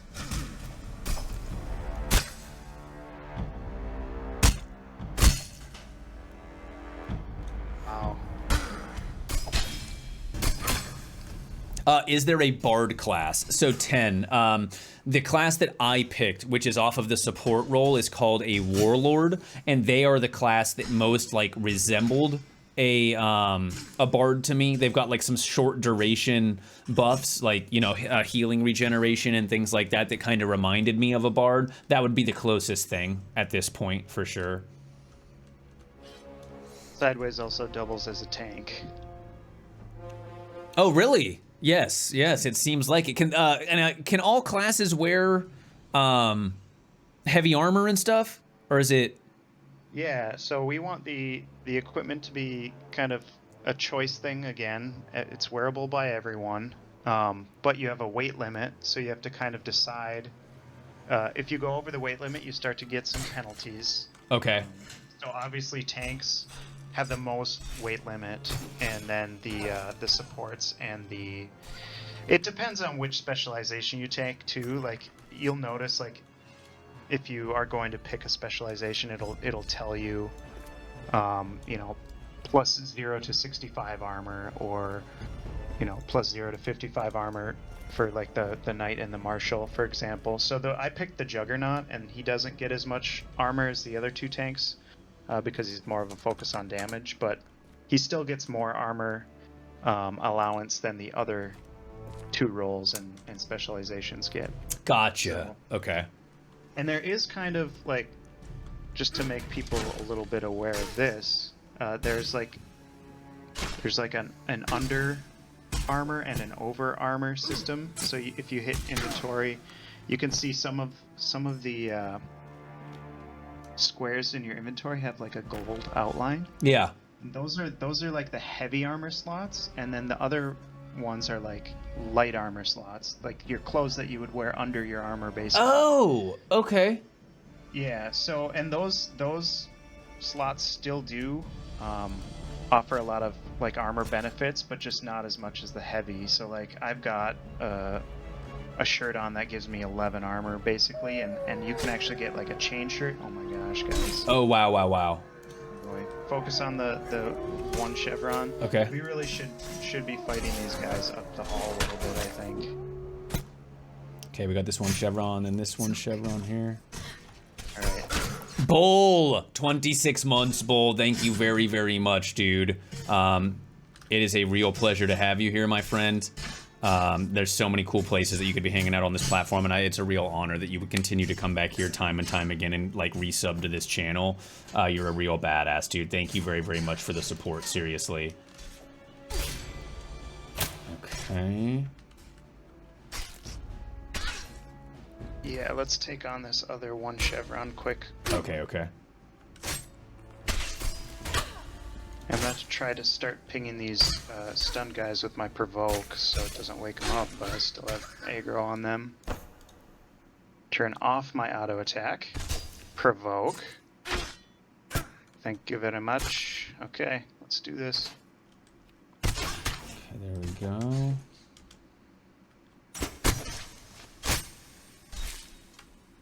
So this is a room that these 3 chevrons can take a while to take down, and we can start getting pops. Like an exile just popped over by the scaffolding.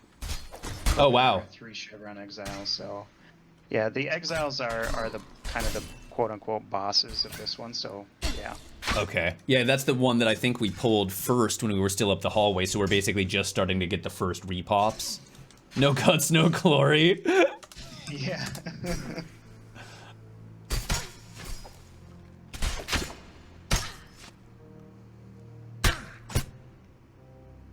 Can't wait till level 8. I got level 7. At level 8, I get an AoE taunt on this guy. Sweet. And what was the subclass that you picked? What was it called? Juggernaut. Nice. Okay, cool. Oh, here comes another smuggler, and I think that exile's gonna add us too, dudes. Let's go. Let's just go into this hallway here. It aggroed. Right in here. It did already. Yeah. Okay, bummer. All right. Why don't you guys focus on that 1 chevron, and I'll keep this guy. Okay. You guys should be able to take down that 1 chevron pretty quickly. Well, the strikers is kind of what I'm referring to.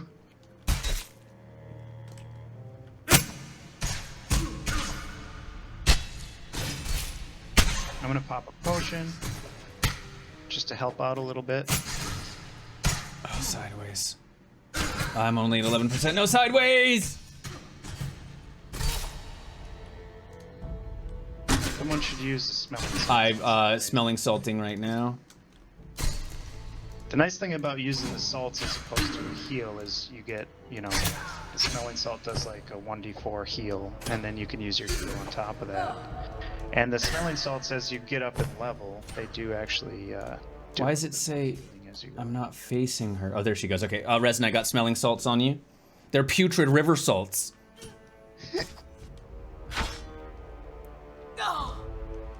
Alright, we need to go back up. Back up, back up.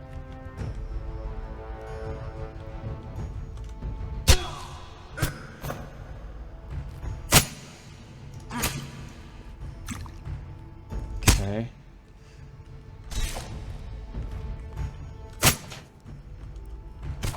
Okay, we got this. And by that... Oh no. Oh no. Sideways. Oh, I was gonna... Sorry, sideways. I was trying... Every time I die, the darkness sets in. I was trying to get a screen on you sideways. I'm sorry about that. Okay, don't release. It was a good effort. Combat is a bit slower and more planned feeling. Absolutely. Did you ask them if you keep your previous skills when you do a class upgrade? You do, yes. So my first 3 skills in my hotbar down there are my support skills. So my heal, my screen, and my assailing strike. And then my 4, 5, and my 6 ability are the abilities that I got when I upgraded to my subclass, which is a warlord. And as you level up, you will continue to get new skills, and you will just have to like pick and choose what skills you want to use at that point, because you'll only have the ability to have like 6 skills equipped at a time. Missed if you did subclass, had to AFK workout, but I'm back. Did you go with whatever you said? Yeah, I'm a warlord, so I have the ability now to open wounds. I have a harmonize. Oh crap, hold on. I have a harmonize. Okay, let me get sideways. Smelling salts on you, sideways.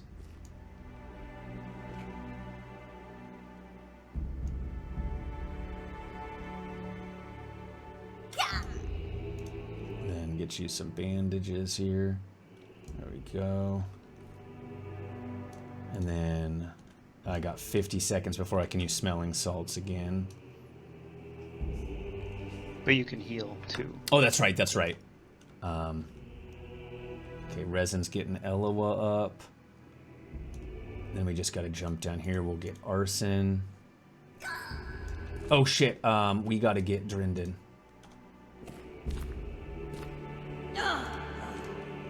If we can get a, like... I'm waking up. Yeah, we got you. We gotta get Arson like a heal, so that... Oh no, Elloa. Dang it!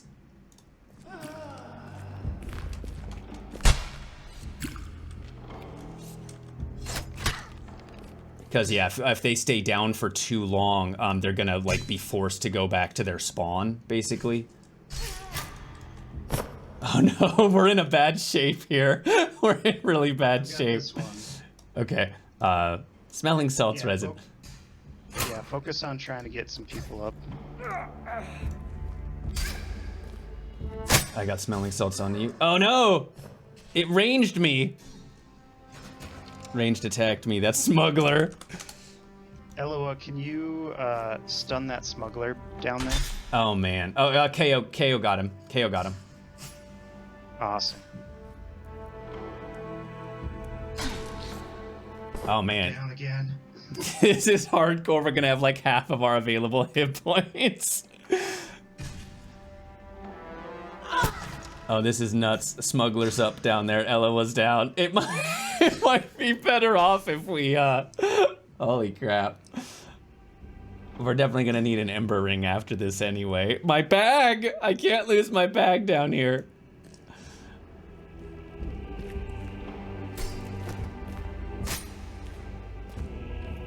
You guys take your time on getting me up. I got 125 seconds, so just like focus on getting each other healed up and stuff a little bit. I should be okay. I got 2 minutes.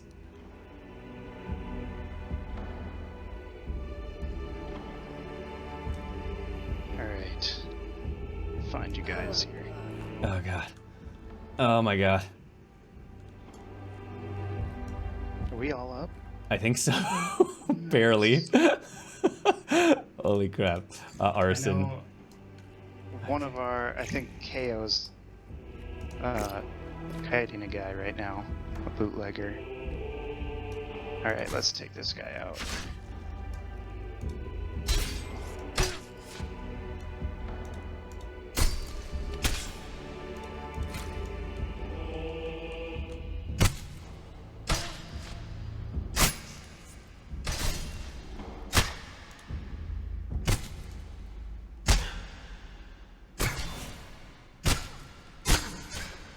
Oh man, brutality. The auto attack seems pretty slow. Oh yeah, so I mean we're lower level characters. I mean think of it like EQ. I mean you get there's a skill in the game that's haste, and that will increase not only your spell haste but your melee haste and stuff as well. Your skill haste and your melee haste, should I say? So yeah, when you're in the lower level range, it's definitely a little bit slower on the attacking. Yeah, and you'll see as we get better weapons and stuff. Like we don't even have any crafted weapons yet, and the auto attack or the delay on your weapon, as you get a better weapon, the delay will go down. So nice. If you hover over your weapon in your inventory, you know mine's a 7-second cooldown right now, delay, and you know I've had weapons that are like 3-second cooldowns. So. Oh wow, dang. Yeah, mine's 4-second. Mine only does 1d3 damage. So I'm assuming yours said it was 1d6 plus 1, right? Right. Yeah, cool. Oh, there we go. Well, maybe we should not look a gift horse in the mouth. Maybe go to the ring and med up a little bit. Yeah, let's get ourselves headed back out here and find the Ember ring. Do we want to do some GM magic, or do we want to just... We can do that. That's completely up to you. That's completely up to you. It's probably going to take us longer than 10 minutes to fight our way back. Okay, yeah, we can totally do that if you want to just magic us. Is there an auto attack or is it only skill attacks? There is absolutely an auto attack. So when you use the tilde, hit the tilde key on your keyboard, that initiates your auto attack, and then that is independent of any of the actual like melee skills and abilities and stuff that you do have. Any new game development implemented since last week? Yes, this new patch that they just did today put in a new side zone to one of the higher level zones in the game, so some new actual playable content, and some new emotes and stuff got added in and everything today. They do big patches every Wednesday, and you can find their patch notes and everything directly on the website as well, embersadrift.com. Falling in love with this game. Type /emotes, and you'll be able to see which ones you can do. Oh, there you go. Known emotes: bow, cheer, clap, cry, dance, insult, kiss, laugh, point, salute, shrug, think, wave, and yawn. What does the think one do? You might have to be standing. Very nice. So we've got think, clap.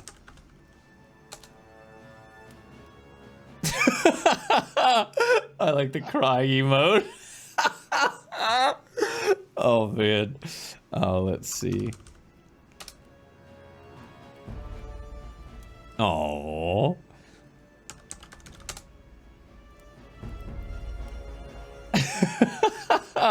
Very nice. Okay, cool. Yeah, they definitely implemented some good emotes. We have a lot of emotes in the back pocket, which is why, you know, like if we only had like a dozen, you know, just give them out. But there's a lot of cool ones we wanna make like obtainable through the content. Nice. Very, very nice.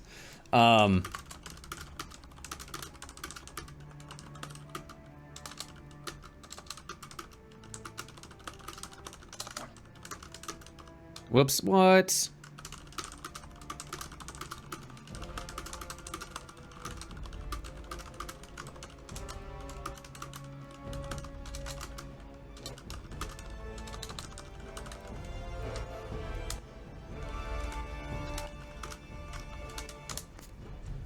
What's going on, Spartan? How are you doing, dude?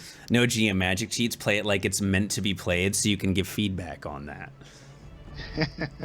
I love auto attack. Yeah, so the auto attack is definitely there, and it kind of works like most other MMOs in that regard. It's going to be based on the damage delay of your weapon, how fast you're attacking. I just really like that they've implemented a more like a D&D style approach. And I mean, maybe a lot of MMOs are like this, you know, in the coding aspect of things, but the fact that they just make it like apparent to the player that that's what's happening. Like the damage on my weapon that I have right here is 1d3. So everything in this game is actually done with dice rolls, where, like I was explaining a little bit earlier, when you're fighting against a red-iconned mob, it will have the ability to get attacks of opportunity and stuff on you a little bit more often. So it'll actually have the chance to like crit you more often and stuff like that. So that's a really cool aspect of the game as well.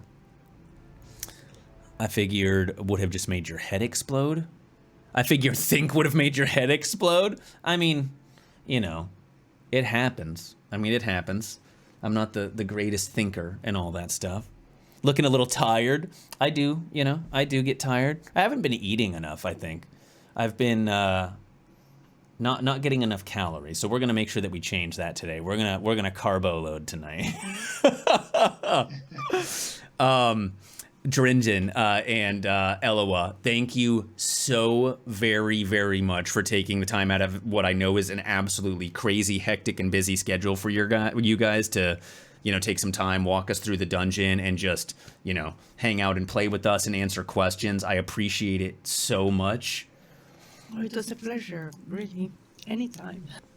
Yeah, we're super happy to do it, and we hope to do it again too. You know, if you're interested in going on more adventures, we're interested in taking you on them. So absolutely, yeah, I will definitely be around, and you guys are always just free to reach out to me anytime.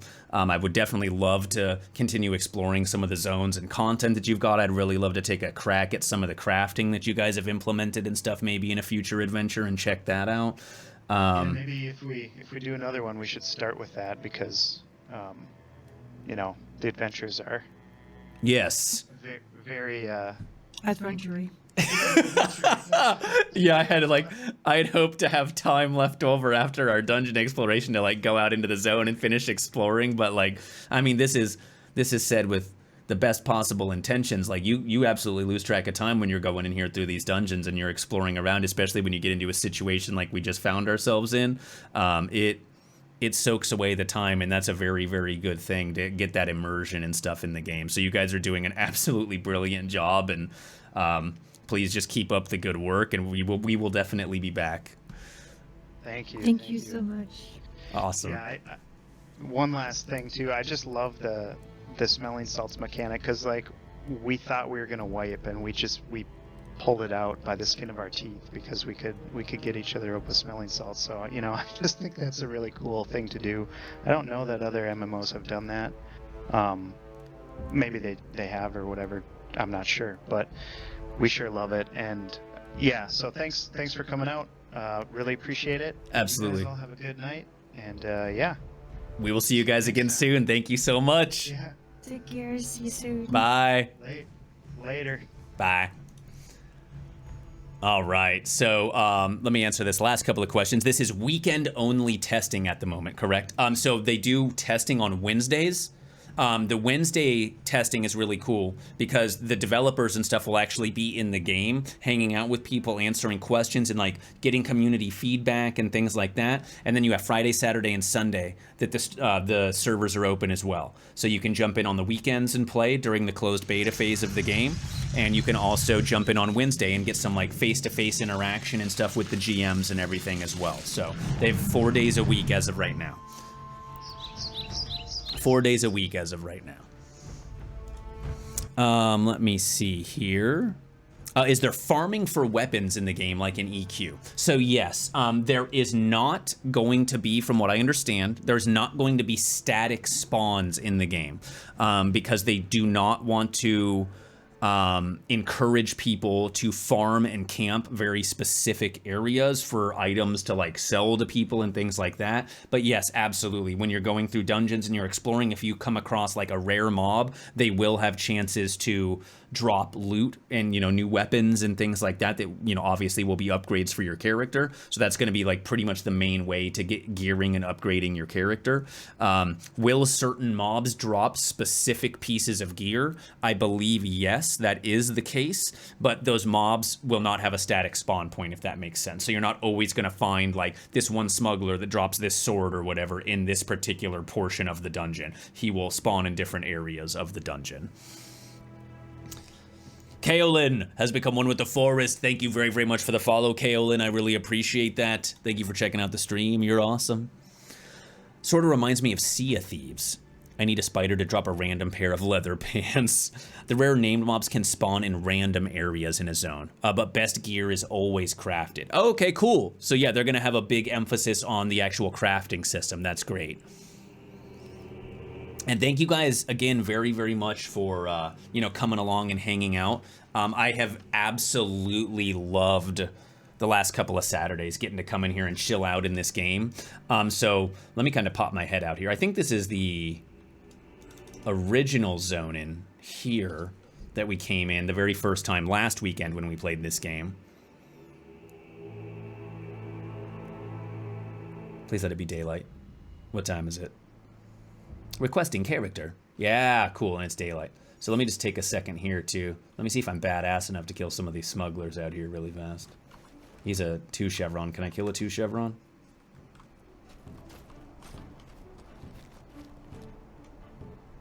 He doesn't know I'm here. I'm sneaky.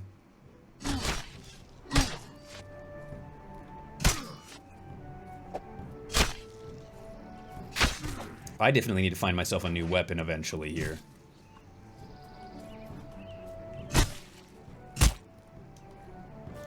Yeah, so this mob is meant to be handled by a small group, and I am more than likely about to die because a second smuggler is about to add. Ah! So we gotta put our weapon away so we can actually run. And we're gonna zone. Zone. Zone, damn you. Run!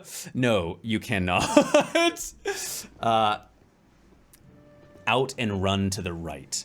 Bravo, that was another great session. Really enjoyed the exploration, and combat is challenging. Absolutely. Resin, you did a brilliant job. You did an absolutely brilliant job. You and Arson were the lifesavers right there, because I realized probably about halfway through the play session that I was focusing a lot more on like assailing striking stuff and trying to like, you know, open wound things.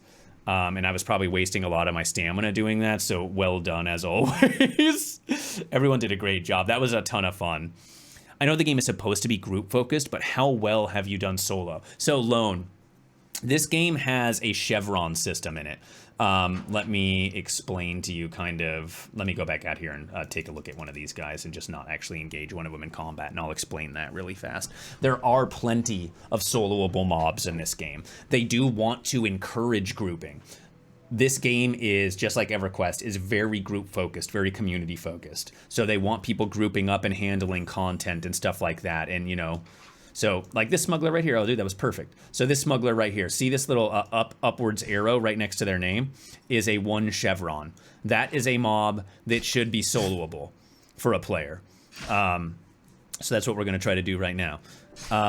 You will struggle much more on a 2 chevron mob. 2 chevron mobs are meant for smaller sized groups. 3 chevron mobs are like, you need a group to be able to do that. I can just bandage myself here in combat because I am a support class. I do not do a lot of DPS because my weapon is only 1d3 damage and I only swing once every 4 seconds. Probably don't need to be reapplying that like every time the skill pops since it lasts for 90 seconds, or excuse me, 60 seconds. Yeah, but see, we're pretty easily able to solo this. I mean, I've still got 50% of my stamina left, so I can be pretty readily bandaging myself without much of a problem. Looks good. How does it feel? Do you look like you're attached to the world when running around and in fights? Do you feel like you are attached to the world when running around and in fights? I can definitely say that the game is very immersive. Yeah, this person, it looks like this mob that I'm fighting is also a healer. So it's a battle of attrition here. Uh-oh. Don't aggro us, smuggler. You bitch. My bag. Okay, so we got aggroed by a 2 chevron. So this game really does encourage grouping. But if you can find an area that has lots of 1 chevron mobs in it, yeah, you can absolutely do some soloing, but it's much more fun to get in there with a group of other real life players and actually like experience the game in that regard. Okay, we're gonna sit down here at the Ember Ring and regen some of our hit points and stuff. But I'm sorry, I got distracted when that 2 chevron mob aggroed me. I absolutely do feel really engaged in the world and stuff that they've created so far. So as of right now, I've only explored like probably 70 to 80% of the first little noob zone and the majority of this dungeon. And you really do feel engaged. You feel engaged and you feel immersed in the world that they're creating so far. And I'm assuming that that level of immersion is only going to grow. Once again, I always look at games not if, is this going to be a game that I play for the next 10, 20 years of my life, but in a value for my investment kind of way. And is this a game that I'm going to get $50 of entertainment out of? I already feel like I've gotten that personally, but there is so much more to explore in this game that this will be a game that, you know, if you're an MMO fan and you like more of that old school D&D style of MMO, this feels like you're playing Dungeons and Dragons with your buddies, but in like a virtual 3D world. That's what it feels like. And I think that's badass. Personally, I think that's really badass. I can just see some like a group of real life friends or stuff, or like a group of us from the stream getting together on a Saturday night and like having a beer and chilling out and playing some Embers Adrift and going and exploring some areas that we've never gotten to explore before and crawling through some dungeons and stuff, and it just being an absolute blast. So they still have a lot of development and stuff to go. The game isn't completed yet. They've got a lot of content in the pipeline that is ready to get implemented right now, and they're implementing that content like basically as fast as their team can do that. Those poor guys are probably so overworked because they have like all the other departments of the company funneling them stuff like, hey, we need to get this implemented. This needs to get implemented. This needs to get implemented. Those guys are probably working 20-hour days. Dalton, yeah, thank you. The 1 chevron is solo, 2 is small group, 3 is large group, 6 to 8 people. And the color of the chevron tells you its level, basically. Correct. Yeah, and the conning system works a lot like EverQuest, where like gray is, wow, this is an absolute pushover, it's way too low level for you. Like light green, light blue is, it's quite a bit lower level than you, you're gonna kill it pretty easily. Dark blue is, it's just slightly lower level than you, it'll probably be fairly easy. Even con, white is, you know, like, cool, this thing's an even level, so it's probably going to be a bit of a challenge. Yellow is, this thing's a bit higher level than you, it's probably going to be a pretty fair challenge. And red is, like, run away from this thing as quickly as you can, because it is going to have a higher attack of opportunity chance on you, and it's going to crit you a lot more often. So I would, like, avoid red mobs anytime that you see them. It's not like EverQuest where if you get a whole bunch of buffs, you can kill red mobs. I don't see that actually happening in this game ever. I love grouping, but I was just imagining going out with a bow and an axe-like character to solo hunt and relax. You can absolutely do that, and you can gather like crafting materials and stuff like that. The crafting system in this game, from what I understand and how it's been explained to me, seems really in-depth and really intuitive and awesome. And yeah, you can go out into the world, you can find some camps with some one chevron mobs and, you know, waylay them. And, you know, find some crafting materials that you want to harvest and then go back to town and do some crafting and stuff like that. So there are definitely solo activities that you can partake in this game. D&D feel, absolutely. I've been craving original EQ right now and have been waiting for Pantheon a while. So this looks like something to whet my palate for the current. Absolutely. Yeah, and that's exactly what it is. It's a wonderful, I don't want to say reimagining because it's so vastly different than original EverQuest, but it's on that same vein, that same wavelength as original EverQuest of that style of gameplay that you're getting. You got to be really cooperative with your group. You guys got to be communicating with each other. You got to have the right group composition. Everybody's got to be pulling their weight and paying attention. Like right in the beginning part of the encounter, the way that they're like coding the AI and stuff in this is pretty insanely awesome. You know, if you're running around with your torch out,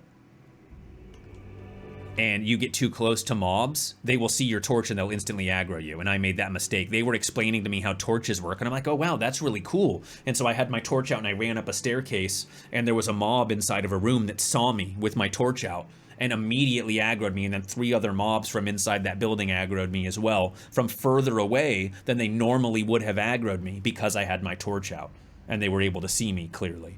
So you got to be really careful with stuff like that. You got to like be careful and cautious as you're exploring through dungeons and things like that. And if you go too willy-nilly through a dungeon, you're gonna get smacked around and die.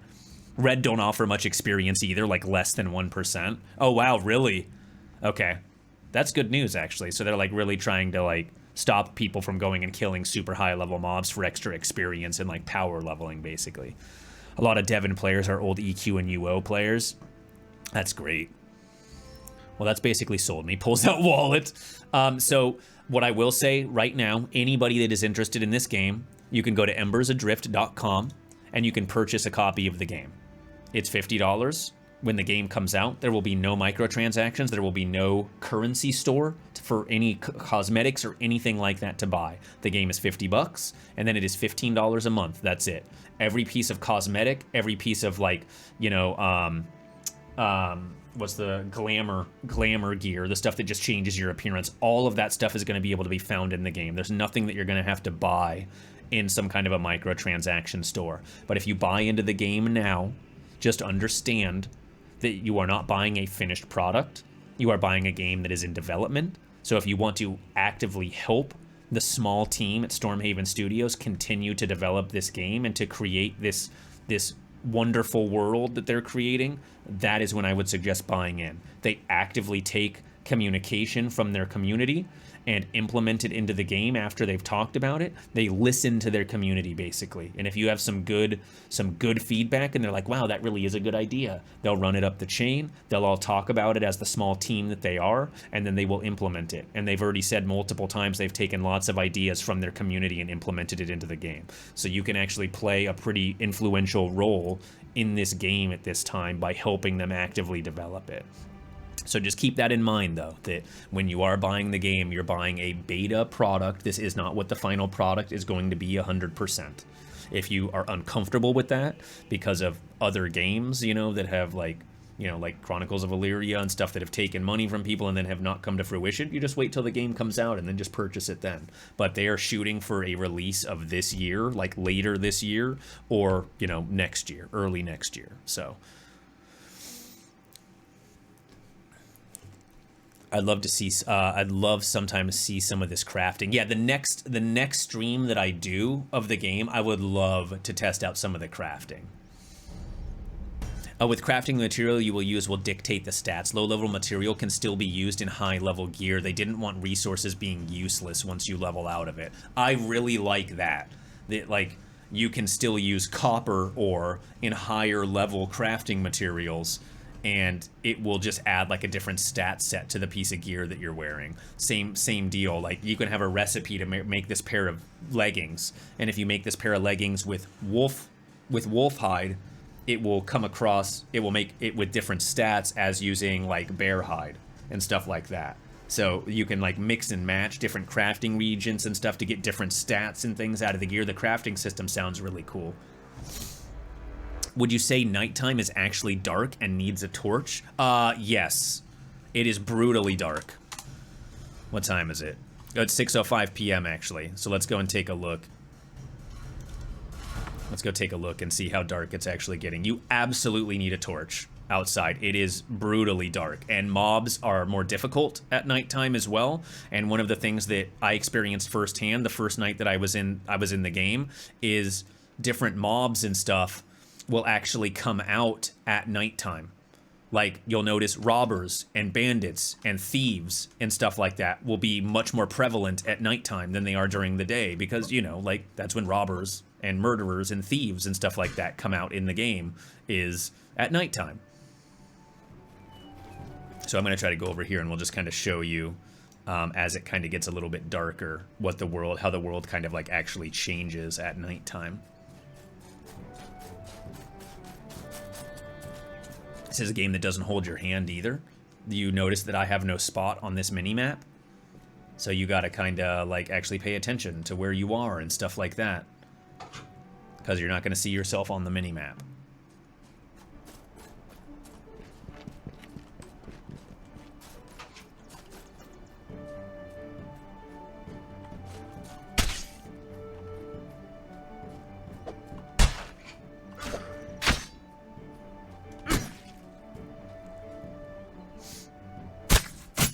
As it should be, fictionally. It's hard to gain experience from an overexperienced fighter when he's actively trying to kill you.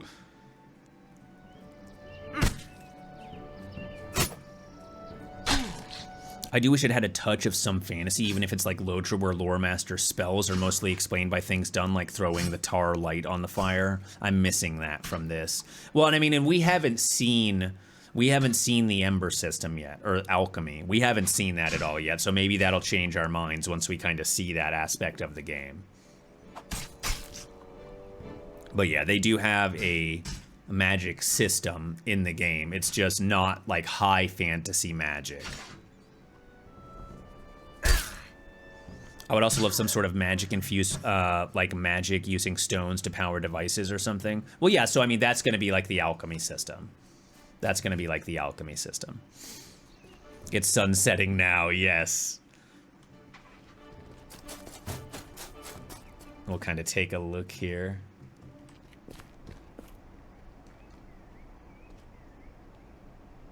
As the sun kind of sets and it gets dark. It does. It gets brutally dark at night. There's a moon cycle, so it can be super dark sometimes. Yeah, sometimes like you'll have a full moon. Sometimes you'll have a crescent moon, so it kind of depends on the night. Please, please, I can only get so, I mean, excited. There's a way to explore dungeons with some kind of a vision or light without being forced to fight in the dark. Yeah, I mean, you can have your torch out. You can have your torch out. Well, I mean, I guess until you actually get into combat, and then it puts your torch away. So you can explore dungeons with your torch out, but it makes the enemies inside the dungeon more aware of your presence as well, which will bring more attention to you. Will there be large beasts and monsters? Yes, so from what I understand, there is a large variety of different monsters and enemies and stuff like that that you will be fighting in the game. Right now they haven't implemented... right now they have content in the game basically up to level 30. Keep in mind, the stuff that you guys have seen on the stream has been just a very small portion of what's actually in the game already at this point. The level cap is going to be level 50. They have content in the game right now, they said up until about 30. We haven't even fully explored the full first zone right now. So basically what we've seen is a lot of like woodland creatures, bears, wolves, things like that. And inside like human style enemies that we've been fighting, like smugglers and things like that. But they said that yes, there will be a varying degree of different monsters and stuff once you start getting into the more foresty zones, and there will be big fights and things like that as well. There are already some huge mobs in the game, massive ember bears and big spiders and deer. Some of the dungeons have natural light and can use ground torches to light up the area. Love to see that sometimes too. Watch the trailer, it has one of them in it. Oh, I actually remember seeing that in the trailer. You're absolutely right. That thing was terrifying looking. This is really great as a base. Absolutely. As standard, I mean, I completely agree with you.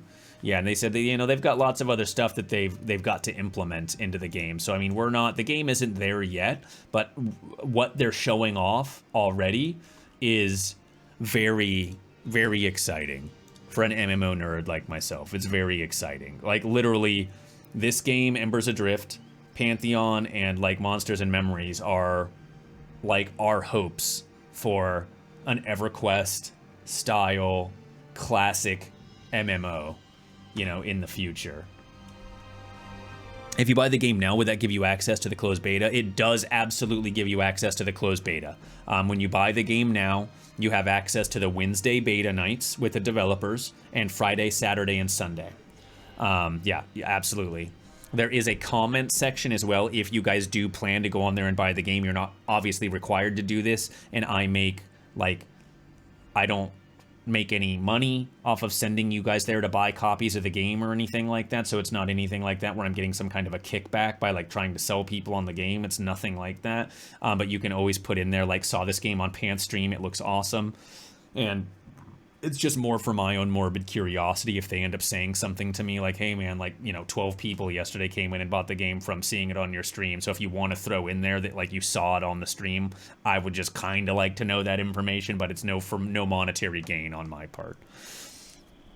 Steam says the DLC doesn't look like other things you've played in the past. Are you kidding me? Virtually every game in my library is a survival game. What have you seen or do you know about abilities? Is there a mass amount EQ2 or is it somewhat bare bones? It's bare bones. So Lone Lion, they have stated to me already on a couple of different occasions that they do not want a skill bloat in this game.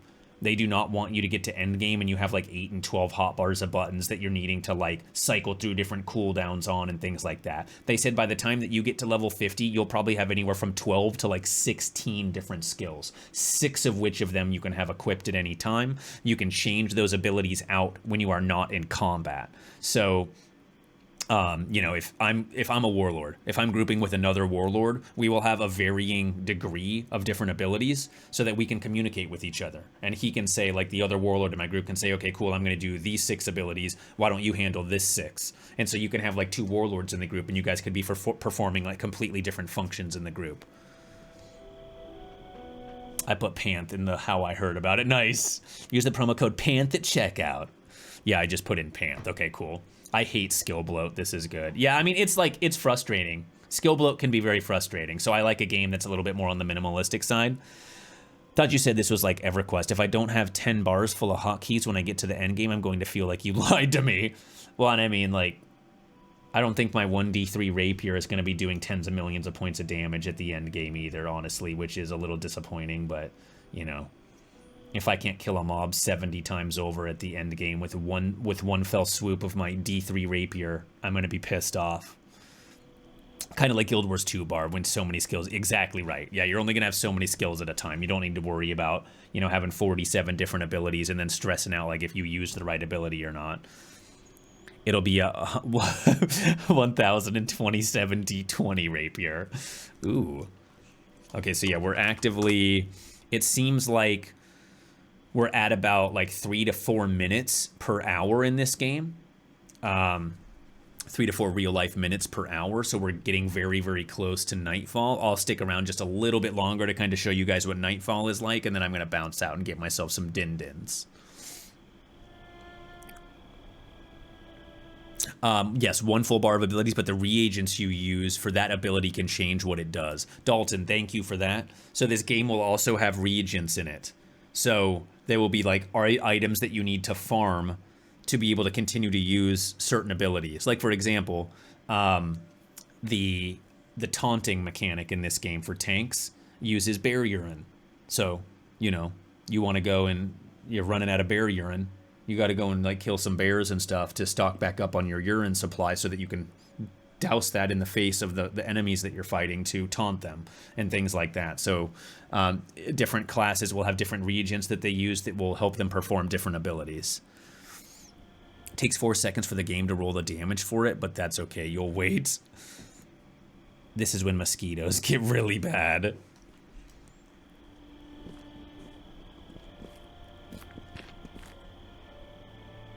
And I mean, the skybox and stuff already looks really nice too. I dig it.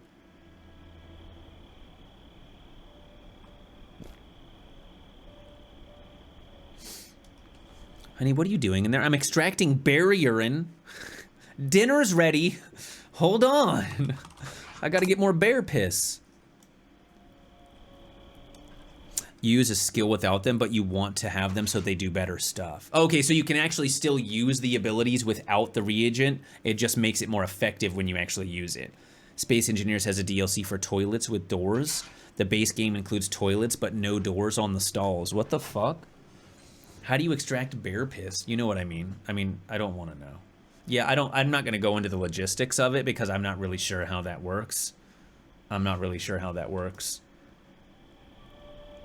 But, I mean, I'm assuming it's a messy process. Literally, yeah, it's a very messy process. Yeah, I mean, you can already see, like, it's only 8:20 right now. You can see how drastically darker that it's getting. And once we get into full nightfall, that'll probably be, like, at about 9 p.m. Hashtag extracting bear piss. We need to make this trend. And for those with Macs, I play on M1 Air. No Linux build, but runs through Proton. Very nice. Easy, just extract the bladder. What a question. Smelling salts equals old underwear in a pinch. There you go.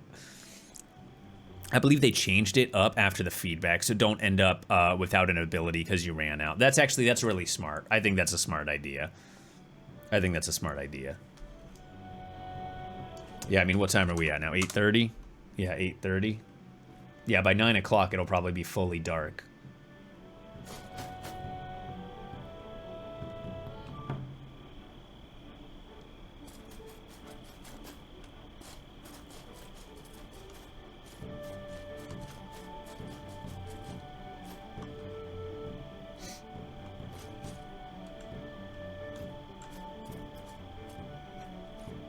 Skulking around in the darkness, we'll hide in this bush.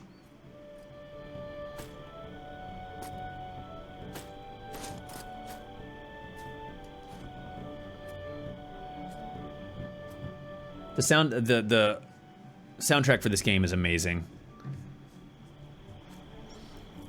Nice that they're monitoring the Proton works well. It'll be nice to play it on Linux or Steam Deck. They tried doing Linux builds, but Unity crashes 100% of the time.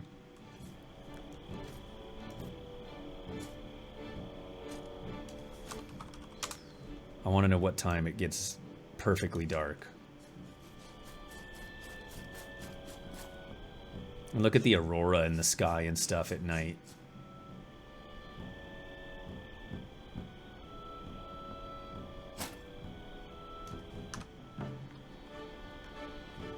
It'd be cool. I meant to ask, are they gonna, do they plan on doing a, I wonder, a first person mode?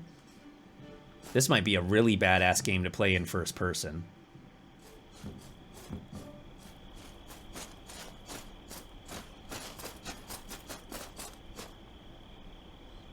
Yeah, I mean, I don't even think this is full dark, but it's, I mean, exploring out here in the woods, like even just how it is already.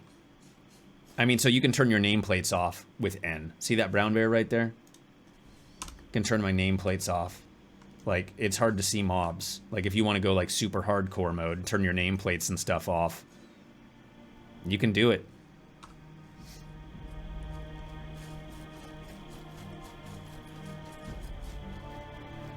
We have an over-the-shoulder camera on V. Oh, I must have rebound that to something else, because V is not doing that for me. Often Proton runs better than native Linux builds anyway. Valve nailed that optimization layer. That'd be called Skyrim. Okay, hold on. I need to find the entrance back to this layer. Here it is. Yeah, it's like, look at how dark it is, man. It gets crazy out here at night. Like, so I'm scared to run around at night. That's disabled now by default, Elloa, I think. We all kept hitting it by accident.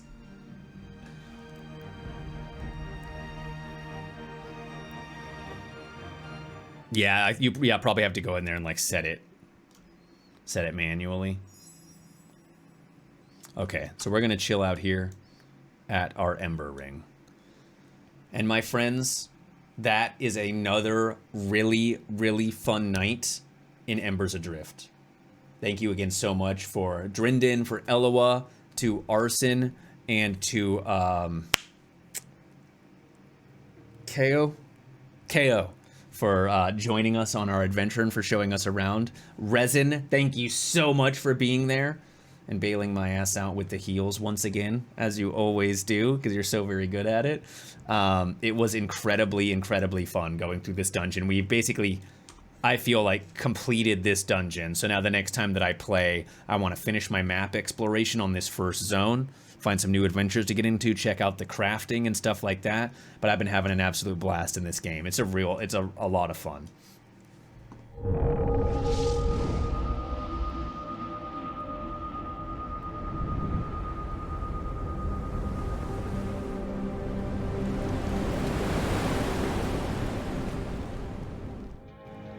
Thank you all very, very much for hanging out with me tonight. I really appreciate it.